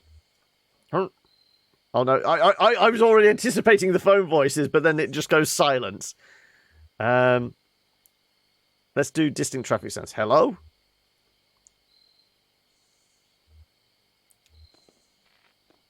So did you get through? I think they're on the way. Guess we have some time to kill. We can look over the road map again. Pretty grim place to be stuck. I wonder what happened here. To the tree, I mean. Maybe it's just old. You know, what used to happen to old trees out in the forest? Wildfire would come through and clear them all out. It made room for the new trees. Don't talk about wildfires at the moment. Eh?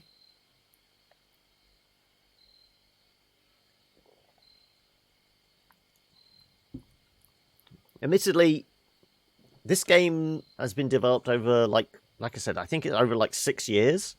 So I would imagine, Act 3 came out maybe 2 to 3 years ago. But I'm pretty sure the world was burning down then. I mean, according to Greta Thunberg, it's been... we're at the end of the crisis. Now we're just looking deep into the abyss of the apocalypse. So, yeah, the world was burning down at this point. But then people built houses and we can't have fires going all the time. So we keep putting them out. And now we have to... all these old trees choking up out the saplings. Starving the young trees for resources, just clinging onto life until snap. And then some road crew comes by and blasts the stump with dynamite. I think I'll take a look at the radio of yours. Maybe I can get it going again. No point just standing around. I mean, can we get that bird to give us a lift? Let's go talk to Ezra then. Are you bored? Sure, but I don't mind. Not yet. Are you? Okay. To me, you look a little bored. Let's play a game. How about 20 questions? What would you like to play? We can tell the future. Why did I go to furniture? I mean, he's an antiques delivery guy. That's why I went to furniture. We can tell the future with this little tree's branches. It's pretty easy. Just break off all the little sticks on each section and count through the different things that could happen. Okay, what should we ask? It should be about you. I can't do both the counting and the questions. What kind of bed will I sleep in tonight? What kind of job will I have next? How will I travel in the future? No, I want to know what kind of bed I'm sleeping in tonight. Ezra snaps the smaller branches away, one at a time, counting out possibilities.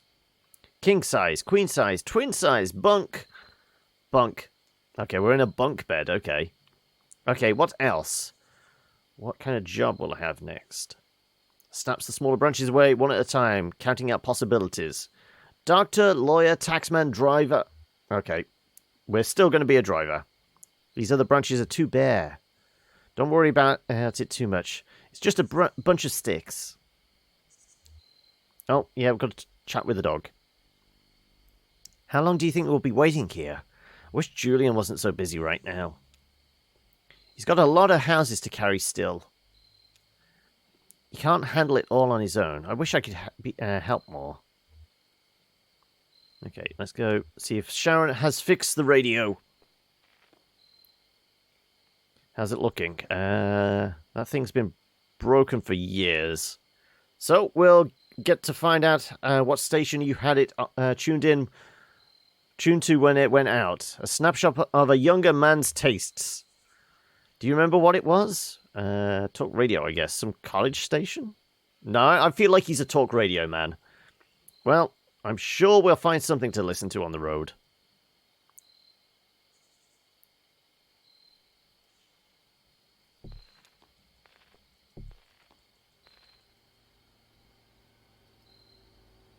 Oh. Hear a truck approaching. Trees? Is this the right way? I don't recognize these trees. Of course it is. What's to recognize? It's a bunch of trees!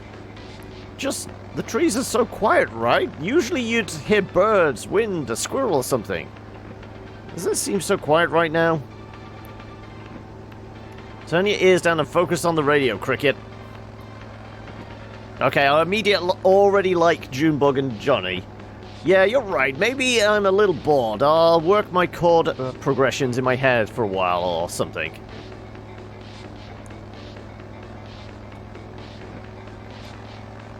How far out are we? I don't know, 20 minutes? Oh, are we there yet? Oh, stop. Harry's not going to be happy. He doesn't like me anyway. I'll tell him you had to get that drain pipe on tape. I'll tell him about the frog. He won't understand.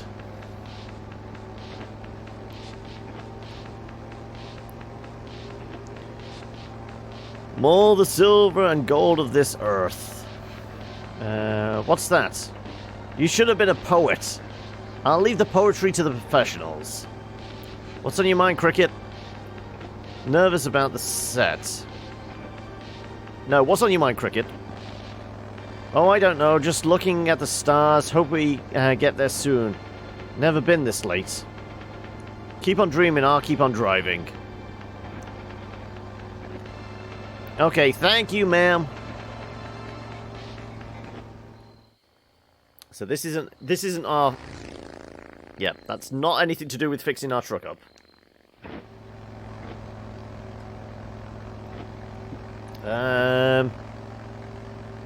Sidecar. I think they had a dog. I guess you could call it that. What is that it with you and animals lately? I don't know. They have a warmth. We still have all this useless bread from the bakery gig. It's stale, but a dog won't care. Fine, just for a minute to share some bread. Just throw that stuff out. We have somewhere to be. You're the best. And hey, maybe if they're not busy, they can fill some seats at the gig. You know, if no one there, Harry will try and bilk us on our fee. Let's go talk to Shannon. Maniacs! Are you okay? Got a little dust in my eyes. Fine. Of course you are. They were in a hurry. Where do you think they were headed? Some folks are always in a hurry. Not you, though, huh? You just keep drifting along and don't let anyone rush you. What is it? What is that? Is that patience? Something like patience. I guess that's what I like about you, old man. You know how to wait. I don't think I ever will.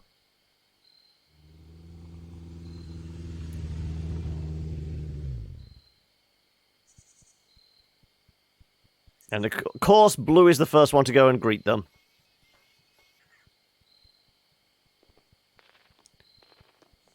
Stay here. Careful, he's wicked with strangers. Ha, you! You don't have to stop. We've got a tow coming. You here to clear the tree? Who's chasing you? Hear that, Cricket? We're being pursued. I knew it. Who's after us? That's a good question. These folks seem to have a certain handle on the situation. So... dinosaurs? Maybe the law. No, it's definitely dinosaurs. Sure. Something like that. Listen, we've got 2 questions for you folks. What kind of people do you take us for? I mean, how do we strike you?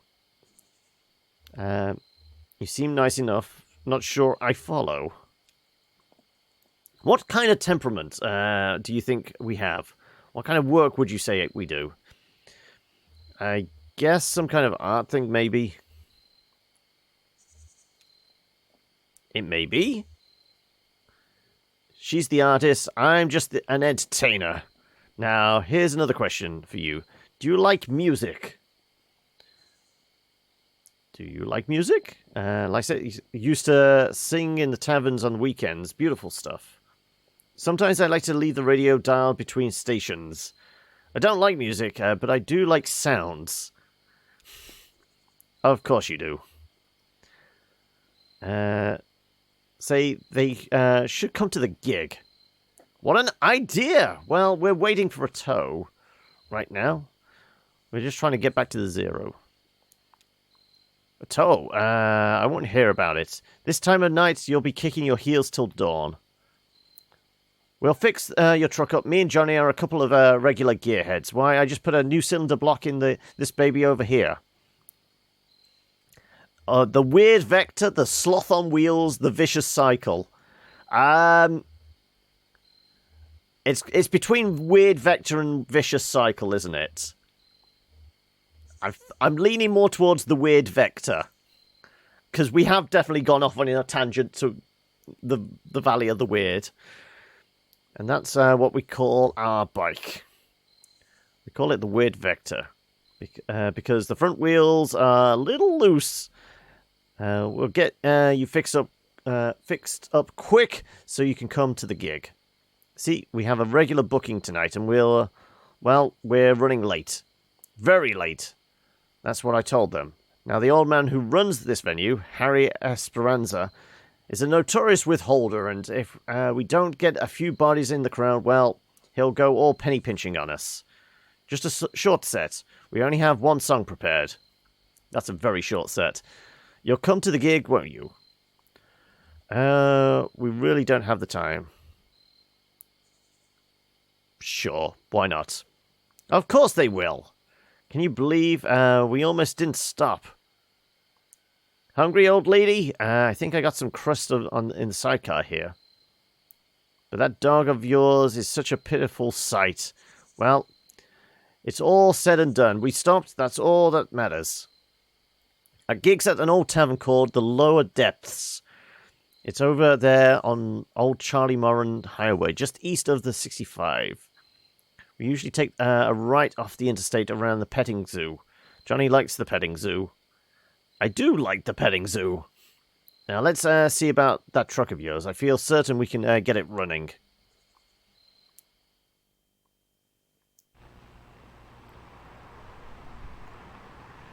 So where was the directions? Lower Depths. Charlie Moran Highway. Just east off 65. Take a right off 65 around the petting zoo.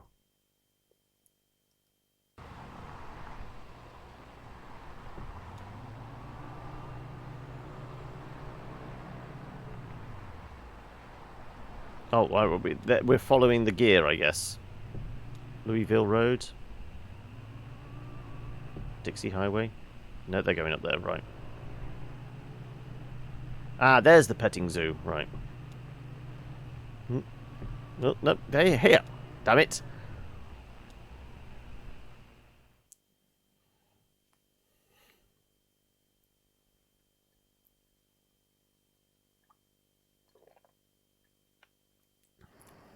What kind of gig is it?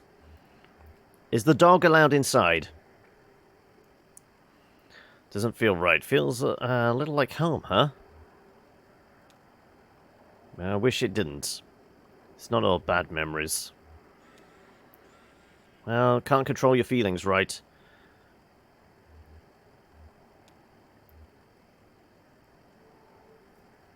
We're not driving away just yet. I guess we head for the bar door. Is the kid allowed in the bar? Kind of late. Are you sure they're open? I feel like this is one of those places that never closes.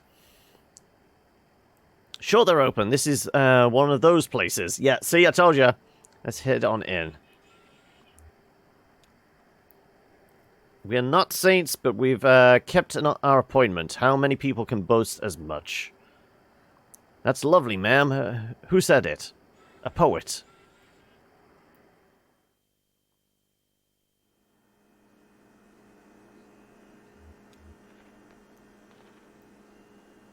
Ma'am, I hate to say it, but the cupboard is bare.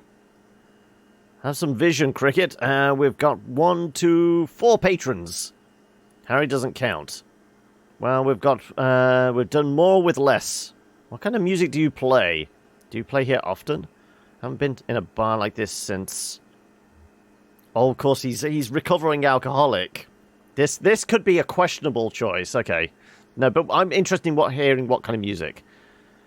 It's like Sereno Cole meets Ike Towner. But with a woman lead and the keyboards are kind of ambient whisper wave. Little bit more reverb.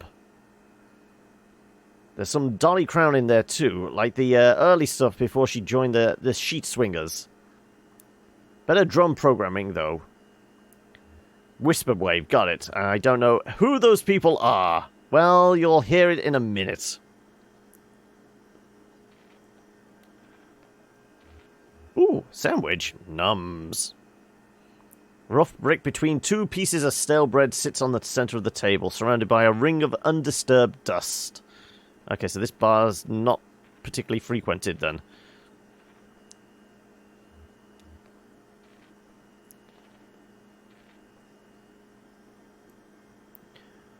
All I'm pouring tonight is Hard Times whiskey. Got any coffee going? No coffee. Hard Times whiskey. Heading towards the exit. Say, shut the goddamn door, would you? I can't afford to run the AC all night. Sorry, Harry. Oh, it's you two. Where have you been? Never mind, listen, I can't keep this place open through the small hours of the night just waiting for musicians. Where is everyone? Everybody had to, clear out. Let's get it set up, huh? There's nobody here to listen to it. I can't pay for... We brought some people, Harry. Hey, Grund! How'd today go? Crowd is forming. Yeah, but also couldn't you use a break, Harry? Don't you want to hear some music, Harry? Don't you trust me, Harry? Well, sure, I trust you, Junebug. But... Okay, are they actually robots? The sound effect of whirring gears as they move? I thought it was just like weird, like the air conditioning, but no, it's as they move. Huh. So my glowing skeletal limb is not as weird as like possibly robots on stage here. But let's talk to the kid first. Ezra flips eagerly through the jukebox catalogue of songs. What do you think? I don't know how to play this game.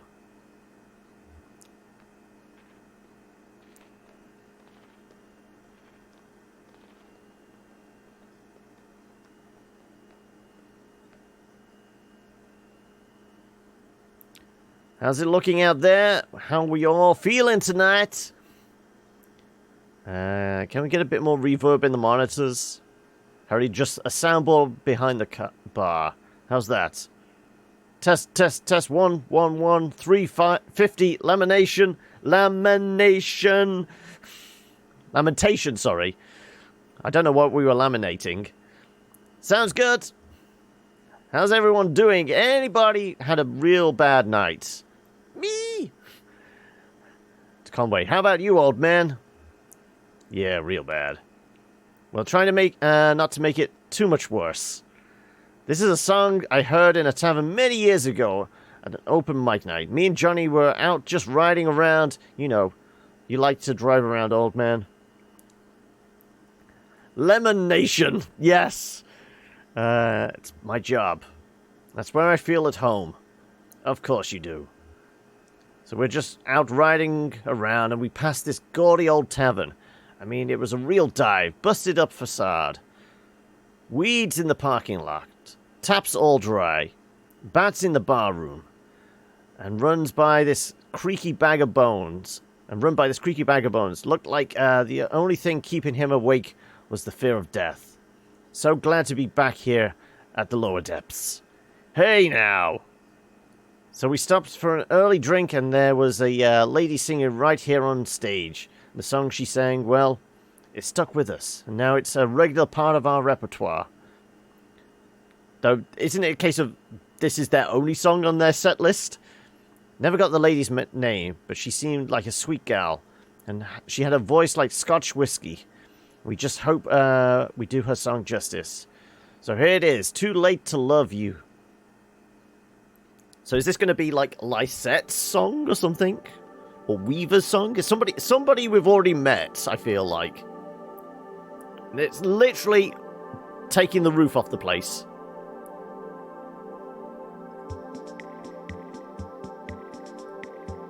And it's become very 80s all of a sudden.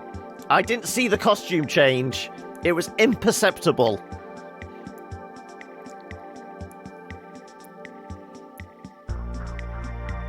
Yes, it's definitely got that 80s vibe.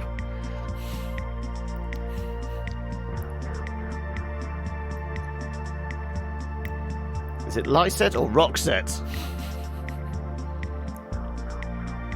When you left me, I never should have met you. I wish we'd met before.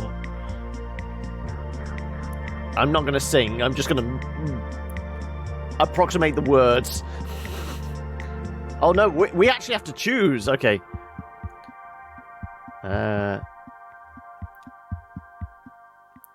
I thought that was the first 3 lines of the lyrics.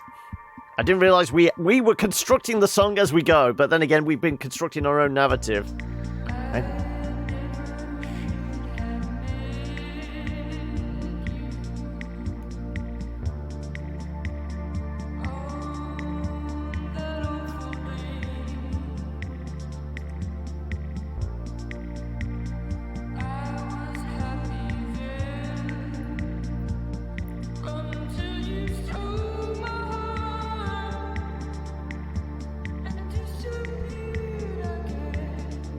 Do we have to...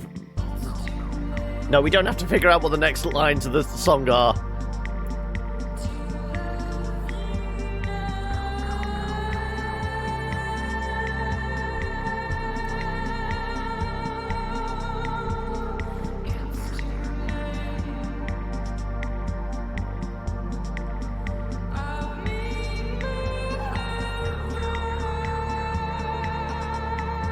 Oh, now we do.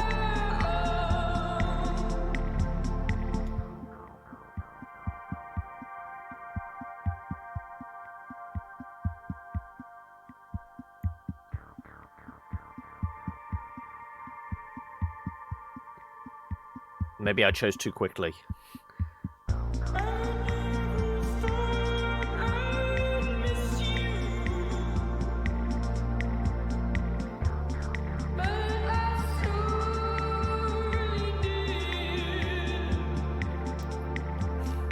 She's laying it on thick, isn't she?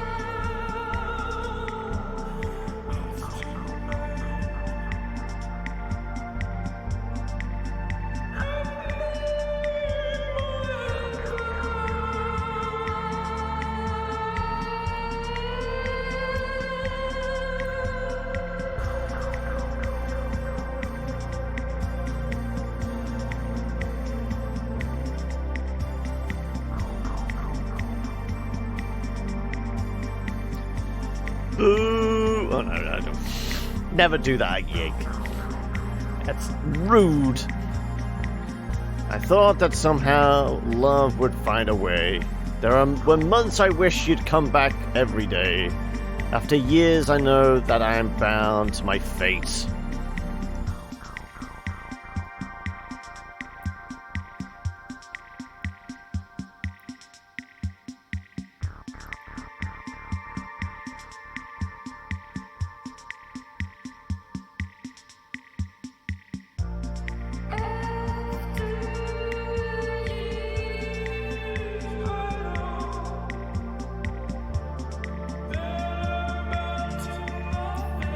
Hey Scales, alas it's not you who are bound to be my mate.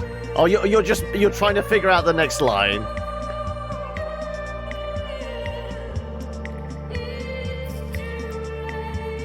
This is a very pretty scene to return to. Yeah, we just got picked up at the side of the road by like some traveling musicians, I guess. I got invited to a strange gig in a strange little dive bar.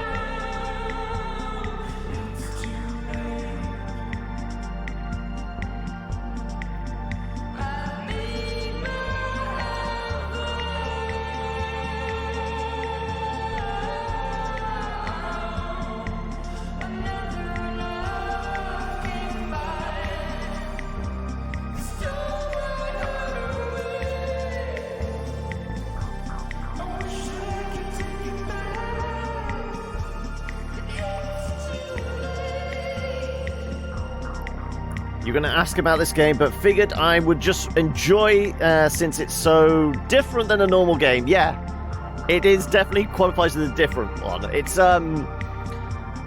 theoretically, look at it as like a point-and-click adventure game. But it's essentially, we're building the story as we go.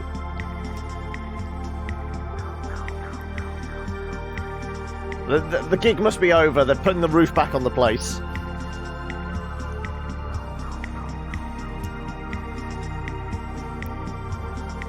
No school today, have been mostly resting. It's all a bit... It's about that recuperation, isn't it? But is your head spinning with, like, ideas for, you know, novels and, you know, what you can come up with that can integrate possible, you're going to be getting taught, like, ancient Nordic Viking types, literature or something, wasn't it? I forget. My brain's not in gear, clearly. We're going to go and talk through. Well, hope you liked it. Kind of sad, isn't it? I've heard it before. Like I said, I feel like there's like one line of dialogue saying that Lysette used to sing. I don't doubt that. You look like you've spent an evening or two in a grimy old tavern. Listen, we appreciate you folks sticking around for the show. There's nothing more wretched than playing sad songs to an empty room.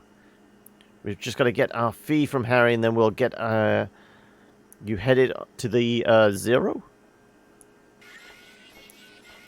Yeah, they're definitely cyborgs.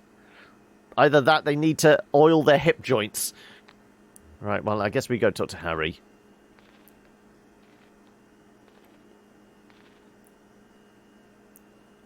Well, Harry, I think that went pretty well. I'd say the crowd was into it. Reverential. Rapt. I guess the usual fee is about right, and we'll let you get back to your business. Well, that's just the... Damn it. I was trying to tell you two. I can't pay. They cleaned me out, so I've got nothing but a goddamn IOU from the distillery. An IOU? Yeah, I traded them for some whiskey, and I guess I had some surplus credit, so I got this note to get some more from them later. Must have been hell of a trade. Had to.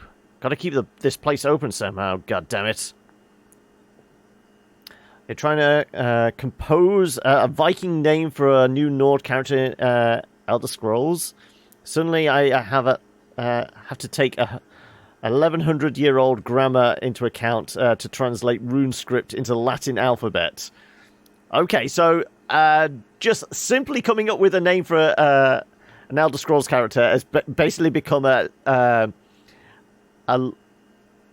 well, probably not long and laborious translation exercise, but certainly you're doing your homework in order to do it.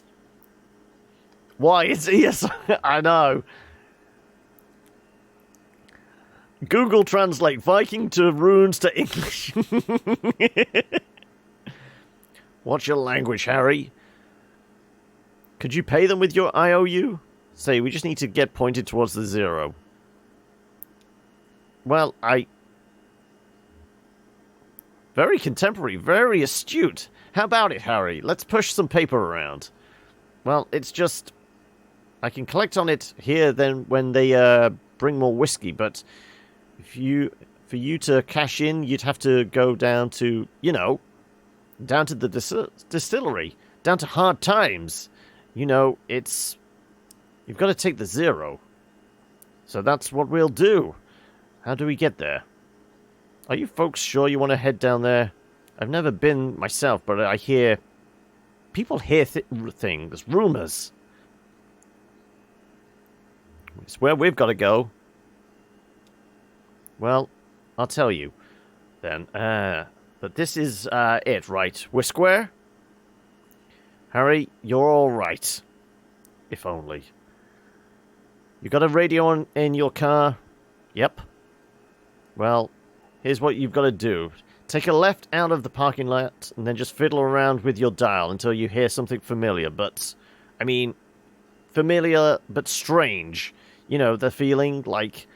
I used to go hunt with my uncle out in the mountains, and now I watch these nature programs. They're filmed in the mountains, and there's the deer, and I know all the plants and every kind of tree, but something just doesn't look right. It's even stranger for being so close to familiar, something like that. You'll know it when you hear it. Fix that strange but familiar station on your dials, drive for a bit, and then turn around when the station cuts out. I mean, right then. Hope you folks find what you're looking for, and eventually. Always a pleasure, Harry. Is it? Doesn't work like that. The Viking language underwent very complicated changes to pronunciation and spelling that rippled outward into grammatical suffixes and whatnot. And I have to modernize the name into modern Swedish afterwards. Well, okay, so just drive anywhere? Okay, we've got to tune in.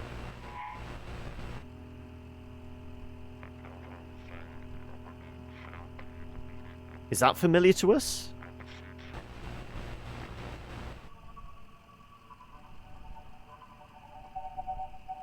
This station doesn't quite match the bartender's description.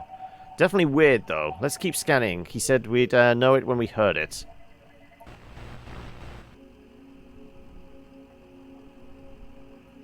Is that familiar?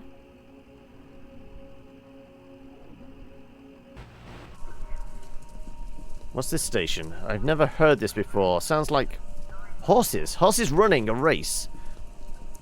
I said, no, I had horses years back. Charlie and I used to go to the races sometimes. Yeah, I've always been a little afraid of them. They're so big and I don't know. You look in their eyes and they're almost human. Like they're human and animal or at the same time since they've been domesticated so long, I guess. Well, that fits with familiar but strange for me, Harry. Said we'd just drive until it cuts out. Are we driving back towards the highway?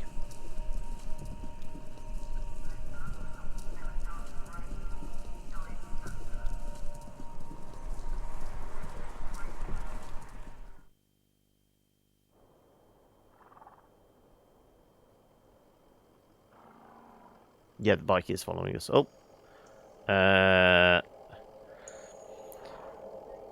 Who opened the farmyard gate? Let all the horses on the road.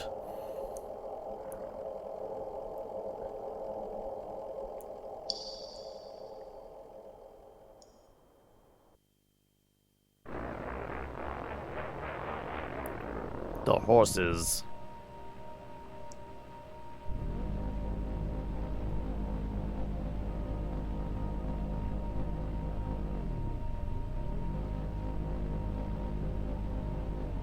Hall of the Mountain King? Definitely going there.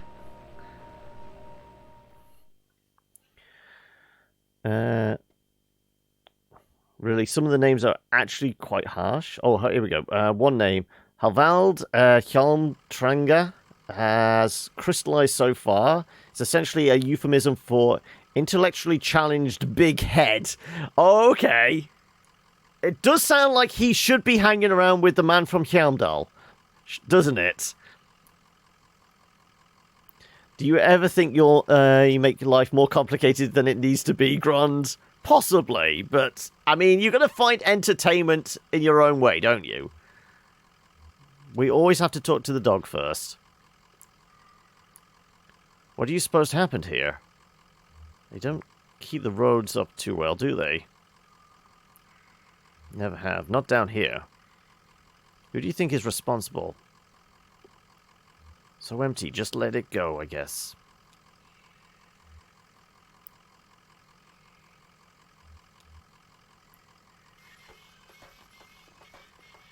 Time to cut them loose, ma'am. Well, now I'm having fun. You bored? Nah, it's a slow night anyway. I'm happy just tagging along.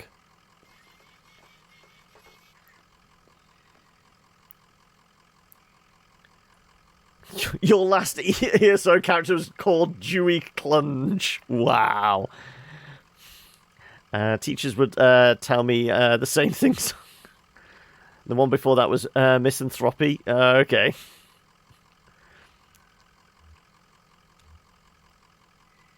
The bridge ends abruptly, crumbling into disrepair.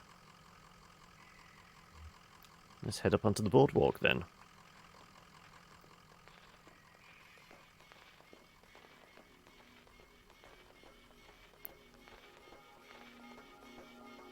Well, I guess we're going for the rope then, aren't we? It's the only thing here. A loop of decayed rope is coiled on the banister. Some rotted sections have been smothered or smoothed over with fine dust. I don't know why I'm smothering anything. Also, I don't take the rope then? I guess I don't. Oh, there's a stack of computers just here for no apparent reason. Broken computer monitors are heaped precariously among the rocks.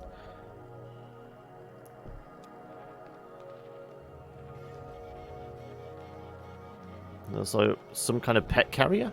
Yeah. Also, I see the fire in the distance. A pet carrier for a cat or small dog has been left by the path. Calcified rag wadded in the corner may once have been a blanket. Hey, Rob! How are we doing, buddy? Welcome to one of the more weirder games I've played. I will definitely say that. I guess we're heading towards the flames. Can I, like, click over that? Yeah, I can. Oh, there's a weird back... Okay, let's click on the backpack. So, how you been? How's life with Geralt version 2 been? Didn't this game win, like, armloads of awards and stuff? Yes, over the years it has. But the thing is, it's been... like, slowly released over, like, 6 years. That thing's gonna freak me out every time it pops. But yeah, I think it's been... like, the first chapter came out, like, 5 or 6 years ago. And it's one of those I've held off playing until it all came out. And the final act is released next week. So... I feel like over that period of time, it could well have won a lot of awards, yes. A hiking backpack leans against a rock. It's empty except for a dusty bag of cat food and a few punch cards. Well, of course we're going to head towards the fire. I mean, it's us. Of course we're going to touch the fire. I don't know, what have you done? Gron has somehow managed to roll a 0 and breaks reality entirely. So the whole game can be played start to finish. From next week, yeah, because I think it's the final act comes out next Tuesday. So we're doing acts 1 to 3 today, and we'll do 4 and 5 next week. Pile of discarded electronics burns steadily in the center of the chamber.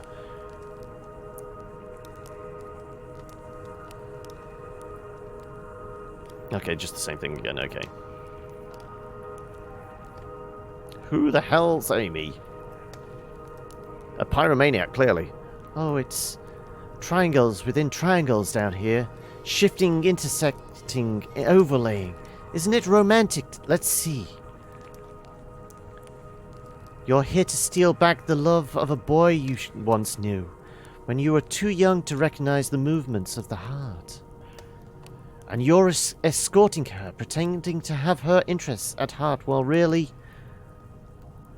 Really? You're in love with the young woman as well? And so you've agreed to help him conspire to win her affections? But it's just a ploy to set him up for embarrassment and diminish him out of the picture? What are you talking about? I'm into it. I feel like Junebug would be into it. We've only known her for like 10 minutes, but yes. Well, maybe I still have the knack. I used to be really good at this. I had 11 novels published, from The Billionaire's Bidding to The Fields of Longing. Real hot, bodice-ripping stuff. Okay, we're getting into the smut now, are we? Good. I miss those days. In my Lexington studio apartment, just me and my thesaurus steaming up the windows. Why did you stop writing to Ezra? I'm not sure you should be listening to this kid. I'm not listening. But of course it couldn't last. You know, suddenly it was all computers everywhere you went. I thought I might be able to do something with that. Inject a little libido into those ugly beige boxes. Ha! So I went back to university and studied human-computer interaction. Then I picked up Donald's research assistantship here as a tester, debugging. In my off hours, I'd play around with the doomed love story at the core of our little simulation. That seemed to amuse Donald, so I kept at it. I'm afraid I tinkered too much, made it too complex. Now our work is never done. We don't even have to add any new functionality. The bugs just grow on their own. Too complex.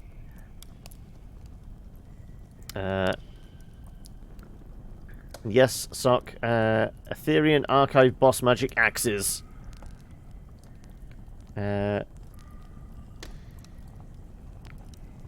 Get a better tactic.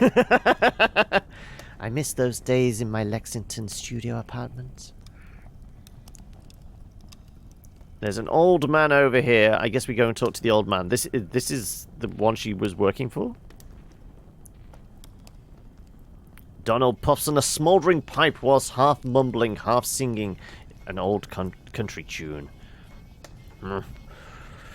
Where the old green rivers runs, through hills and caves not known to us, down to that sunless sea. No, Sunless Sea is a different game.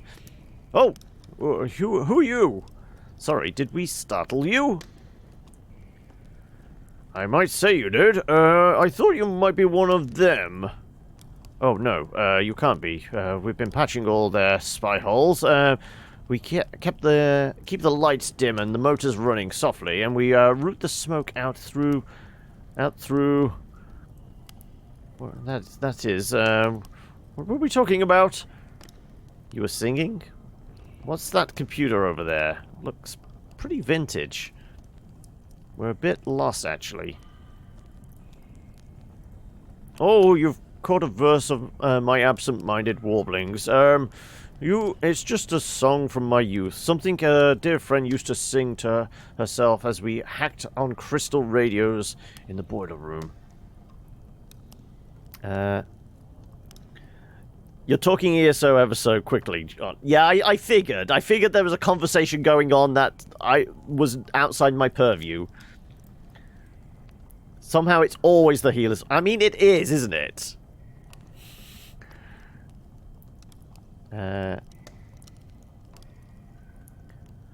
In old Kentucky, where my love a lovely home did build for me, and where the old green river runs through hills and caves not known to us, down to that sunless sea. And from there on, it's all meandering rivers and romantic greenery, and that's it. What were we talking about? Let's talk about the vintage computer over there. It looks like a harmless old computer, doesn't it? Like some beat-up mainframe exhumed from a university basement and left in this cave to rot or to flower. No, it's no ordinary computer. I've modified it extensively and in some pretty experimental ways, believe you me. And that's to say nothing of the software, but you look like a technically minded sort of person. Tell me, do you know the effects of mold growth on diffuse-based transistor circuitry? Sounds like it would short-circuit. Certainly. But not all of it. Some moldy filaments are more or less conductive than others, and it grows in non-linear chaotic patterns. We can guide it a bit through a simple application of classical horticulture, but we can't produce specific results, only tendencies. Thwarted and feeble, we hammer out these derelict keyboards. My name is Reezing, King of Kings. But we are mere gardeners in ruins. Our keystrokes echo off into tunnels, boundless and bare. The caves stretch far away. We are too late, always too late. What? Did you say something? Tanks are the sturdiest characters, but have the most sensitive ego. I like that. Oh, well, that one's just completely true today. Yeah. You're about to tell us about the software. You're just interested in the mold computer? Oh, the software. My life's work. Xanadu. You've heard of it? Perhaps you've read about it in a journal. It's been years since I published anything. Xanadu has evolved significantly since I explained its data structures in my article, Literary Multitudes, Hypertextual Narrative as a Post-Structural Witness. Evolved, and then deteriorated. Donald sighs dramatically and takes a puff on his pipe. I'm afraid you're too late, fellow hypertext enthusiasts. As the mold accumulated on the circuitry, Xanadu blossomed for a moment into something holy and enchanted. Then all the charm was broken. Do you have any idea what it's like to spend your life building something and then sit powerless as your work declines into ruin? I drive deliveries for a small antique shop and we're closing down. I fix TVs and I'm almost about to lose the lease on my workshop. My family disappeared. Julian and me don't know what to do. Not really. I feel like Shannon would be chiming in here. Oh, you're not long. The days of electron guns and cathode rays are out of a glowing dream. A ghostly light emerges for a while, then fades. I mean, if we're all praising the cathode ray, is this turning into Videodrome? Is somebody gonna like try and shove a VHS tape into my chest at some point?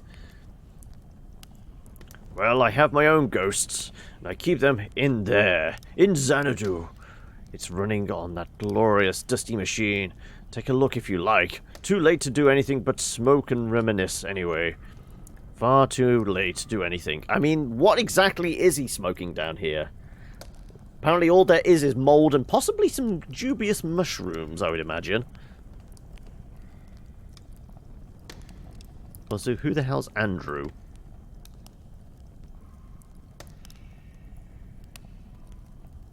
Let's talk to Andrew first.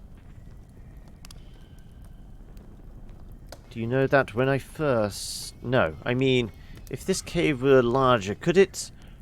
Now I'm getting ahead of myself. I've got it. How would you characterize this space? The one we're standing in now. Kind of spooky, but I'm not scared. Spooky, for a baby. I think we all agree that's a fair assessment. How could... Wait, let's unpack that for a moment. What makes it spooky? No. How do you know it's spooky? Or would be spooky for a baby? The shadows? Sure, that's... but they're not just shadows, right? I mean, they could be. They could be projections, or maybe they're... anatomies? How's that? Can you tell where we are now? Surrounded by creeping anatomies. Close your eyes. Will you close your eyes? Only if you close yours. Okay, okay. I can do it from memory. Good. Now... You're standing at the top of a rocky peak. A tongue of flame licks at the shadow anatomies of... Where are we? Oh, here again. How disappointing. What are all these computers for? Sorry to disappoint.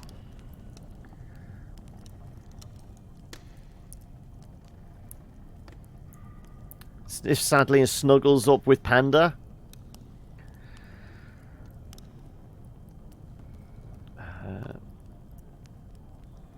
Oh, is it because Wild didn't trigger? Or sorry, Snog. rolls a 92 and turns into a snot golem and chases Panda around the demanding hugs and a tissue. Oh, okay, I missed that one. I was a grad student studying statistics when I started working with Donald on his project. He said we needed someone with more analytical mind to do the descriptive writing.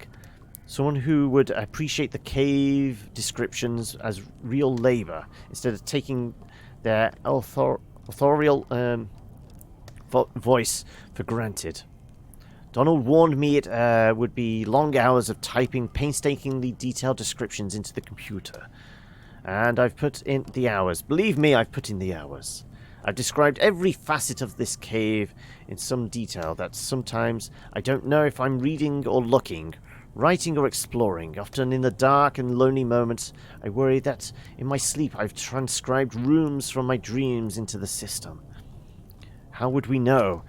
They could only be entered with precise, faithful detail. That's all I know how to write. All I dream about is caves. I only dream of caves. I mean, you need to get out more if that's the case. Just feeling sorry for yourself doesn't happen often. I mean, if you need to snuggle down to make yourself, ease the troubles, shall we say. Because, I mean, are you still feeling under the weather from, like, yesterday and that? Is it all just piled on top? I mean, can we get this gate down? Xanadu is all the way over there. I don't think we can get to it. Oh, we can. So we have a gate here. Did we speak to Roberta? No, we spoke to Amy, didn't we?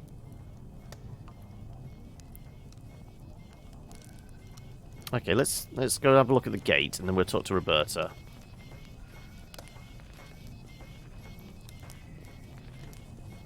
Massive gate constructed out of scavenged materials blocks the passage down the far side of the spire. Part of it is keto flu. I dropped carbs and my dopamine is throwing a tantrum. But I think I've got some bug on top of that. Oh.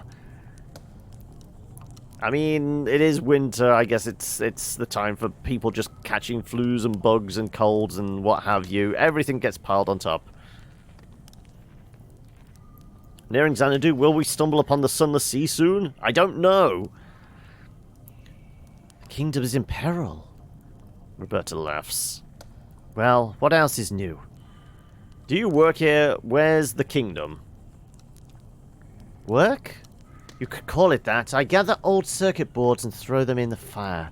Sometimes I fish out precious metals and let them cool in toxic gems. I put them in my hair. Everyone is just like destroying their brain cells either from the mold, smoking. I'm pretty sure the old boy is smoking something, or just the toxic fumes from burning plastic and old computers. Yeah, I don't think we want to stay in this cave too long. Enchanted jewelry, talismans, a magic mirror that prevents the future, a magic shield that protects the bearer from age, a magic chest that's always filled with... I never went to the university. I was an independent scholar. It means I took to the public libraries like a beachcomber. I studied fairy tales. And then I came to work for Donald. I paid the bills, rubbed leathering elbows with academics, scraped black mold from cave walls. Finally, now I carry the firewood into the kingdom is in peril. Yeah, they're definitely off their tits. Right, let's go take a look at this old computer. Flu had you in hospital last year, though, so that's a fun prospect, but I don't feel anywhere near that poorly. Just gross and buggy. Just feeling sorry for yourself. Is it like one of those situations where you're just gonna have to weather the storm, or is it one of those that will be made better with like some like nice comfort food, like homemade soups and that kind of thing? Just something to snuggle up with. Baffling control panels are sheltered from the elements with a worn tarp. A closet-sized wall of knobs and wire looms behind the machine. Humming faintly. An electric typewriter is the only easily recognizable component. Sleep, water, paracetamol, and time, really. And snuggles. Lots and lots of snuggles. Well, I guess that's what the Snorgy's there for, isn't it? How do you think we get it started? Kick it! This old thing, maybe there's a hand crank around, or... Oh, it has a run key.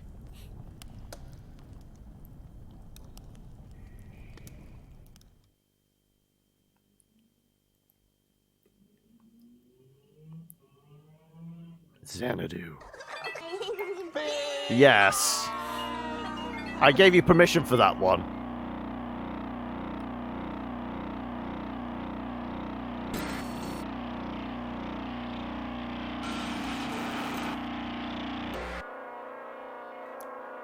Are we supposed to be clicking on anything? At Den of Ardo?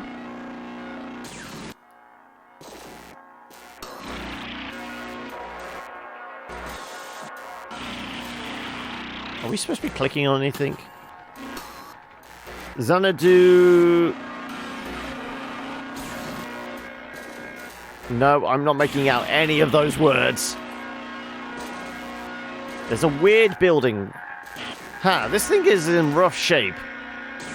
Do these switches do anything? Try blowing on it. I don't think it's an old SNES cartridge. Flips an unlabeled switch.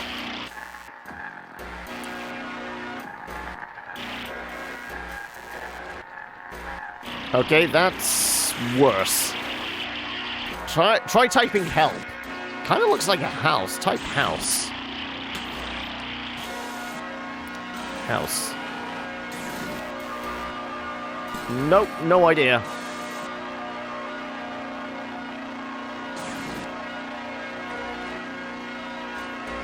In Bliqui? Okay. This is the cave? Is it going to play the Olivia Newton-John song? I mean, I was thinking that too, Sock. Lula? Orphan? You think that's Orphan, Lula? Remove the computer and carrying on the backs being... Well, Lula's mentioned. Did that thing say Lula? Time for some percussive maintenance. I mean, yes, we might have to hit it in a moment.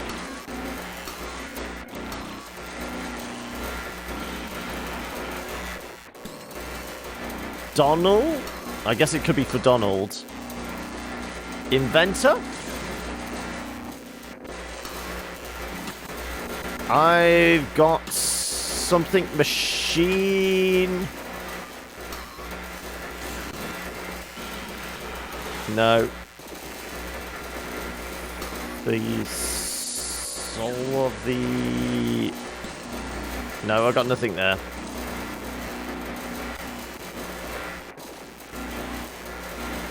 Inscribed, maybe?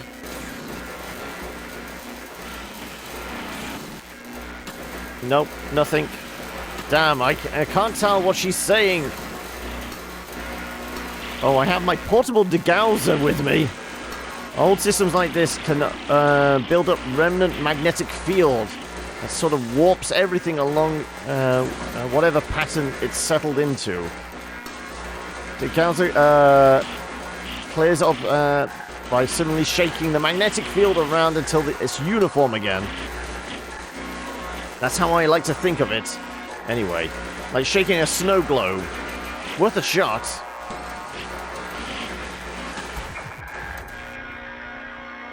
Well, it's a lot easier on the ears. Hall of the Mountain Gink? Was that? It wasn't giant.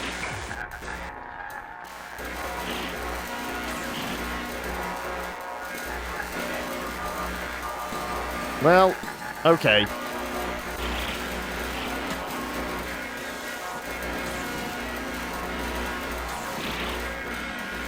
is where you set up something.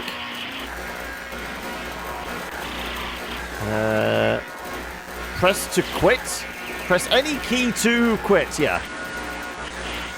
This is a lost cause. What piece of junk.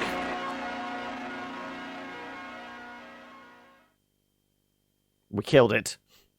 Possibly. I feel like we should have gone with the percussive maintenance. It did give us an option. Hall of the Mountain King. Ah, so where I saw Gink, it was just like the G and the K got mixed around. Bizarre. What was that about Lula? Maybe Donald knows how to clear it up a bit.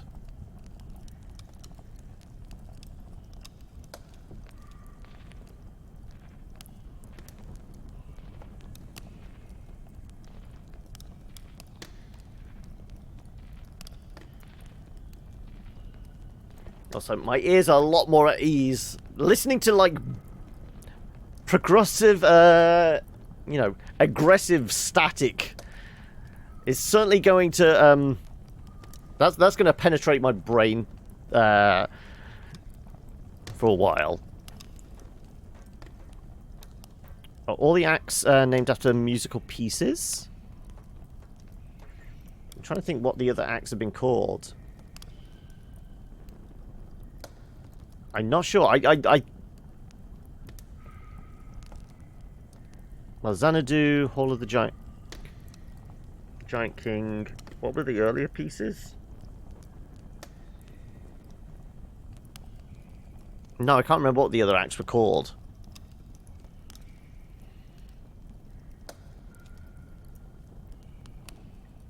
So you've seen it for yourself. What's left of it? Pretty busted. The chalky bones of a beautiful dream, but you can see what it was once was, can't you? Can't you? There was so much more to it. Ornate labyrinths of memory, exhaustively simulated parallels, cave ecosystems, real artificial intelligence built on sophisticated neural network algorithms. The birds in the forest could flock in 3 dimensions. The bats could learn to sing. You fell asleep, but you're back and awake now. Well, I mean, you've missed a musical number, Lore. I will say that, but you've also missed, like, having our ears, like, pelted with weird static from a ancient computer that's been infected by, like, mold spores, and everyone in this cave is possibly, like, suffering toxic poisoning from breathing in fumes from melting computers. So you've not missed much. And then it began to crumble when the strangers came. At first, we only heard them walking heavily through the caves, dragging things around, hammering and clattering their tools. Sometimes we heard working songs, never close enough to make out real voices. Just their echoes cascading wordlessly in the tunnels. Then we caught a glimpse of one. What were they working on? They looked like... No, it's too horrible. I shouldn't be telling you about this. They're dangerous. They're strange. I should never have tried to outwit them. They were always too much for me. But it's too late now. If I'd listened to Lula, Lula Chamberlain? Yes, of course. Oh, do you know her? We're looking for her now. No, she's gone now. She left. We built this together. Did you know? Lula, Joseph, and I. Lula is gone from here. But Donald points across the cave with his pipe. Still in there, in Xanadu. But I don't know where Lula is now, or how to get there from here, or how to unwind the damn tangled highway. But Xanadu, before its ruin, was faultless as an oracle, a shrine to perfect simulation. But maybe, those weird interlopers destroyed my Xanadu. Perhaps they know how to fix it. They may be dangerous. I've sent many eager seconds to negotiate with them, to repair my masterpiece, but that tunnel. Push back the vines, crawl out into the darkness, watch your step. After a while, you'll feel the terrain change beneath your hands and knees. From rock to crystal, and then to mud. Then you'll be out. That's where the strangers came from. Now leave me alone. I still have a bit of mold in my pipe and a few dreams left. I told you he was smoking mold. Like I said, there's definitely going to be some mushrooms growing down here. Come on.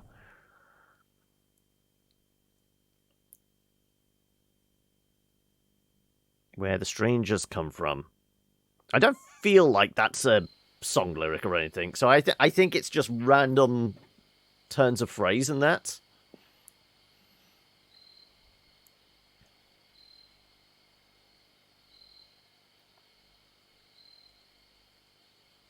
Are we literally going to be exiting through a crypt?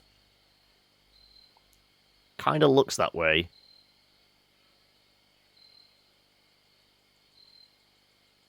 Do we have control? Oh, there we go. Yep, we are exiting out the crypt. I was waiting for them to come out and then I get control. No, we were just down there. Well, this can't be right. It looks like an old church. We'll have to look around. It's muddy. Oh, so where's Johnny? Because that looks like it's Junebug. That's Ezra. Where's the other person? I guess. I want to stay outside. Why? I think I saw a lizard. I'll stay with him. Okay, well, make it quick. Oh, wow, that's a lot of headstones.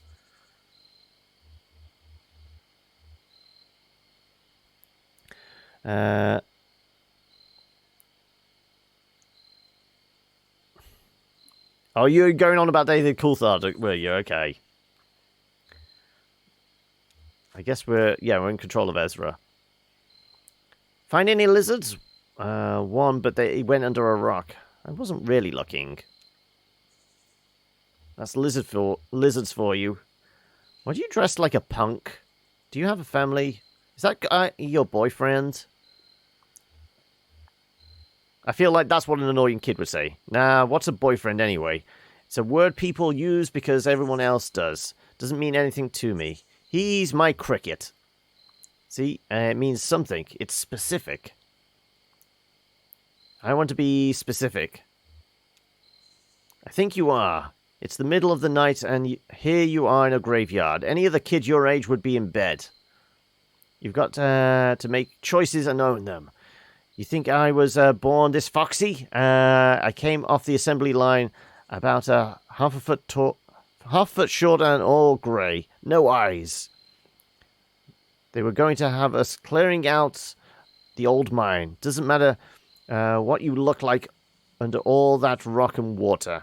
A bunch of grey shadows shoveling and hammering invisibly at the walls, draining the tunnels. Okay, so is she something to do with, like, the mine we were in earlier? Johnny found some gear, an old tape player. We hid away in the underwater cave and listened to it over and over. We knew we weren't miners. We slipped out onto the road, just these two featureless shadows, and ever since that night, we've been detailing, colouring in, specifying. I feel more like myself every day. I feel less like myself without my folks. I feel more like myself when it's just me and you, Julian. I think I should be a musician too. Let's go with that. So Ewan got into the Buzzcocks and the Ramones today, which is amazing. There's no way to sleep with Joey Ramone doing his thing. Ironically, the song kept me awake was I Want to Be Sedated. I think there is a degree of irony to that. Fuck you, Joey. Yes, Buzzcocks and Ramones. Very, very much like standout bands from that punk era.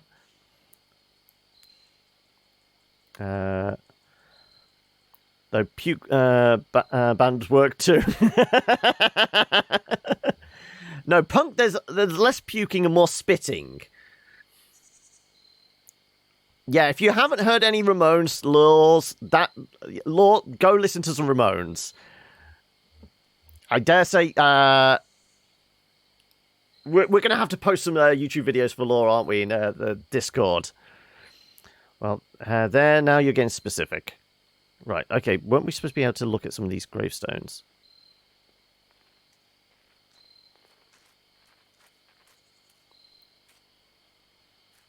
Well, we'll be done shortly. But I think our job is to introduce Law to the Ramones.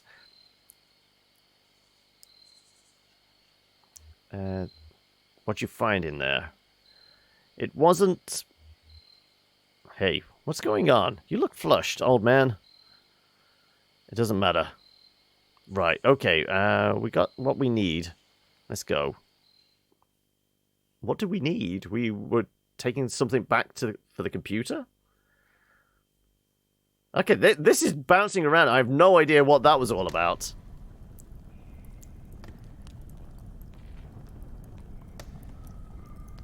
Singing softly, trace an orbit round the road and close your eyes with holy dread, for we are mould and whiskey fed, and drank from rivers down below. We found your strangers. We know how to fix your damned machine, but I'm not sure it was worth it. Oh, soon. The visions will return. We will have... What have you found? They say you need to type a specific phrase to restore it. They say you need to unplug it for a while. They say you need to scrape the mold off the timing crystals. I feel like the irony would be, you know, turn it on and off again. It's got to be that, hasn't it? There we go. Unplug it, of course. Restore the software to its initial state. It course again.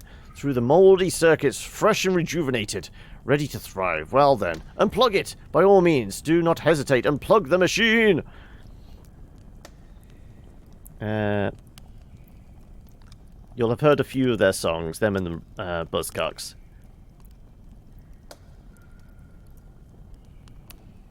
I mean, if you literally just type Ramones or Buzzcocks in, I mean, anything on, like, the first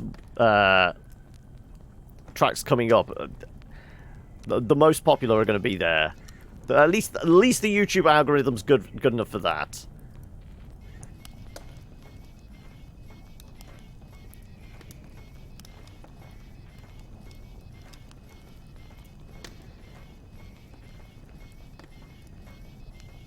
Right, let's turn the machine on and off again.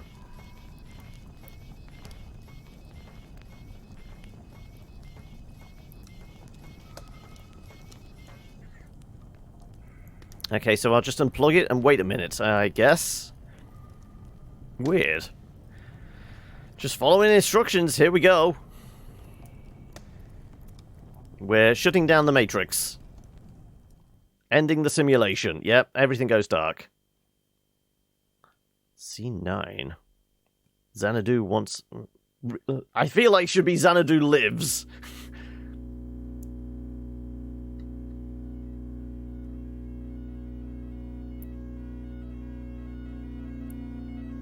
Does it want to work this time? Do we need to degauss it? Xanadu. Well, there's no inverted letters in that, so... This wasn't purgatory. I don't know, there's still a chance it is. At the end of the road. Well, end of road.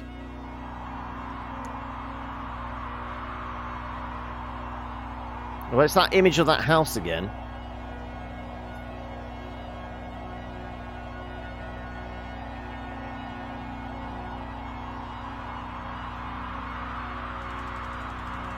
Are you standing at the end of a road before a small brick building? Around you is a forest. We're basically playing Zork now. Enter the building.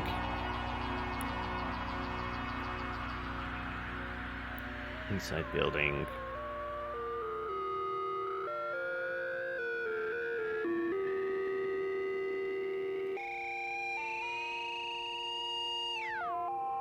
A lantern? Is this the same lantern that Joseph gave us right at the very start? We're inside the building, a storage shed for the National Park Service. There is a sensible modern electric lantern nearby. Let's get the lantern. If we're playing Zork, we're going to take the things because we're going to need them. Taken. Exit the building. Enter the forest. That's not something you can enter. Just type a direction. North.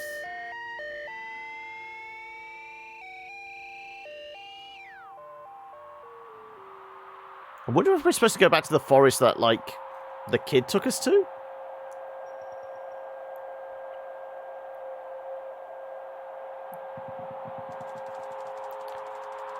You're in an open forest with deep valley to one side. Oh, Ezra wants to climb a tree. Go on then. I don't think much is to be achieved by that. Sorry. Head back south. Can we dig a hole? Can't see any such thing. Pretty limited vocabulary, yeah. We're in the forest. Hey, it's a maze! South, east, north, west. West is best. We're in the forest. Lula is here, soldering replacement components in a small handmade radio. Oh, we should talk to her, definitely. Ask Lula how she's doing. Hi, Donald. I'm getting the strangest interference out here. I've been tuning the radio circuits gradually as we go. Swapping capacitor values and tweaking resistor networks. It was working for a while, but everything I can pick up sounds so distant and muffled. Lula hands you the radio. Well, maybe you'll have better luck. You're going good at that stuff. Don't forget to give it back. We went west, let's go north now. We're in a forest. Joseph is here, tapping with a small stylus on a modified pocket braille slate. A small grey kitten, no more than a few weeks old, dozes comfortably on top of his backpack. Maybe he has something to say. Listen. Donald, I was just transcribing your footsteps. Sounded like... Joseph runs his fingers along the index card he'd been tapping on. From right to left. Long, weary song, drearily gone, dearly gone. You beat a melancholy shuffle through these words, Donald. I've been noting down the sounds of the forest with an ear for speech, an inborn filter for poetry, I suppose. So maybe it's me being melancholy after all. Twitch crashed. You're back now. Oh no. Some songs in Discord. You threw in some Dead Kennedys as well. Okay.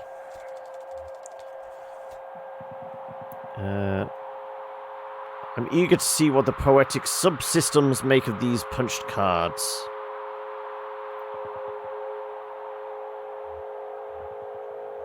Let's head west again.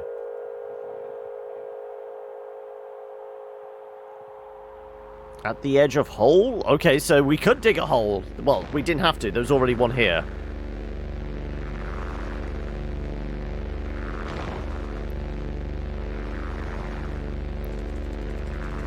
You're at the edge of a massive hole. The dirt gives way to rocks as the ground sinks into darkness. The computer tied to your upper back slickens with sweat in the afternoon sun. The rope slung around your shoulder has slipped under the strap of your backpack, digging uncomfortably against your collarbone. Go down into the hole. That seems pretty obvious. Lean in a bit and check it out. Shine the lamp into the hole. Your lamp is now on. Shine lamp in hole. Lamplight only reaches a few yards down the hole, where the rock is coated with slimy black mold. You can tell that the walls are too slick to climb safely down without assistance.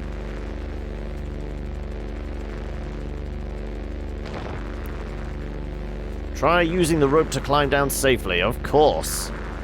Tie the rope to a tree. The rope is tied snugly to a tree trunk. Down. Your feet slip a few times on the slimy rock, but they remain stable.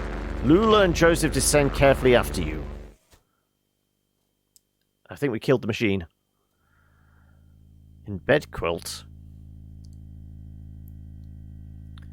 Cannot listen to the Misfits. They still do strange things to her brain, but you should totally look them up too, because they're fab. They also sounded familiar, and I swear I've listened to them before, but it might be your sleepy brain making shit up. I mean, even if you've not actually heard them before, I feel like their influence will have permeated other songs and artists. So that might be like where you find the familiarity. You're in bed quilt, a long east-west passage with holes everywhere. Joseph and Lula remove the computer equipment they are carrying on their backs and begin setting up. That's the last trip, so everything's down here now. Let's set up the gear. I only understood you as far as wanting to set the up above. Set the up above? Lula looks pensive. What's the gear they're carrying? That's Lula about gear. Sure. Donald, we may as well take inventory. I've got the tape machine and the synthesizer parts we borrowed from the School of Music. It's all tuned up to my voice, so we won't have to type so much. Joseph has his slate and punch cards. He's transcribed with poems. We read him. He's got the typewriter and the paper tape reader. You've got the CRT display. How's your back holding up? Ask her where the treasure is. I'll go on then. Ha. If we knew that, we wouldn't have to set up down here. I know you think this environment will help our project get us in touch with a deep romantic reverence of some kind of profound natural spookiness, but I was more comfortable in our lab. University picked the worst time to cut our funding. Typical institutional stinginess and academic politics, I mean. I felt like we were getting really close to something. Something. Anyway, I don't know if it's sustainable down here. You know, to live and work here together. Joseph looks uncomfortable. Is this a computer game within a computer game? Matrix style shit? Yeah, we're basically playing Zork at this point. We're kind of doing a text adventure. Jealous? Hey, Donald, can you help me, huh? Wire up these generators? I'll assemble the synthesizer, but I could use some help with the serial interface, if you have time. You hear an unfamiliar echo from a tunnel to the east. Wire up the generators. Maybe if you help Lula, she'll have some more to tell us. Yeah, let's help. Help Lula. Thanks, Donald. I can never remember which color lead goes to which pin. Lula begins unpacking a box of wires and terminals. Do you think there are paintings down here? Cave paintings, I mean? Maybe some old pottery shards from when the world was young and early men and women huddled in these caves too. Do you know, I think cultural fossils are the saddest fossils. Sadder than animal remains, I mean.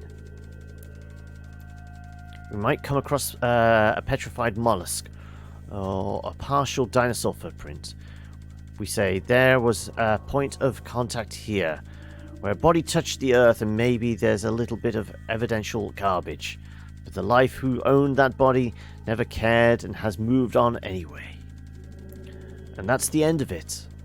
But I suppose I shine my lantern on one of these walls and see a crude painting, thousands of years old.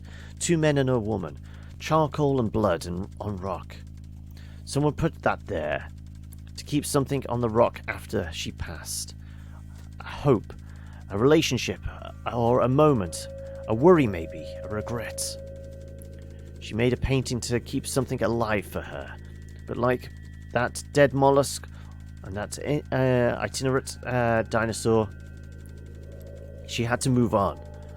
Whatever it was is gone, and now we're looking at this painting, this dangling copy with no original. You are interrupted by the ominous echo of a grating, scraping sound from the east, louder than before. What the hell was that? Let's check it out. In the tunnels.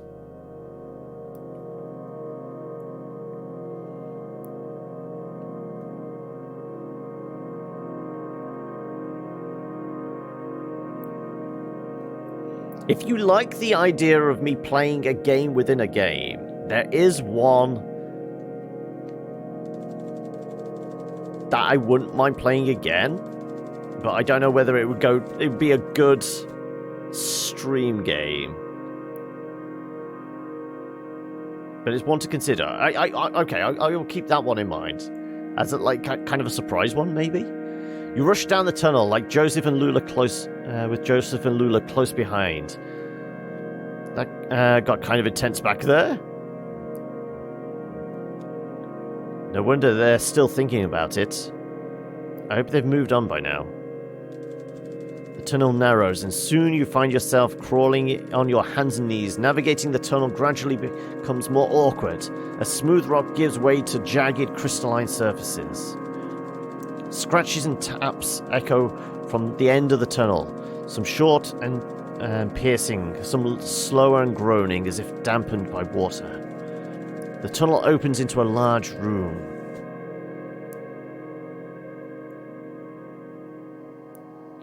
Crystal room. Is this anything to do with the large crystal we came across in the tunnels anyway? A capitalized lurk there. You're going to go and eat your tea. Don't think you'll be back before the end, but I'll definitely have to go listen to those songs. Yeah, you go do that, Law, but yeah. You enjoy that. But we will see you tomorrow for yet another new Let's Play. Because we'll be heading off into the stars as we check out No Man's Sky. But yeah, you take it easy, and we'll see you again soon. You're in a large, irregular chamber. The walls, floors, and ceiling are covered with crystalline projections.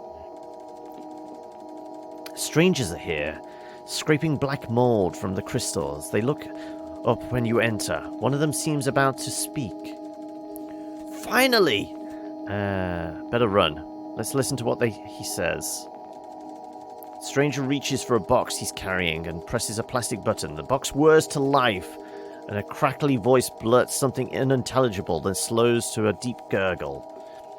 He looks at his companions momentarily in confused disappointment, then he returns his awful gaze to you. Joseph flees through a tunnel to the north. Lula flees through a tunnel to the northeast. We're going to follow Lula. Lola's headlamp scans across the northern passage as you run. Soft shadows loom perplexingly from floor to ceiling. You feel around to distinguish shadow from crystals, but eventually find yourself cornered. You've hit a dead end. Who are they? Comfort her. Let's find a way out of here. That's Comfort her. Comfort Lula. You reassure Lula that the strangers are harmless. Are you sure? Maybe you're right. It sounds like they've gone back to work. Alright, let's try to pass them quickly. Now, don't make eye contact. Then we'll find out our way back to the equipment.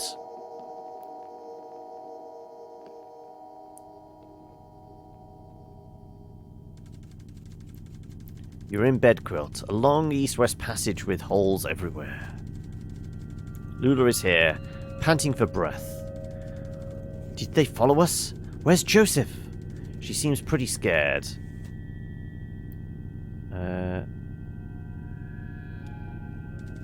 Reassure Lula. I know, but Never mind. I don't want to think about it.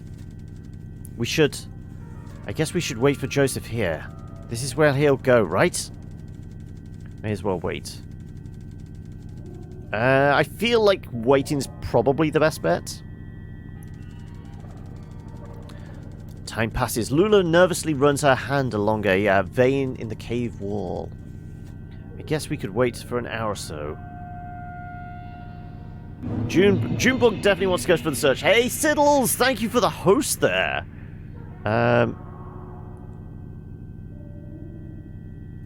Let's wait.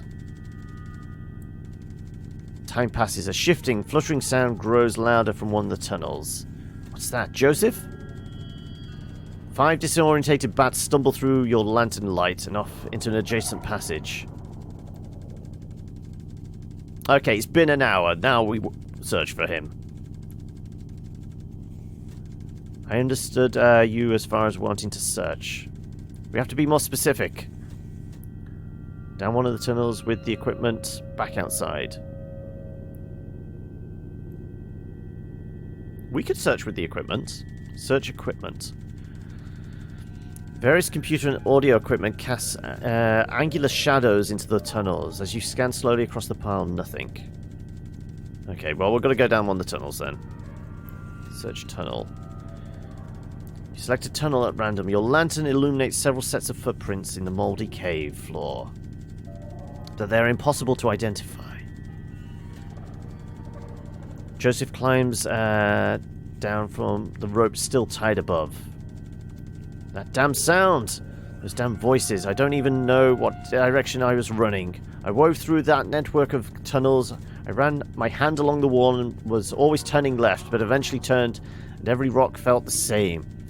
For all I knew, I was running in circles. Finally, I ended up here. And I hid. I panicked. I heard you talking, but I didn't think I could trust my senses. I heard you talking, but I didn't think I could trust my senses. Why did you repeat that? But listen, there's one thing I have to tell you.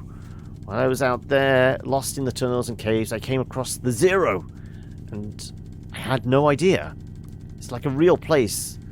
They pick up garbage, they deliver mail, they go to work and to church, but it has an awful kind of emptiness. Wandering through, I heard horrible echoes. Weird images got burned into my mind's eye. A television, a scarecrow, a crystal, a feather, a sandwich, a CRT monitor, a bottle, an anchor. Lula looks down at her feet. We should ask him more about that. Let's find out more. Ask Joseph about the Zero. Donald, you've heard the same damn stories I have, but it's different. It doesn't matter how, damn it. It doesn't matter now, damn it. I'm leaving. To hell with all of it. Whoa, we should stop him. Get him back on track. We're so close. Divert Joseph's attention. You shout something at Joseph about the project you are working on together.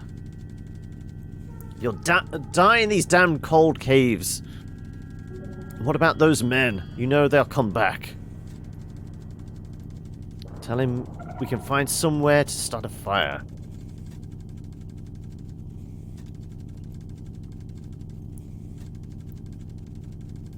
You shout something at Joseph about going deeper into the caves. Did you hear their voices? They'll find you, but not me. I'm going back to the surface. Oh, and Slop's coming with the raiders as well. Well, I will let our Metal Gear alert go off before I carry on trying to talk. But welcome, everyone. How are we doing? Did we die again today in Minecraft? Hey, Dan, how are we? All the hype. I mean, we have sound effects. No deaths today. You're doing good. So how's the little because you have died again recently. So are you back to enchanting shit and that? It's kind of bad. It's expected though. Yeah, I mean you're kind of playing like a permadeath version, so it would make sense that death is inevitable. It comes for us all in the end. But anyway, how you doing, buddy? How's tricks? Have you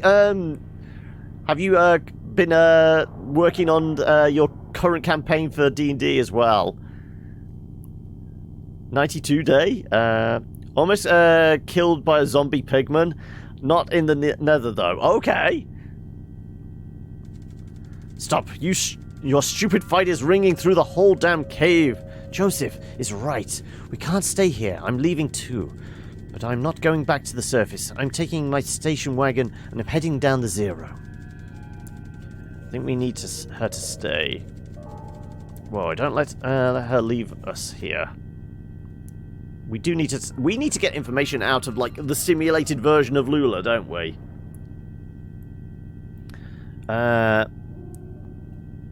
You need to be right back. No, you go do whatever you need to do. We're going to be here playing Zork, apparently. But yeah, we will see you in a moment, Slops. You plead with Lula about your continued collaboration. I'll send you this tape when I'm done recording.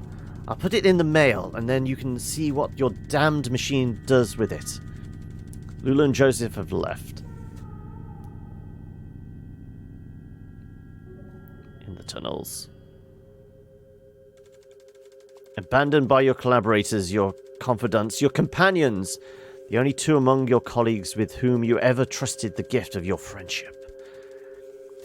Pretty thick. Sounds like Beardo had his heart broken. You wander the tunnels alone, dragging along the components of your unrealized masterpiece, combing the underground passages for a new site in which to realize your vision. Sounds like a genius.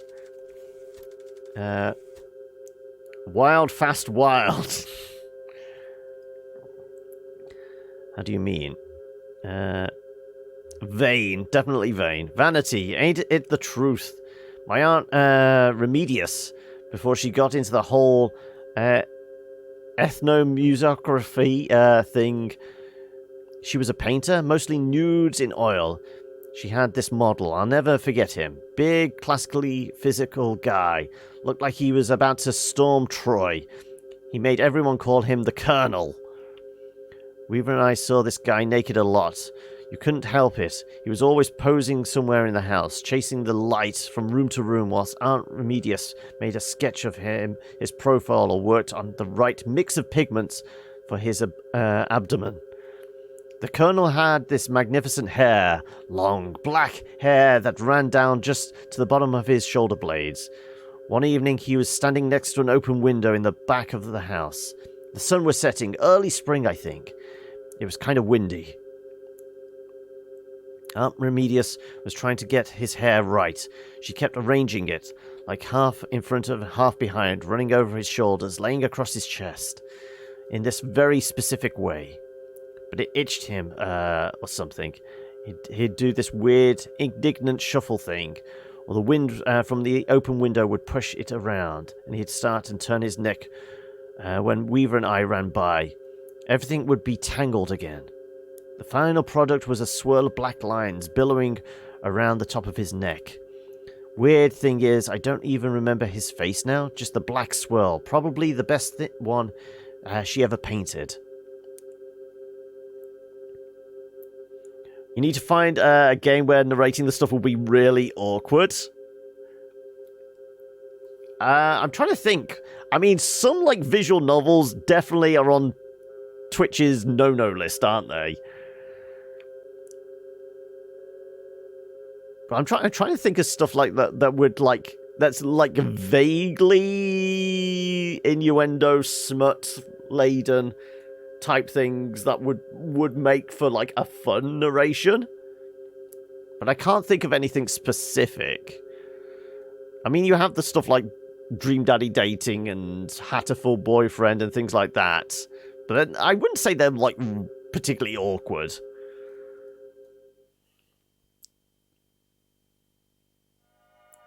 Back to the Hall of the Mountain King.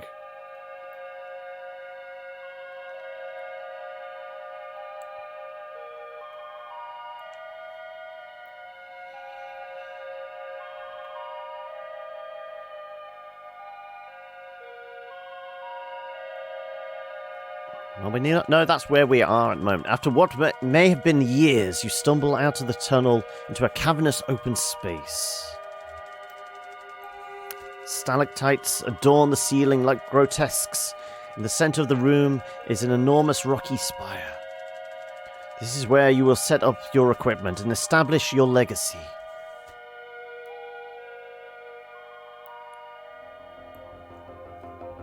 Xanadu is self-aware. Dun dun dun dun dun dun dun dun dun. Now is the time to continue your work. Research assistant 0. Realism index 37%. Romance index 2. Oh wow. Donald is a sad old man all on his own. Mold coverage 0. You may hire new research assistants, assign assistants to a task, or sleep until tomorrow. Well, we're going to hire some people. Uploading job advertisement to university message boards. You've hired Andrew, who studies statistics.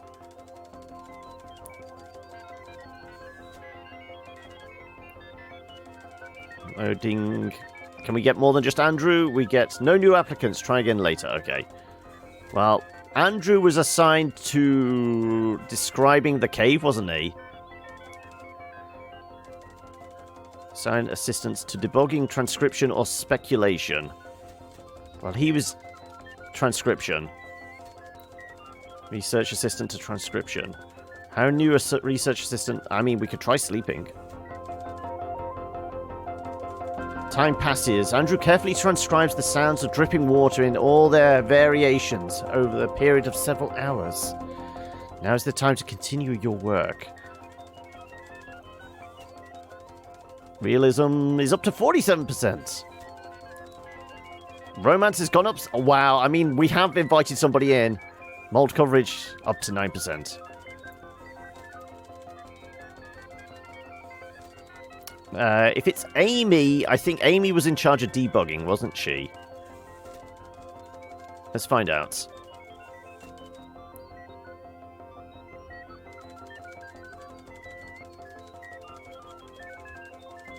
Hired Greg, who studies architecture. What are we assigning Greg to, then?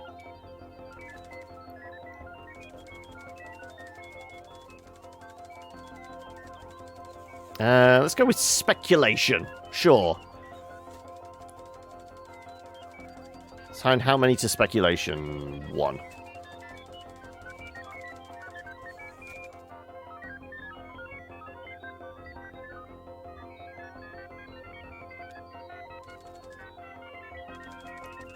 Assign research to... We'll do more transcription.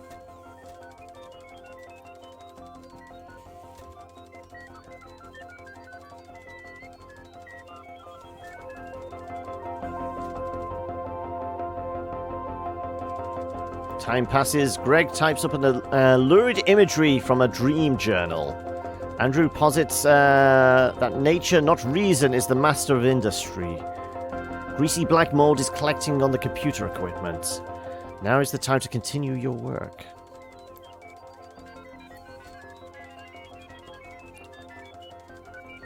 Oh, did that go down? Romance suddenly shot up. Realism went... It was at 47, wasn't it?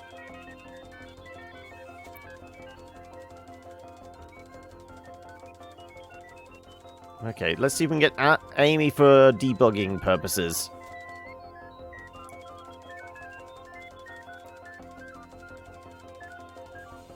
We've hired Weaver, who studies mathematics.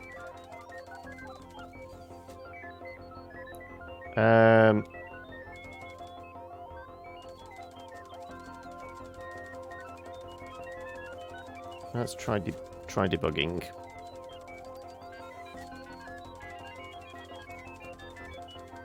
Actually, no, let's do 2 debugging.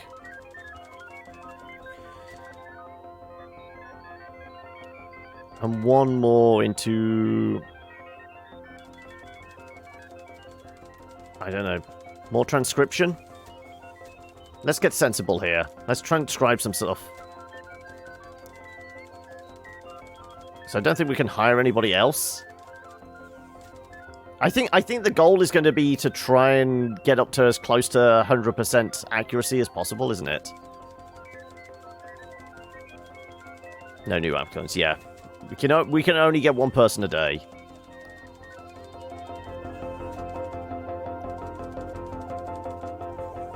Greg fixes some weird math with weirder math. Weaver widens tunnel slightly to reduce the need for extra crouch commands. Andrew summarizes the migratory pattern of bats through the tunnels. Intruders! The strangers are doing something to the equipment, but you can't make out what. You hide behind a rock until they leave. With trepidation, you emerge from your hiding place hours later. Now is the time to continue your work. I'm not convinced this is getting us any closer to zero. Research... Yeah. 67%? Okay. Romance has gone down 10%, though. And the mold has gone. Okay.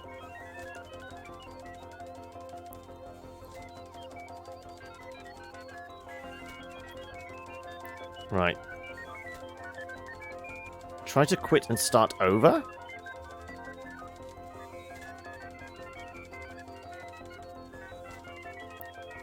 I mean, there's an Amy here.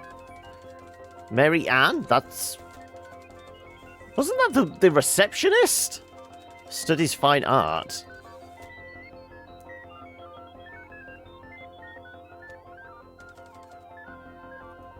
Because, I mean, we're not actually assigning specific people to specific tasks. The computer's deciding that.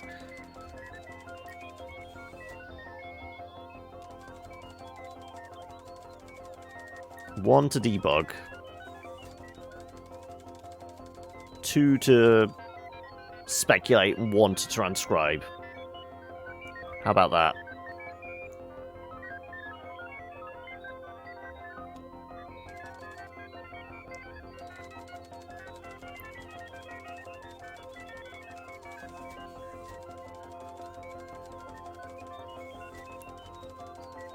Just the one. Like I said, I feel like we want to try and get it to close to like 100% on realism. Or are we just going for the romance option? Let's see how high we can get romance and realism.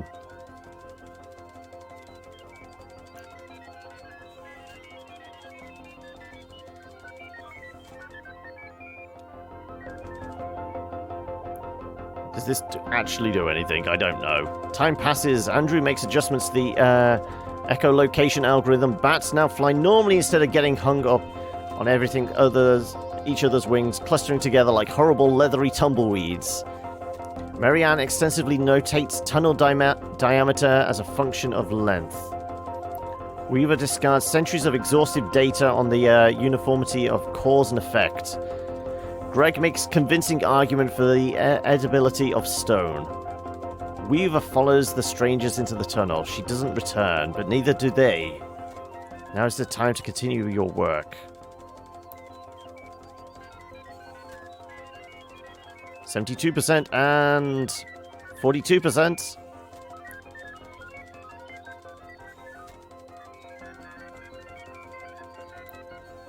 Well, let's hire somebody else, because, I mean, we've lost one.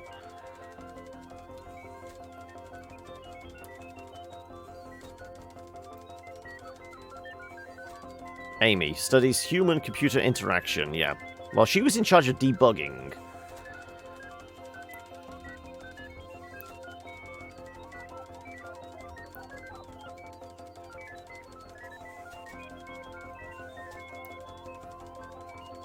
Let's do 1 debugging, 2 transcription, 1 speculation.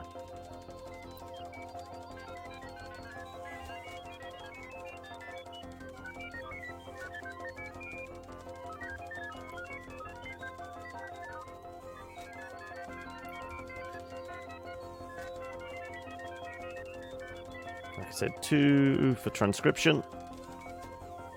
I mean, this is just like... This is potentially just side quest stuff we're spending an inordinate amount of time on. Like whoever it was said, we're not actually getting any closer to Route Zero, are we?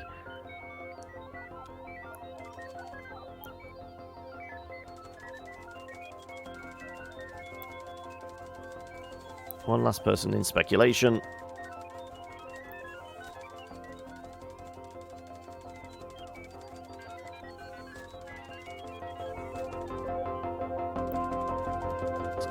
Amy identifies a bug with the oxygen level simulation, but is unable to fix it. Andrew transcribes experiences. Marianne transcribed experiences. Greg muses over the love lives of fungal colonies.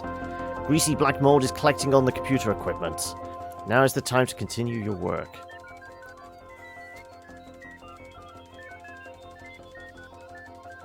Has it gone up or down? 78%? 66%, and extensive mold coverage, 19.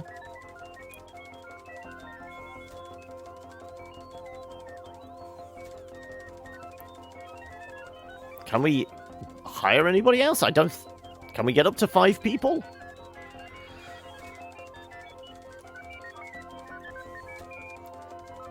I feel like 4 might actually be the... Oh no, we've hired Roberta, who studies fairy tales.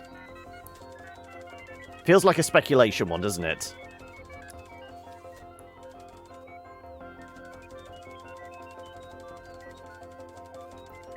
Let's do 1 debug.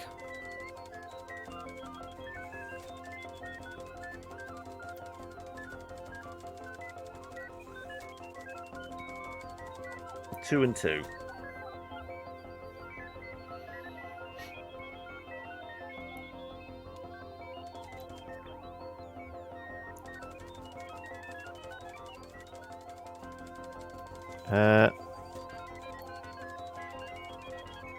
No, as I said, I switched back to OBS Studio because Slobs was the thing that was breaking. This is why you can exclamation lurk and that, because the video commands work with Studio, but they don't work with Slobs.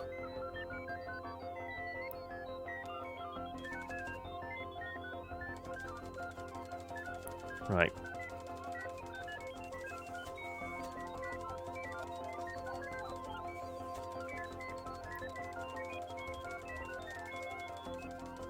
Let's see if we go up any more. I don't know. Time passes. Andrew fixed bugs. Try experiences. Had ideas. Okay, yeah. Mail carry on a bicycle brings you a sizable bill from the power company.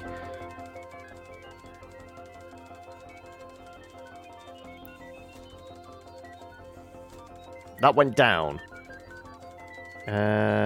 Change how the client looks, have mini feed, etc. It's OBS Studio, yeah. Romance definitely went up.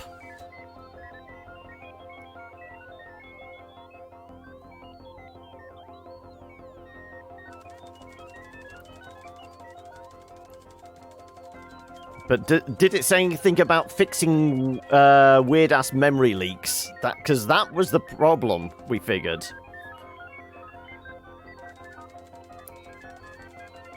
Can I have more than 5 people? You hired Rick, who studies library sciences.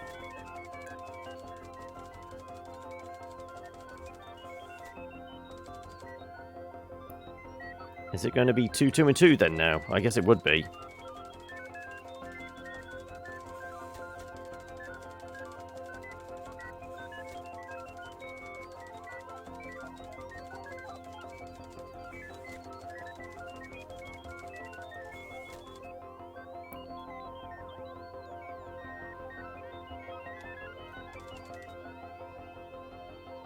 Well, I will maybe look into going back, but I mean, at the moment it's working, it's stable. I'm not having the issues running Dark Souls that we had like 2-3 weeks ago, whatever it was.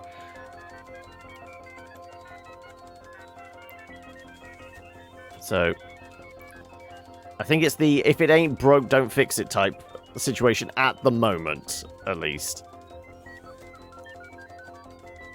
I mean, I think it's just a wait and see.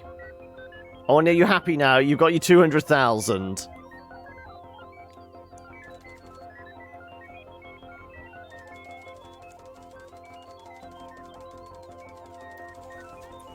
I have no idea what this is all about.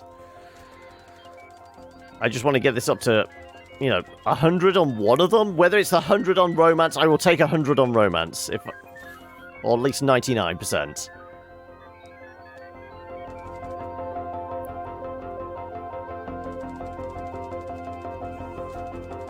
Fix bugs, fix bugs.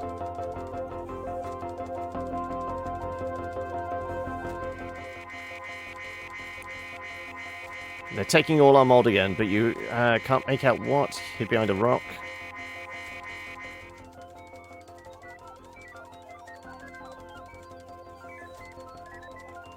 %. 92% on the romance factor. And no mold.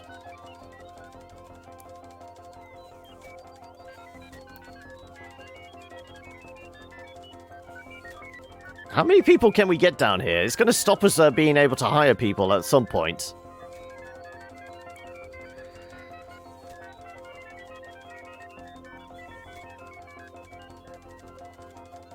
Yeah, okay, there we go. We've been... 6 is the maximum, clearly. So we're just going to do 2, 2, and 2 again.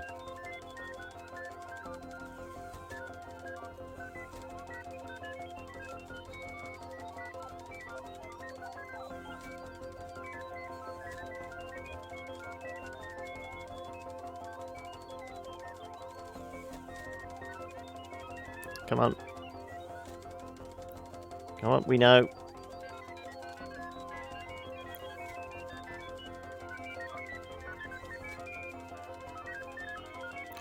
Sign.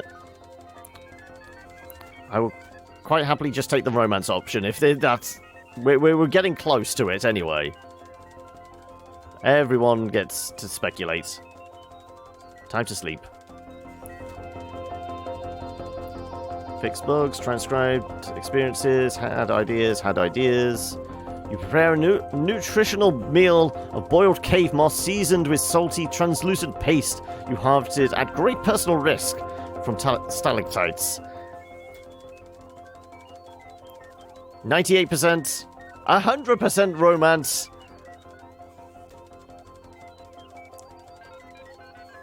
Well, I say we just do the same again. Get 100 on everything.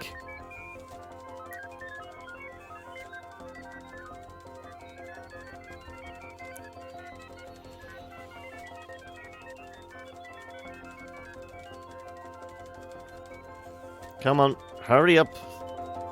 Oh no, I didn't want to sleep. 100% though. Oh no, the romance went down.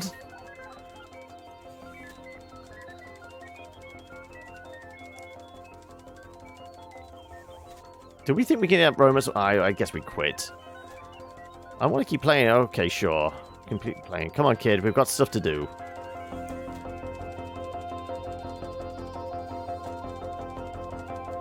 That was a rhetorical question. Quit game? I understand you as far as wanting to quit. Maybe we have to lose or die somehow in order to start over. Eat the lamp! Smash the computer! I want to eat the lamp. Type eat lamp. Don't be ridiculous. Maybe we have to wait it out. I guess we can keep playing. Okay, so... I guess we do have to get 100 on both.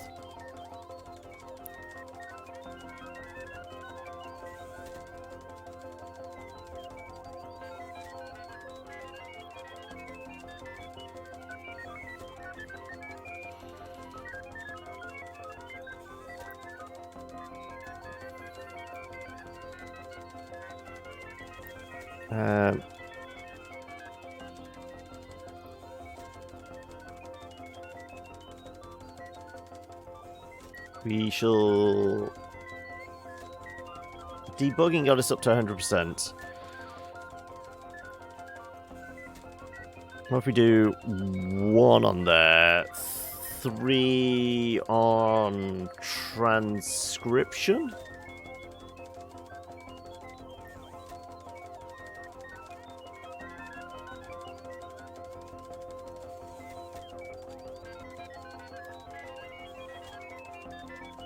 See how this affects things.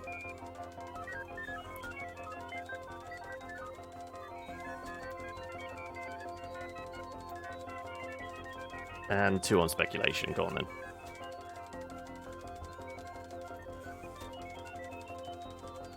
Time to sleep. Time passes. Transcribed experiences, add ideas. You dream fitfully. You, Lula, Joseph stand in a hallway. The walls are blank, beige. It's just after winter quarter, but before spring, so there are no students around. Joseph says something clever, and Lula leans on his shoulder. You wish that instead she had taken your hand, or that there were any other option. Now is the time to continue your work. Come on, give us that 100%. And the other 100%. Now we can wake it out. Come on.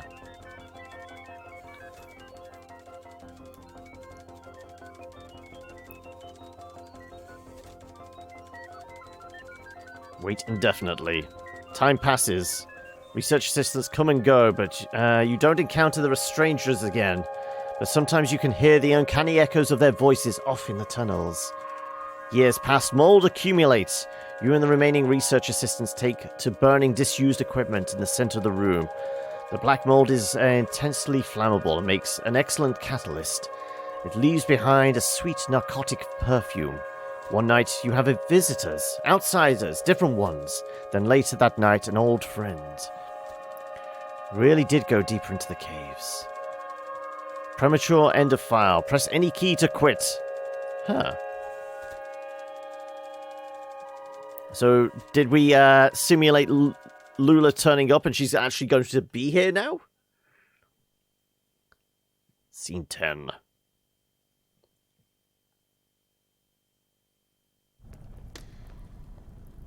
Yep, here she is. Okay, right, let's go talk to Lula then. To Donald. You really did go deeper into the caves. Well, you were easy enough to find.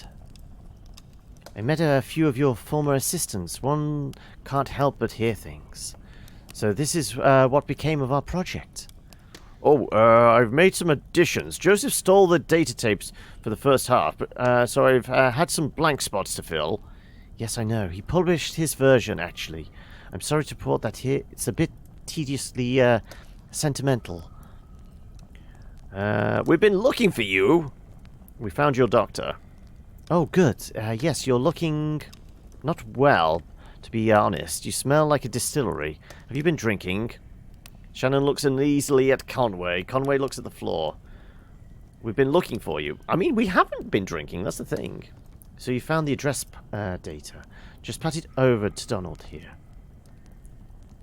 Donald, will you be a dear and crunch these numbers? We're looking to sort out a street name collision. Dogwood Drive. Wasn't the Bureau going to process it? I insist. I have cycles to spare. I'll just pack my pipe and get to it. I should only be an hour or so. Andrew will carry it over to Lula. I'll be at the Bureau for the rest of the night. Just mark it private materials for the attention of Senior Clerk Chamberlain.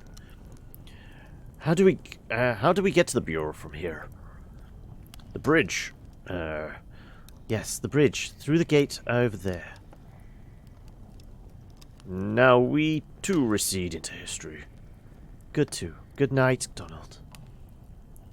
Meet me at the Bureau. We'll get you on your way. Head counterclockwise to Cathode Ray, then turn around. Then clockwise until you find the Bureau. Between us, I think you should drive.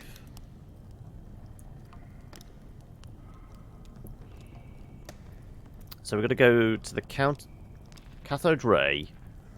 counterclockwise, and then... What was the other instruction?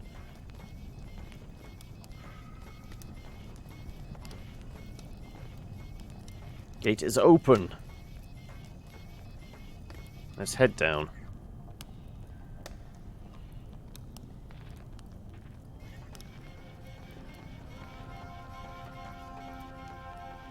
Also, was it really advisable to bring a kid down here?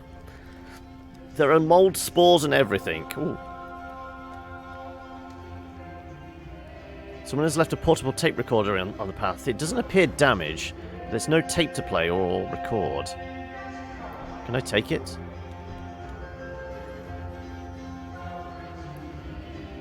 Random bookshelf? Bookshelf was carried only part way up the path here before the project was abandoned.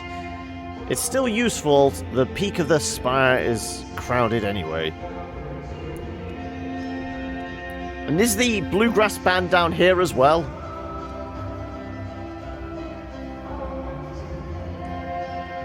Sensible modern electric lantern has been left here. The batteries have long since died.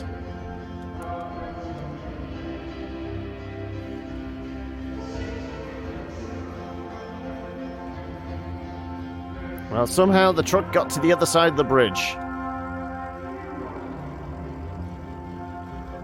Thanks for waiting, Blue. I got so turned around up there. Gonna be a bit longer than expected. What have you been doing? Sleeping, I bet. Take it, if you can, get it. Keeping Johnny here company?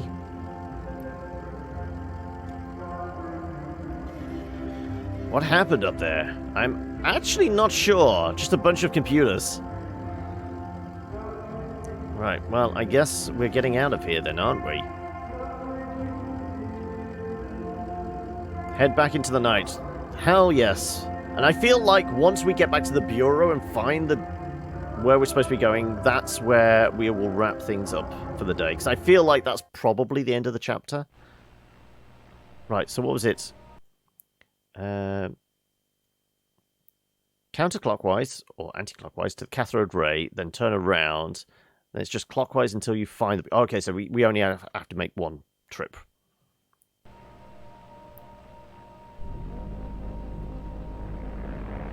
The rope. The cathode ray.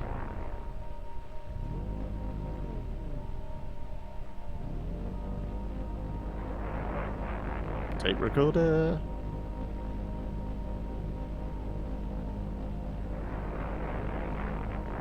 Random cat carrier. The backpack. Is the Bureau back down here again?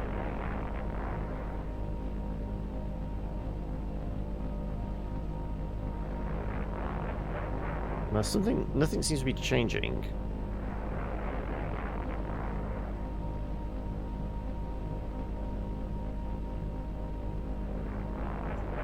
Screw it, let's see if we can get the,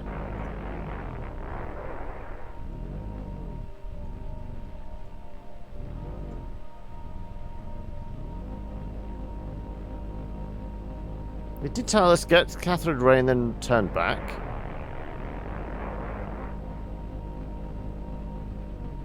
Which we tried. Rope.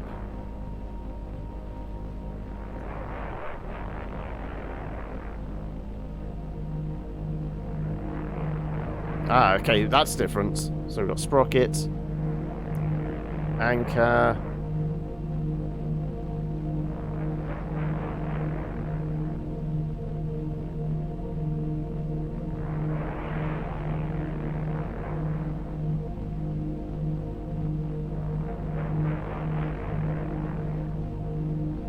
Okay, these tunnels are look slightly different. So we've got different symbols as well.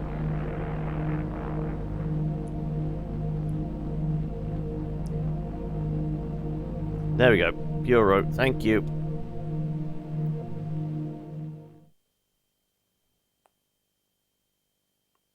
Scene 11. Bureau of Reclaimed Spaces.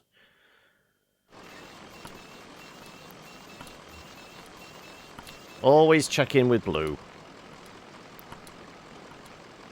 Got the time, Blue? Hey, you see that cat over there?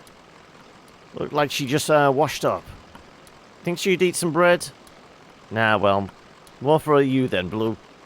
Maybe we should leave a crust or two behind and she'll go for it when she's comfortable.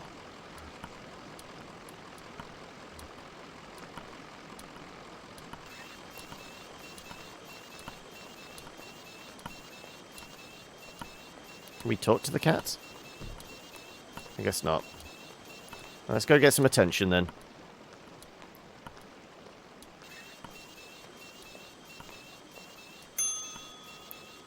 Is Marianne here?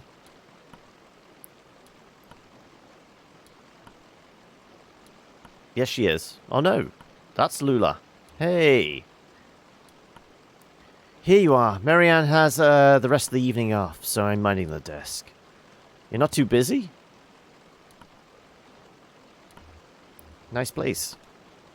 It is, isn't it? Sometimes I forget. The acoustics here are a way of grinding one down. The results just came in by courier. Good news. Donald and his assistants were able to sort through the noise.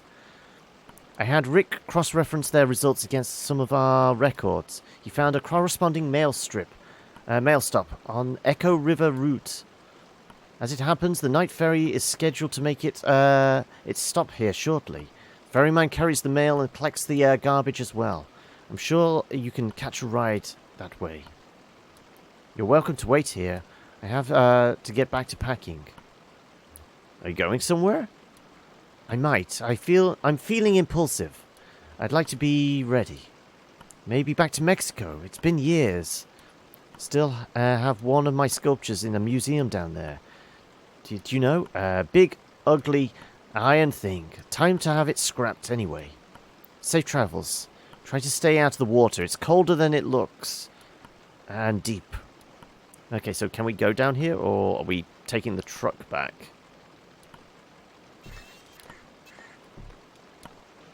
Wait for the ferry, I'm guessing? Yeah. Can we put the truck on the ferry? How big is this ferry? How long do we have to wait? Oh, who knows? Alright, what happened? What? Nothing. It's coming up to you. Oh, in the church? Yeah, sure, okay. It's okay, you can tell them. It doesn't matter anymore. Fine. So we were in that graveyard. Flashback? Yes, okay.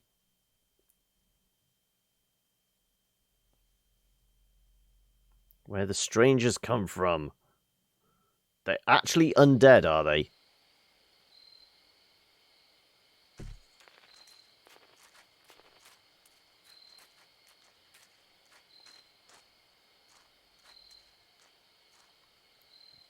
Well, this can't be right. Looks like an old church.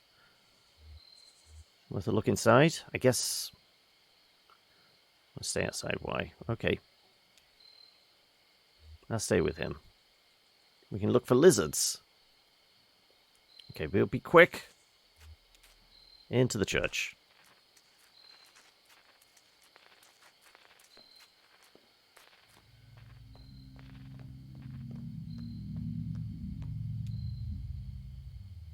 Church floor is cold metal, scuffed with flecks of unknown boot heels.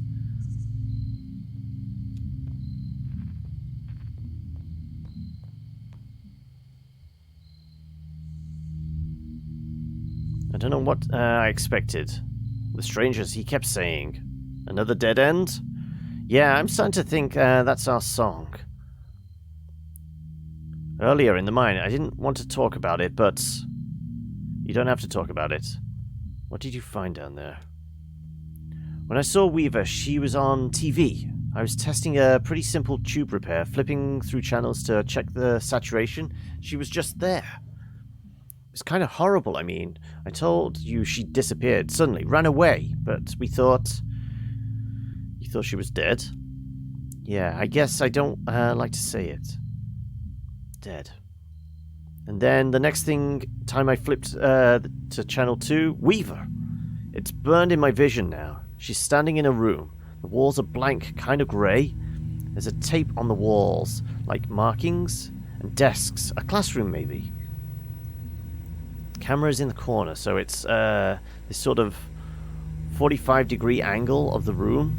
And there's Weaver right in the center of the picture. I stopped turning the dial. Hell, I think I stopped breathing. Eventually she spoke. But there was no real sound, just this awful hum. I read the closed captions. She said to go to the mine. I'd find something there. I can't remember her exact words. Whenever I tried, I get distracted, fuzzy. Shannon coughs into her sleeve.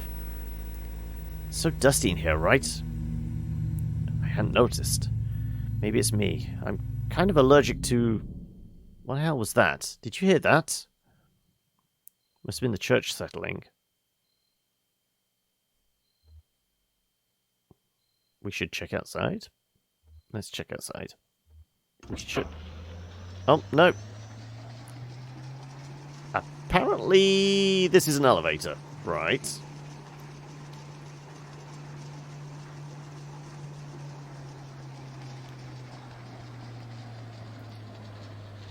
And... Oh, okay.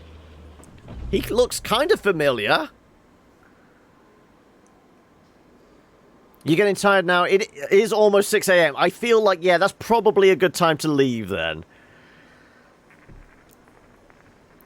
Okay, we're the spectral... Okay.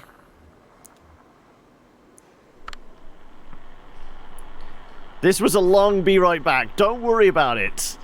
The stranger activates the tape player slung on his shoulder. A crackly drawl echoes in the room as it is patient and sounds like it should be smiling. My regrets. I hope I didn't keep you waiting long. We don't see a lot of foot traffic these days. I guess you're here about the job. I'm afraid we only have one opening at the moment. Horrible business. What's this job? We're actually looking for some information about an old computer. Do you know how to get to the bureau from here? Certainly, I'll tell you everything you need to know. I've only just met you, but I feel certain there's a place for you here. I'll just take you over to meet the dispatcher, show you the trucks, get you familiarized. We can converse as we go. What is this place? Well, it's not an old church. Some kind of factory? Yeah, maybe. But for what? Why hidden away like this? What's that smell? Like bread. Baking bread. Please follow me. Can we interact with his, like, lectern thing there? Also, what's with the degauze button again?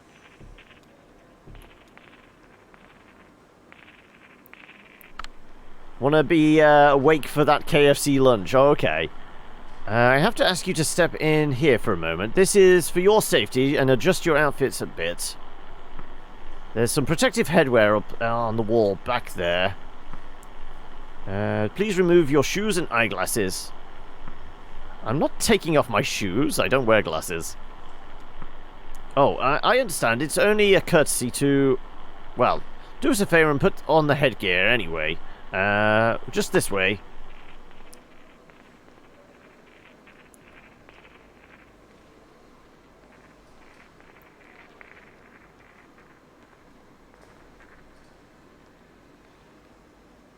Right, I guess we're going downstairs. So now that you're back, Slops, I did say just before you disappeared off. Have you been working on your campaign anymore? Because I don't know. Have you? Is it? It's a Wednesday game, isn't it? That's the one that you've been doing the TV table thing for and all that. The one you took over from the previous DM.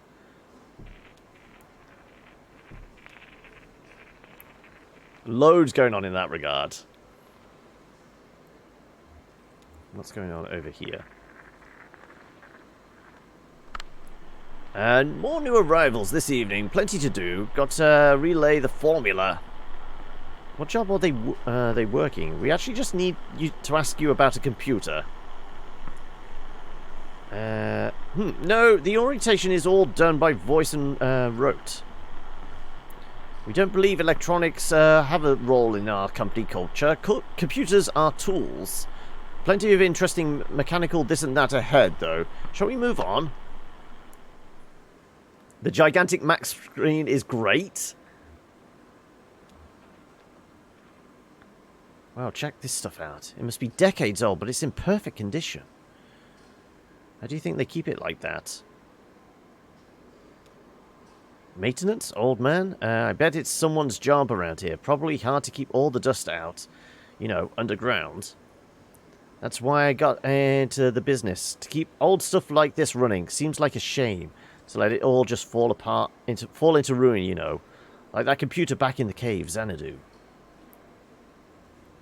Decades of engineering, thousands of years of mathematics and philosophy, all petrified into living stone. How could you just let it fall apart? Can't see me ever using paper maps again. Oh wow, you're full convert then now.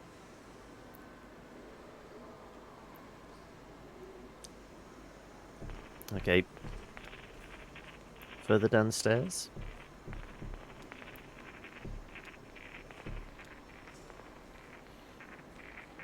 Also, I'm intrigued. What happens if I hit the degauss button? Yeah, you just do that. Okay, I was going to say. I thought it'd be something along those lines. Nope. We can ride the golf buggies. Here's the fleet, haha. We just use these to get around eternally. How big is this place? Oh, it's grown a great deal over the years. Incredible to think, really. When Mr. Bishop founded this operation, it was only about 1,800 square feet, and half of that or more was occupied by camouflage to keep the law out. Hiding out in the back of an old church, purifying spirits by handmade fire, a kettle and a dream. So the trucks are just east a ways in shipping. You can become acquainted with the dispatcher there. Give me a tap on the shoulder if you see something that catches your eye. Always happy to show off the facility's sublime machinery. So we can drive this.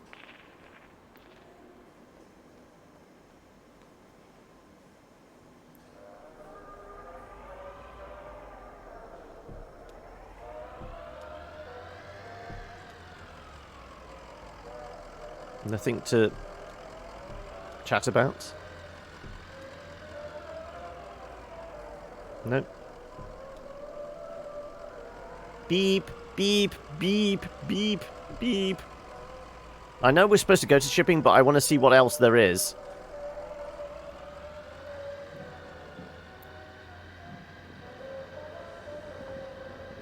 Distillation. Ah, so this is the distillery.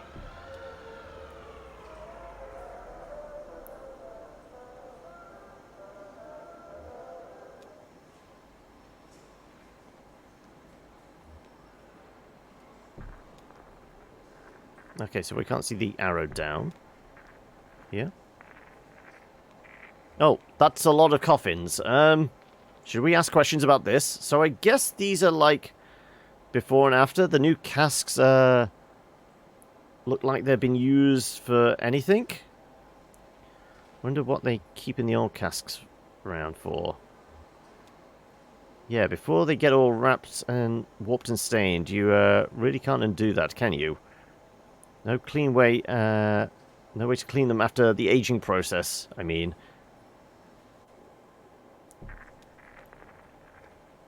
Okay, well I guess we've got to go to shipping, because I feel like we skipped some dialogue, discovering that the casks are, you know, the coffins are actually the caskets they use.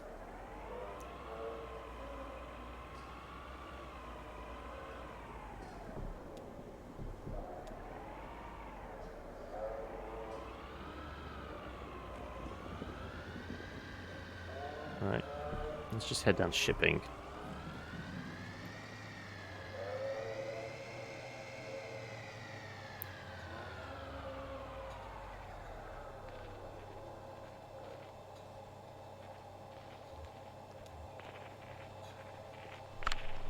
It is now. I have to ask, as a matter of course, what kind of experience do you have driving trucks? Drove deliveries for an antique shop up until this last run. It's a lonely kind of thing, here. And you can drive safely, can't you? I haven't any doubt now. It's only after what happened to Miguel this evening. Oh, so that was the spill on the road that we did see. What happened to Miguel this evening?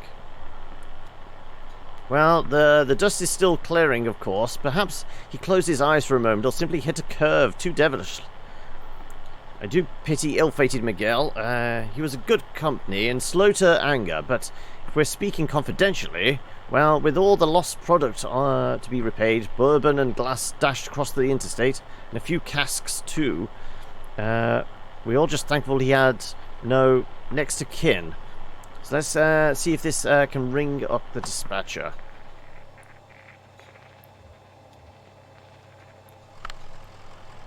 Doolittle starts the truck and switches the CB radio. A deep, monotonous voice drones from the dashboard speaker. 1020 on that load. Come back.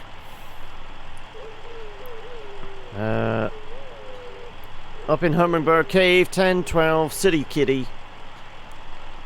This is good time, dispatch. We may have found Miguel's replacement. Thought you might like to get acquainted. 1019, come again. Introduce yourself. Hello. Pleased to meet you. Tell dispatch something impressive about yourself. They very well regarded here. I guess I could drive this truck like could drive a truck like this. I'm not really here for a job. You folks know anything about a moldy old computer?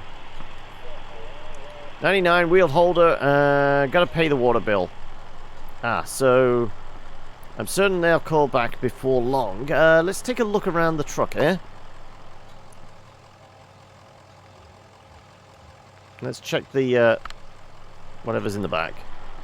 Looks like it's just about ready to go out. We have some good, strong folks in shipping here, so you never need to worry about loading if you don't want to. A bit hard on the knees and back at our age, eh?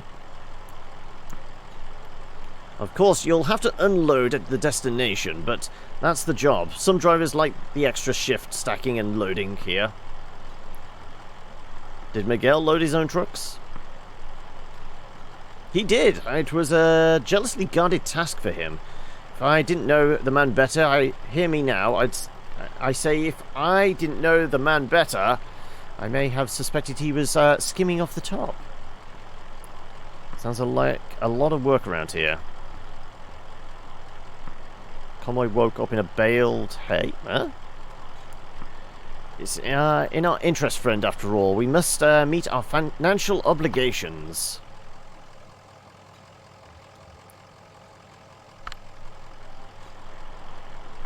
Kick the tires, that's the thing we do, isn't it? As though our knees could exert the kind of force these tires see out there on the road, but more likely to hurt ourselves. Isn't it the way, eh? Sure, they're a big machine, but they can be fragile.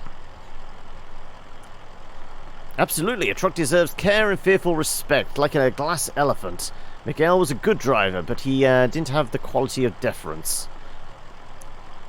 What kind of man was Miguel? Oh, is this like flashbacks to him drinking or something? As I always say of him, he was good company. Many of us found ourselves in his position, arrogantly grasping at personal sovereignty when our lives became unmanageable. There's no shame in it, only condolence. Now, what else can we show you? Headlights work fine, see? Fiddles with the controls. That's important. Most of our product goes out at night. You never know who you'll run into in the daylight. Dusk can be treacherously misleading. With all the indirect light. Magic hour, eh? The angle of the sun at dusk and dawn means light is mostly indirect reflections from the sky. Everything looks like a movie. Sure, those that sleep. Miguel pulled extra shifts when he could. Sometimes he'd help me, you know, sometimes over in bottling. We shouldn't have been out driving at dusk. Weird shadows, soft light, dangerous. Look okay. They do, that they do. Moving on. Control the wipers with this knob here. You seem to have a decent torque to them. Can't say how they'd fare in an ice storm, but you never delay a shipment. Better to assume risk. Always clear skies down here? So I hear, but most of our product is delivered by surface roads, which feel rain quite often, particularly in the spring months. Of course, what else then? No, that's everything. Crackles into life. Driver, come back. Ah, there's dispatch. Now tell me about them about your experience. Tell the truck in good shape. Tell them you'll start in the morning. 3 minutes into overtime. Well, I wanted to finish all the first 3 acts today, so we're on track for next week. So we're going to get this done. I feel like we're very near the end of it, this act, so it makes sense to.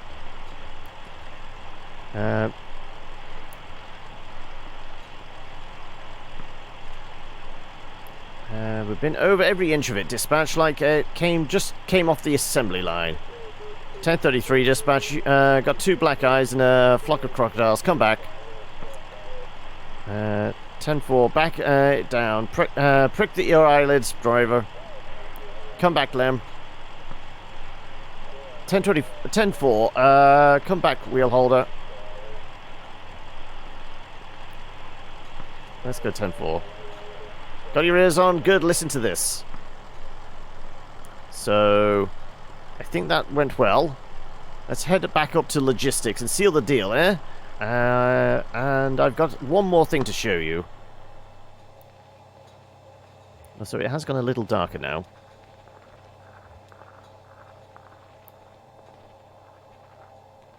Oh, my voice is starting to go. If I start doing, come back, all that kind of idea, I'm liable to shred my voice again. I mean, we have been going for 6 hours, so you got to cut me some slack.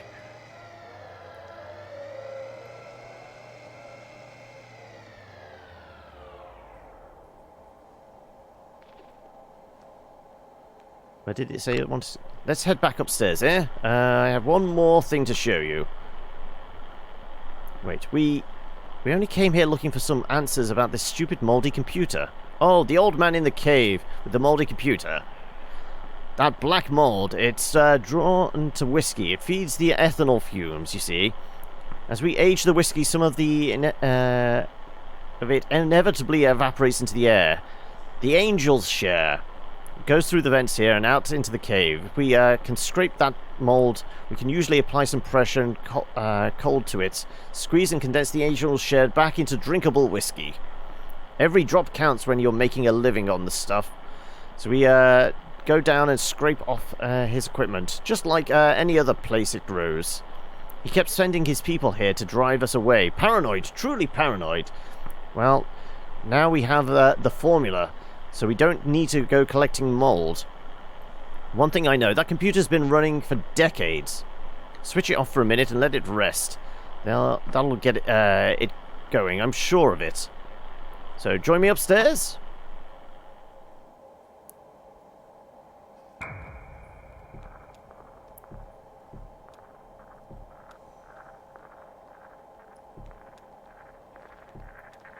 It's good to know they were. The mold is actually we could just drink the mold. Apparently, it's just like condensed whiskey.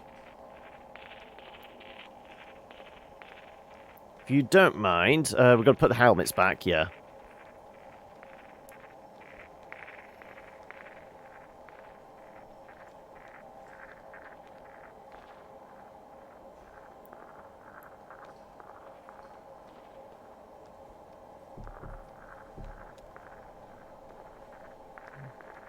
Do we have to go to his little lectern, dispatch table? Yeah, adding machine, there we go. Here it is, a beauty, wouldn't you say? It's an antique, you know. What is it? Why, it's an adding machine. This is where we come for our daily ritual to calculate the day's interest and repayment according to the formula. I usually do so at the beginning of my shift, so I know how many hours I need in order to keep up. Yes, I believe you'll do well here, sir. Happy to have you. Congratulations, you're hired. Wait, we can't. It's customary here to start each day with a shift drink.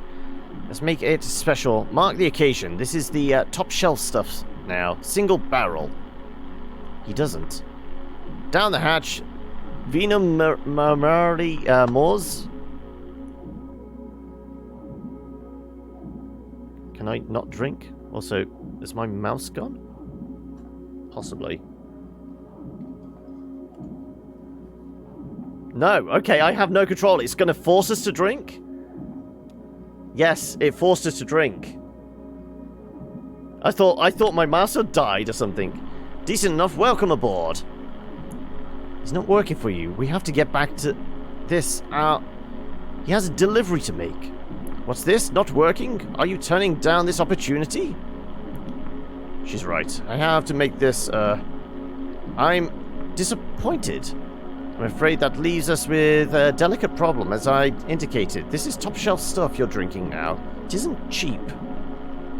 If it's not your first shift drink, well, there's the matter of this tour just now. My time, experience are billed at quite a premium. This is not good for you, my friend. You're in quite deep. By my back of the envelope estimations, well, we have that in common, I suppose. All of us. Yes, I'm afraid you'll have to work this off somehow. It's just the way of it. What's happening right now? You can start tomorrow. Take the time to settle your affairs, of course. The interest begins to compound immediately, and, well, we'll go over the formula when you get here. You should get back to work. See you tomorrow, then. I mean, taking that drink apparently sold our soul to whatever this company is.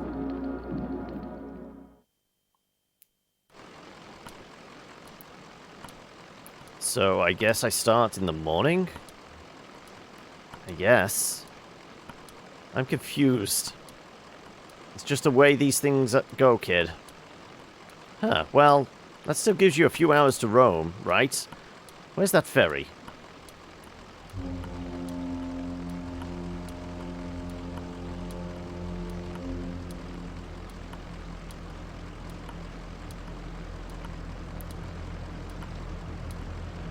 Does Blue have to work at the distillery as well?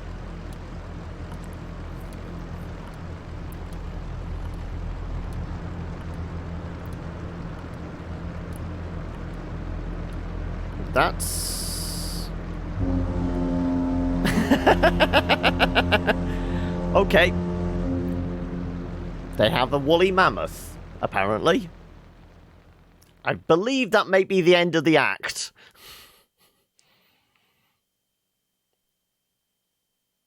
There you go. End of Act 3. So, I mean, it's automatically going to start playing Act 4, so hopefully we can quit. Save just now, so yeah. Hopefully, does this take us back to the main? Regardless. No, that just quits us out completely. But there we go. Let's chuck a mark in there.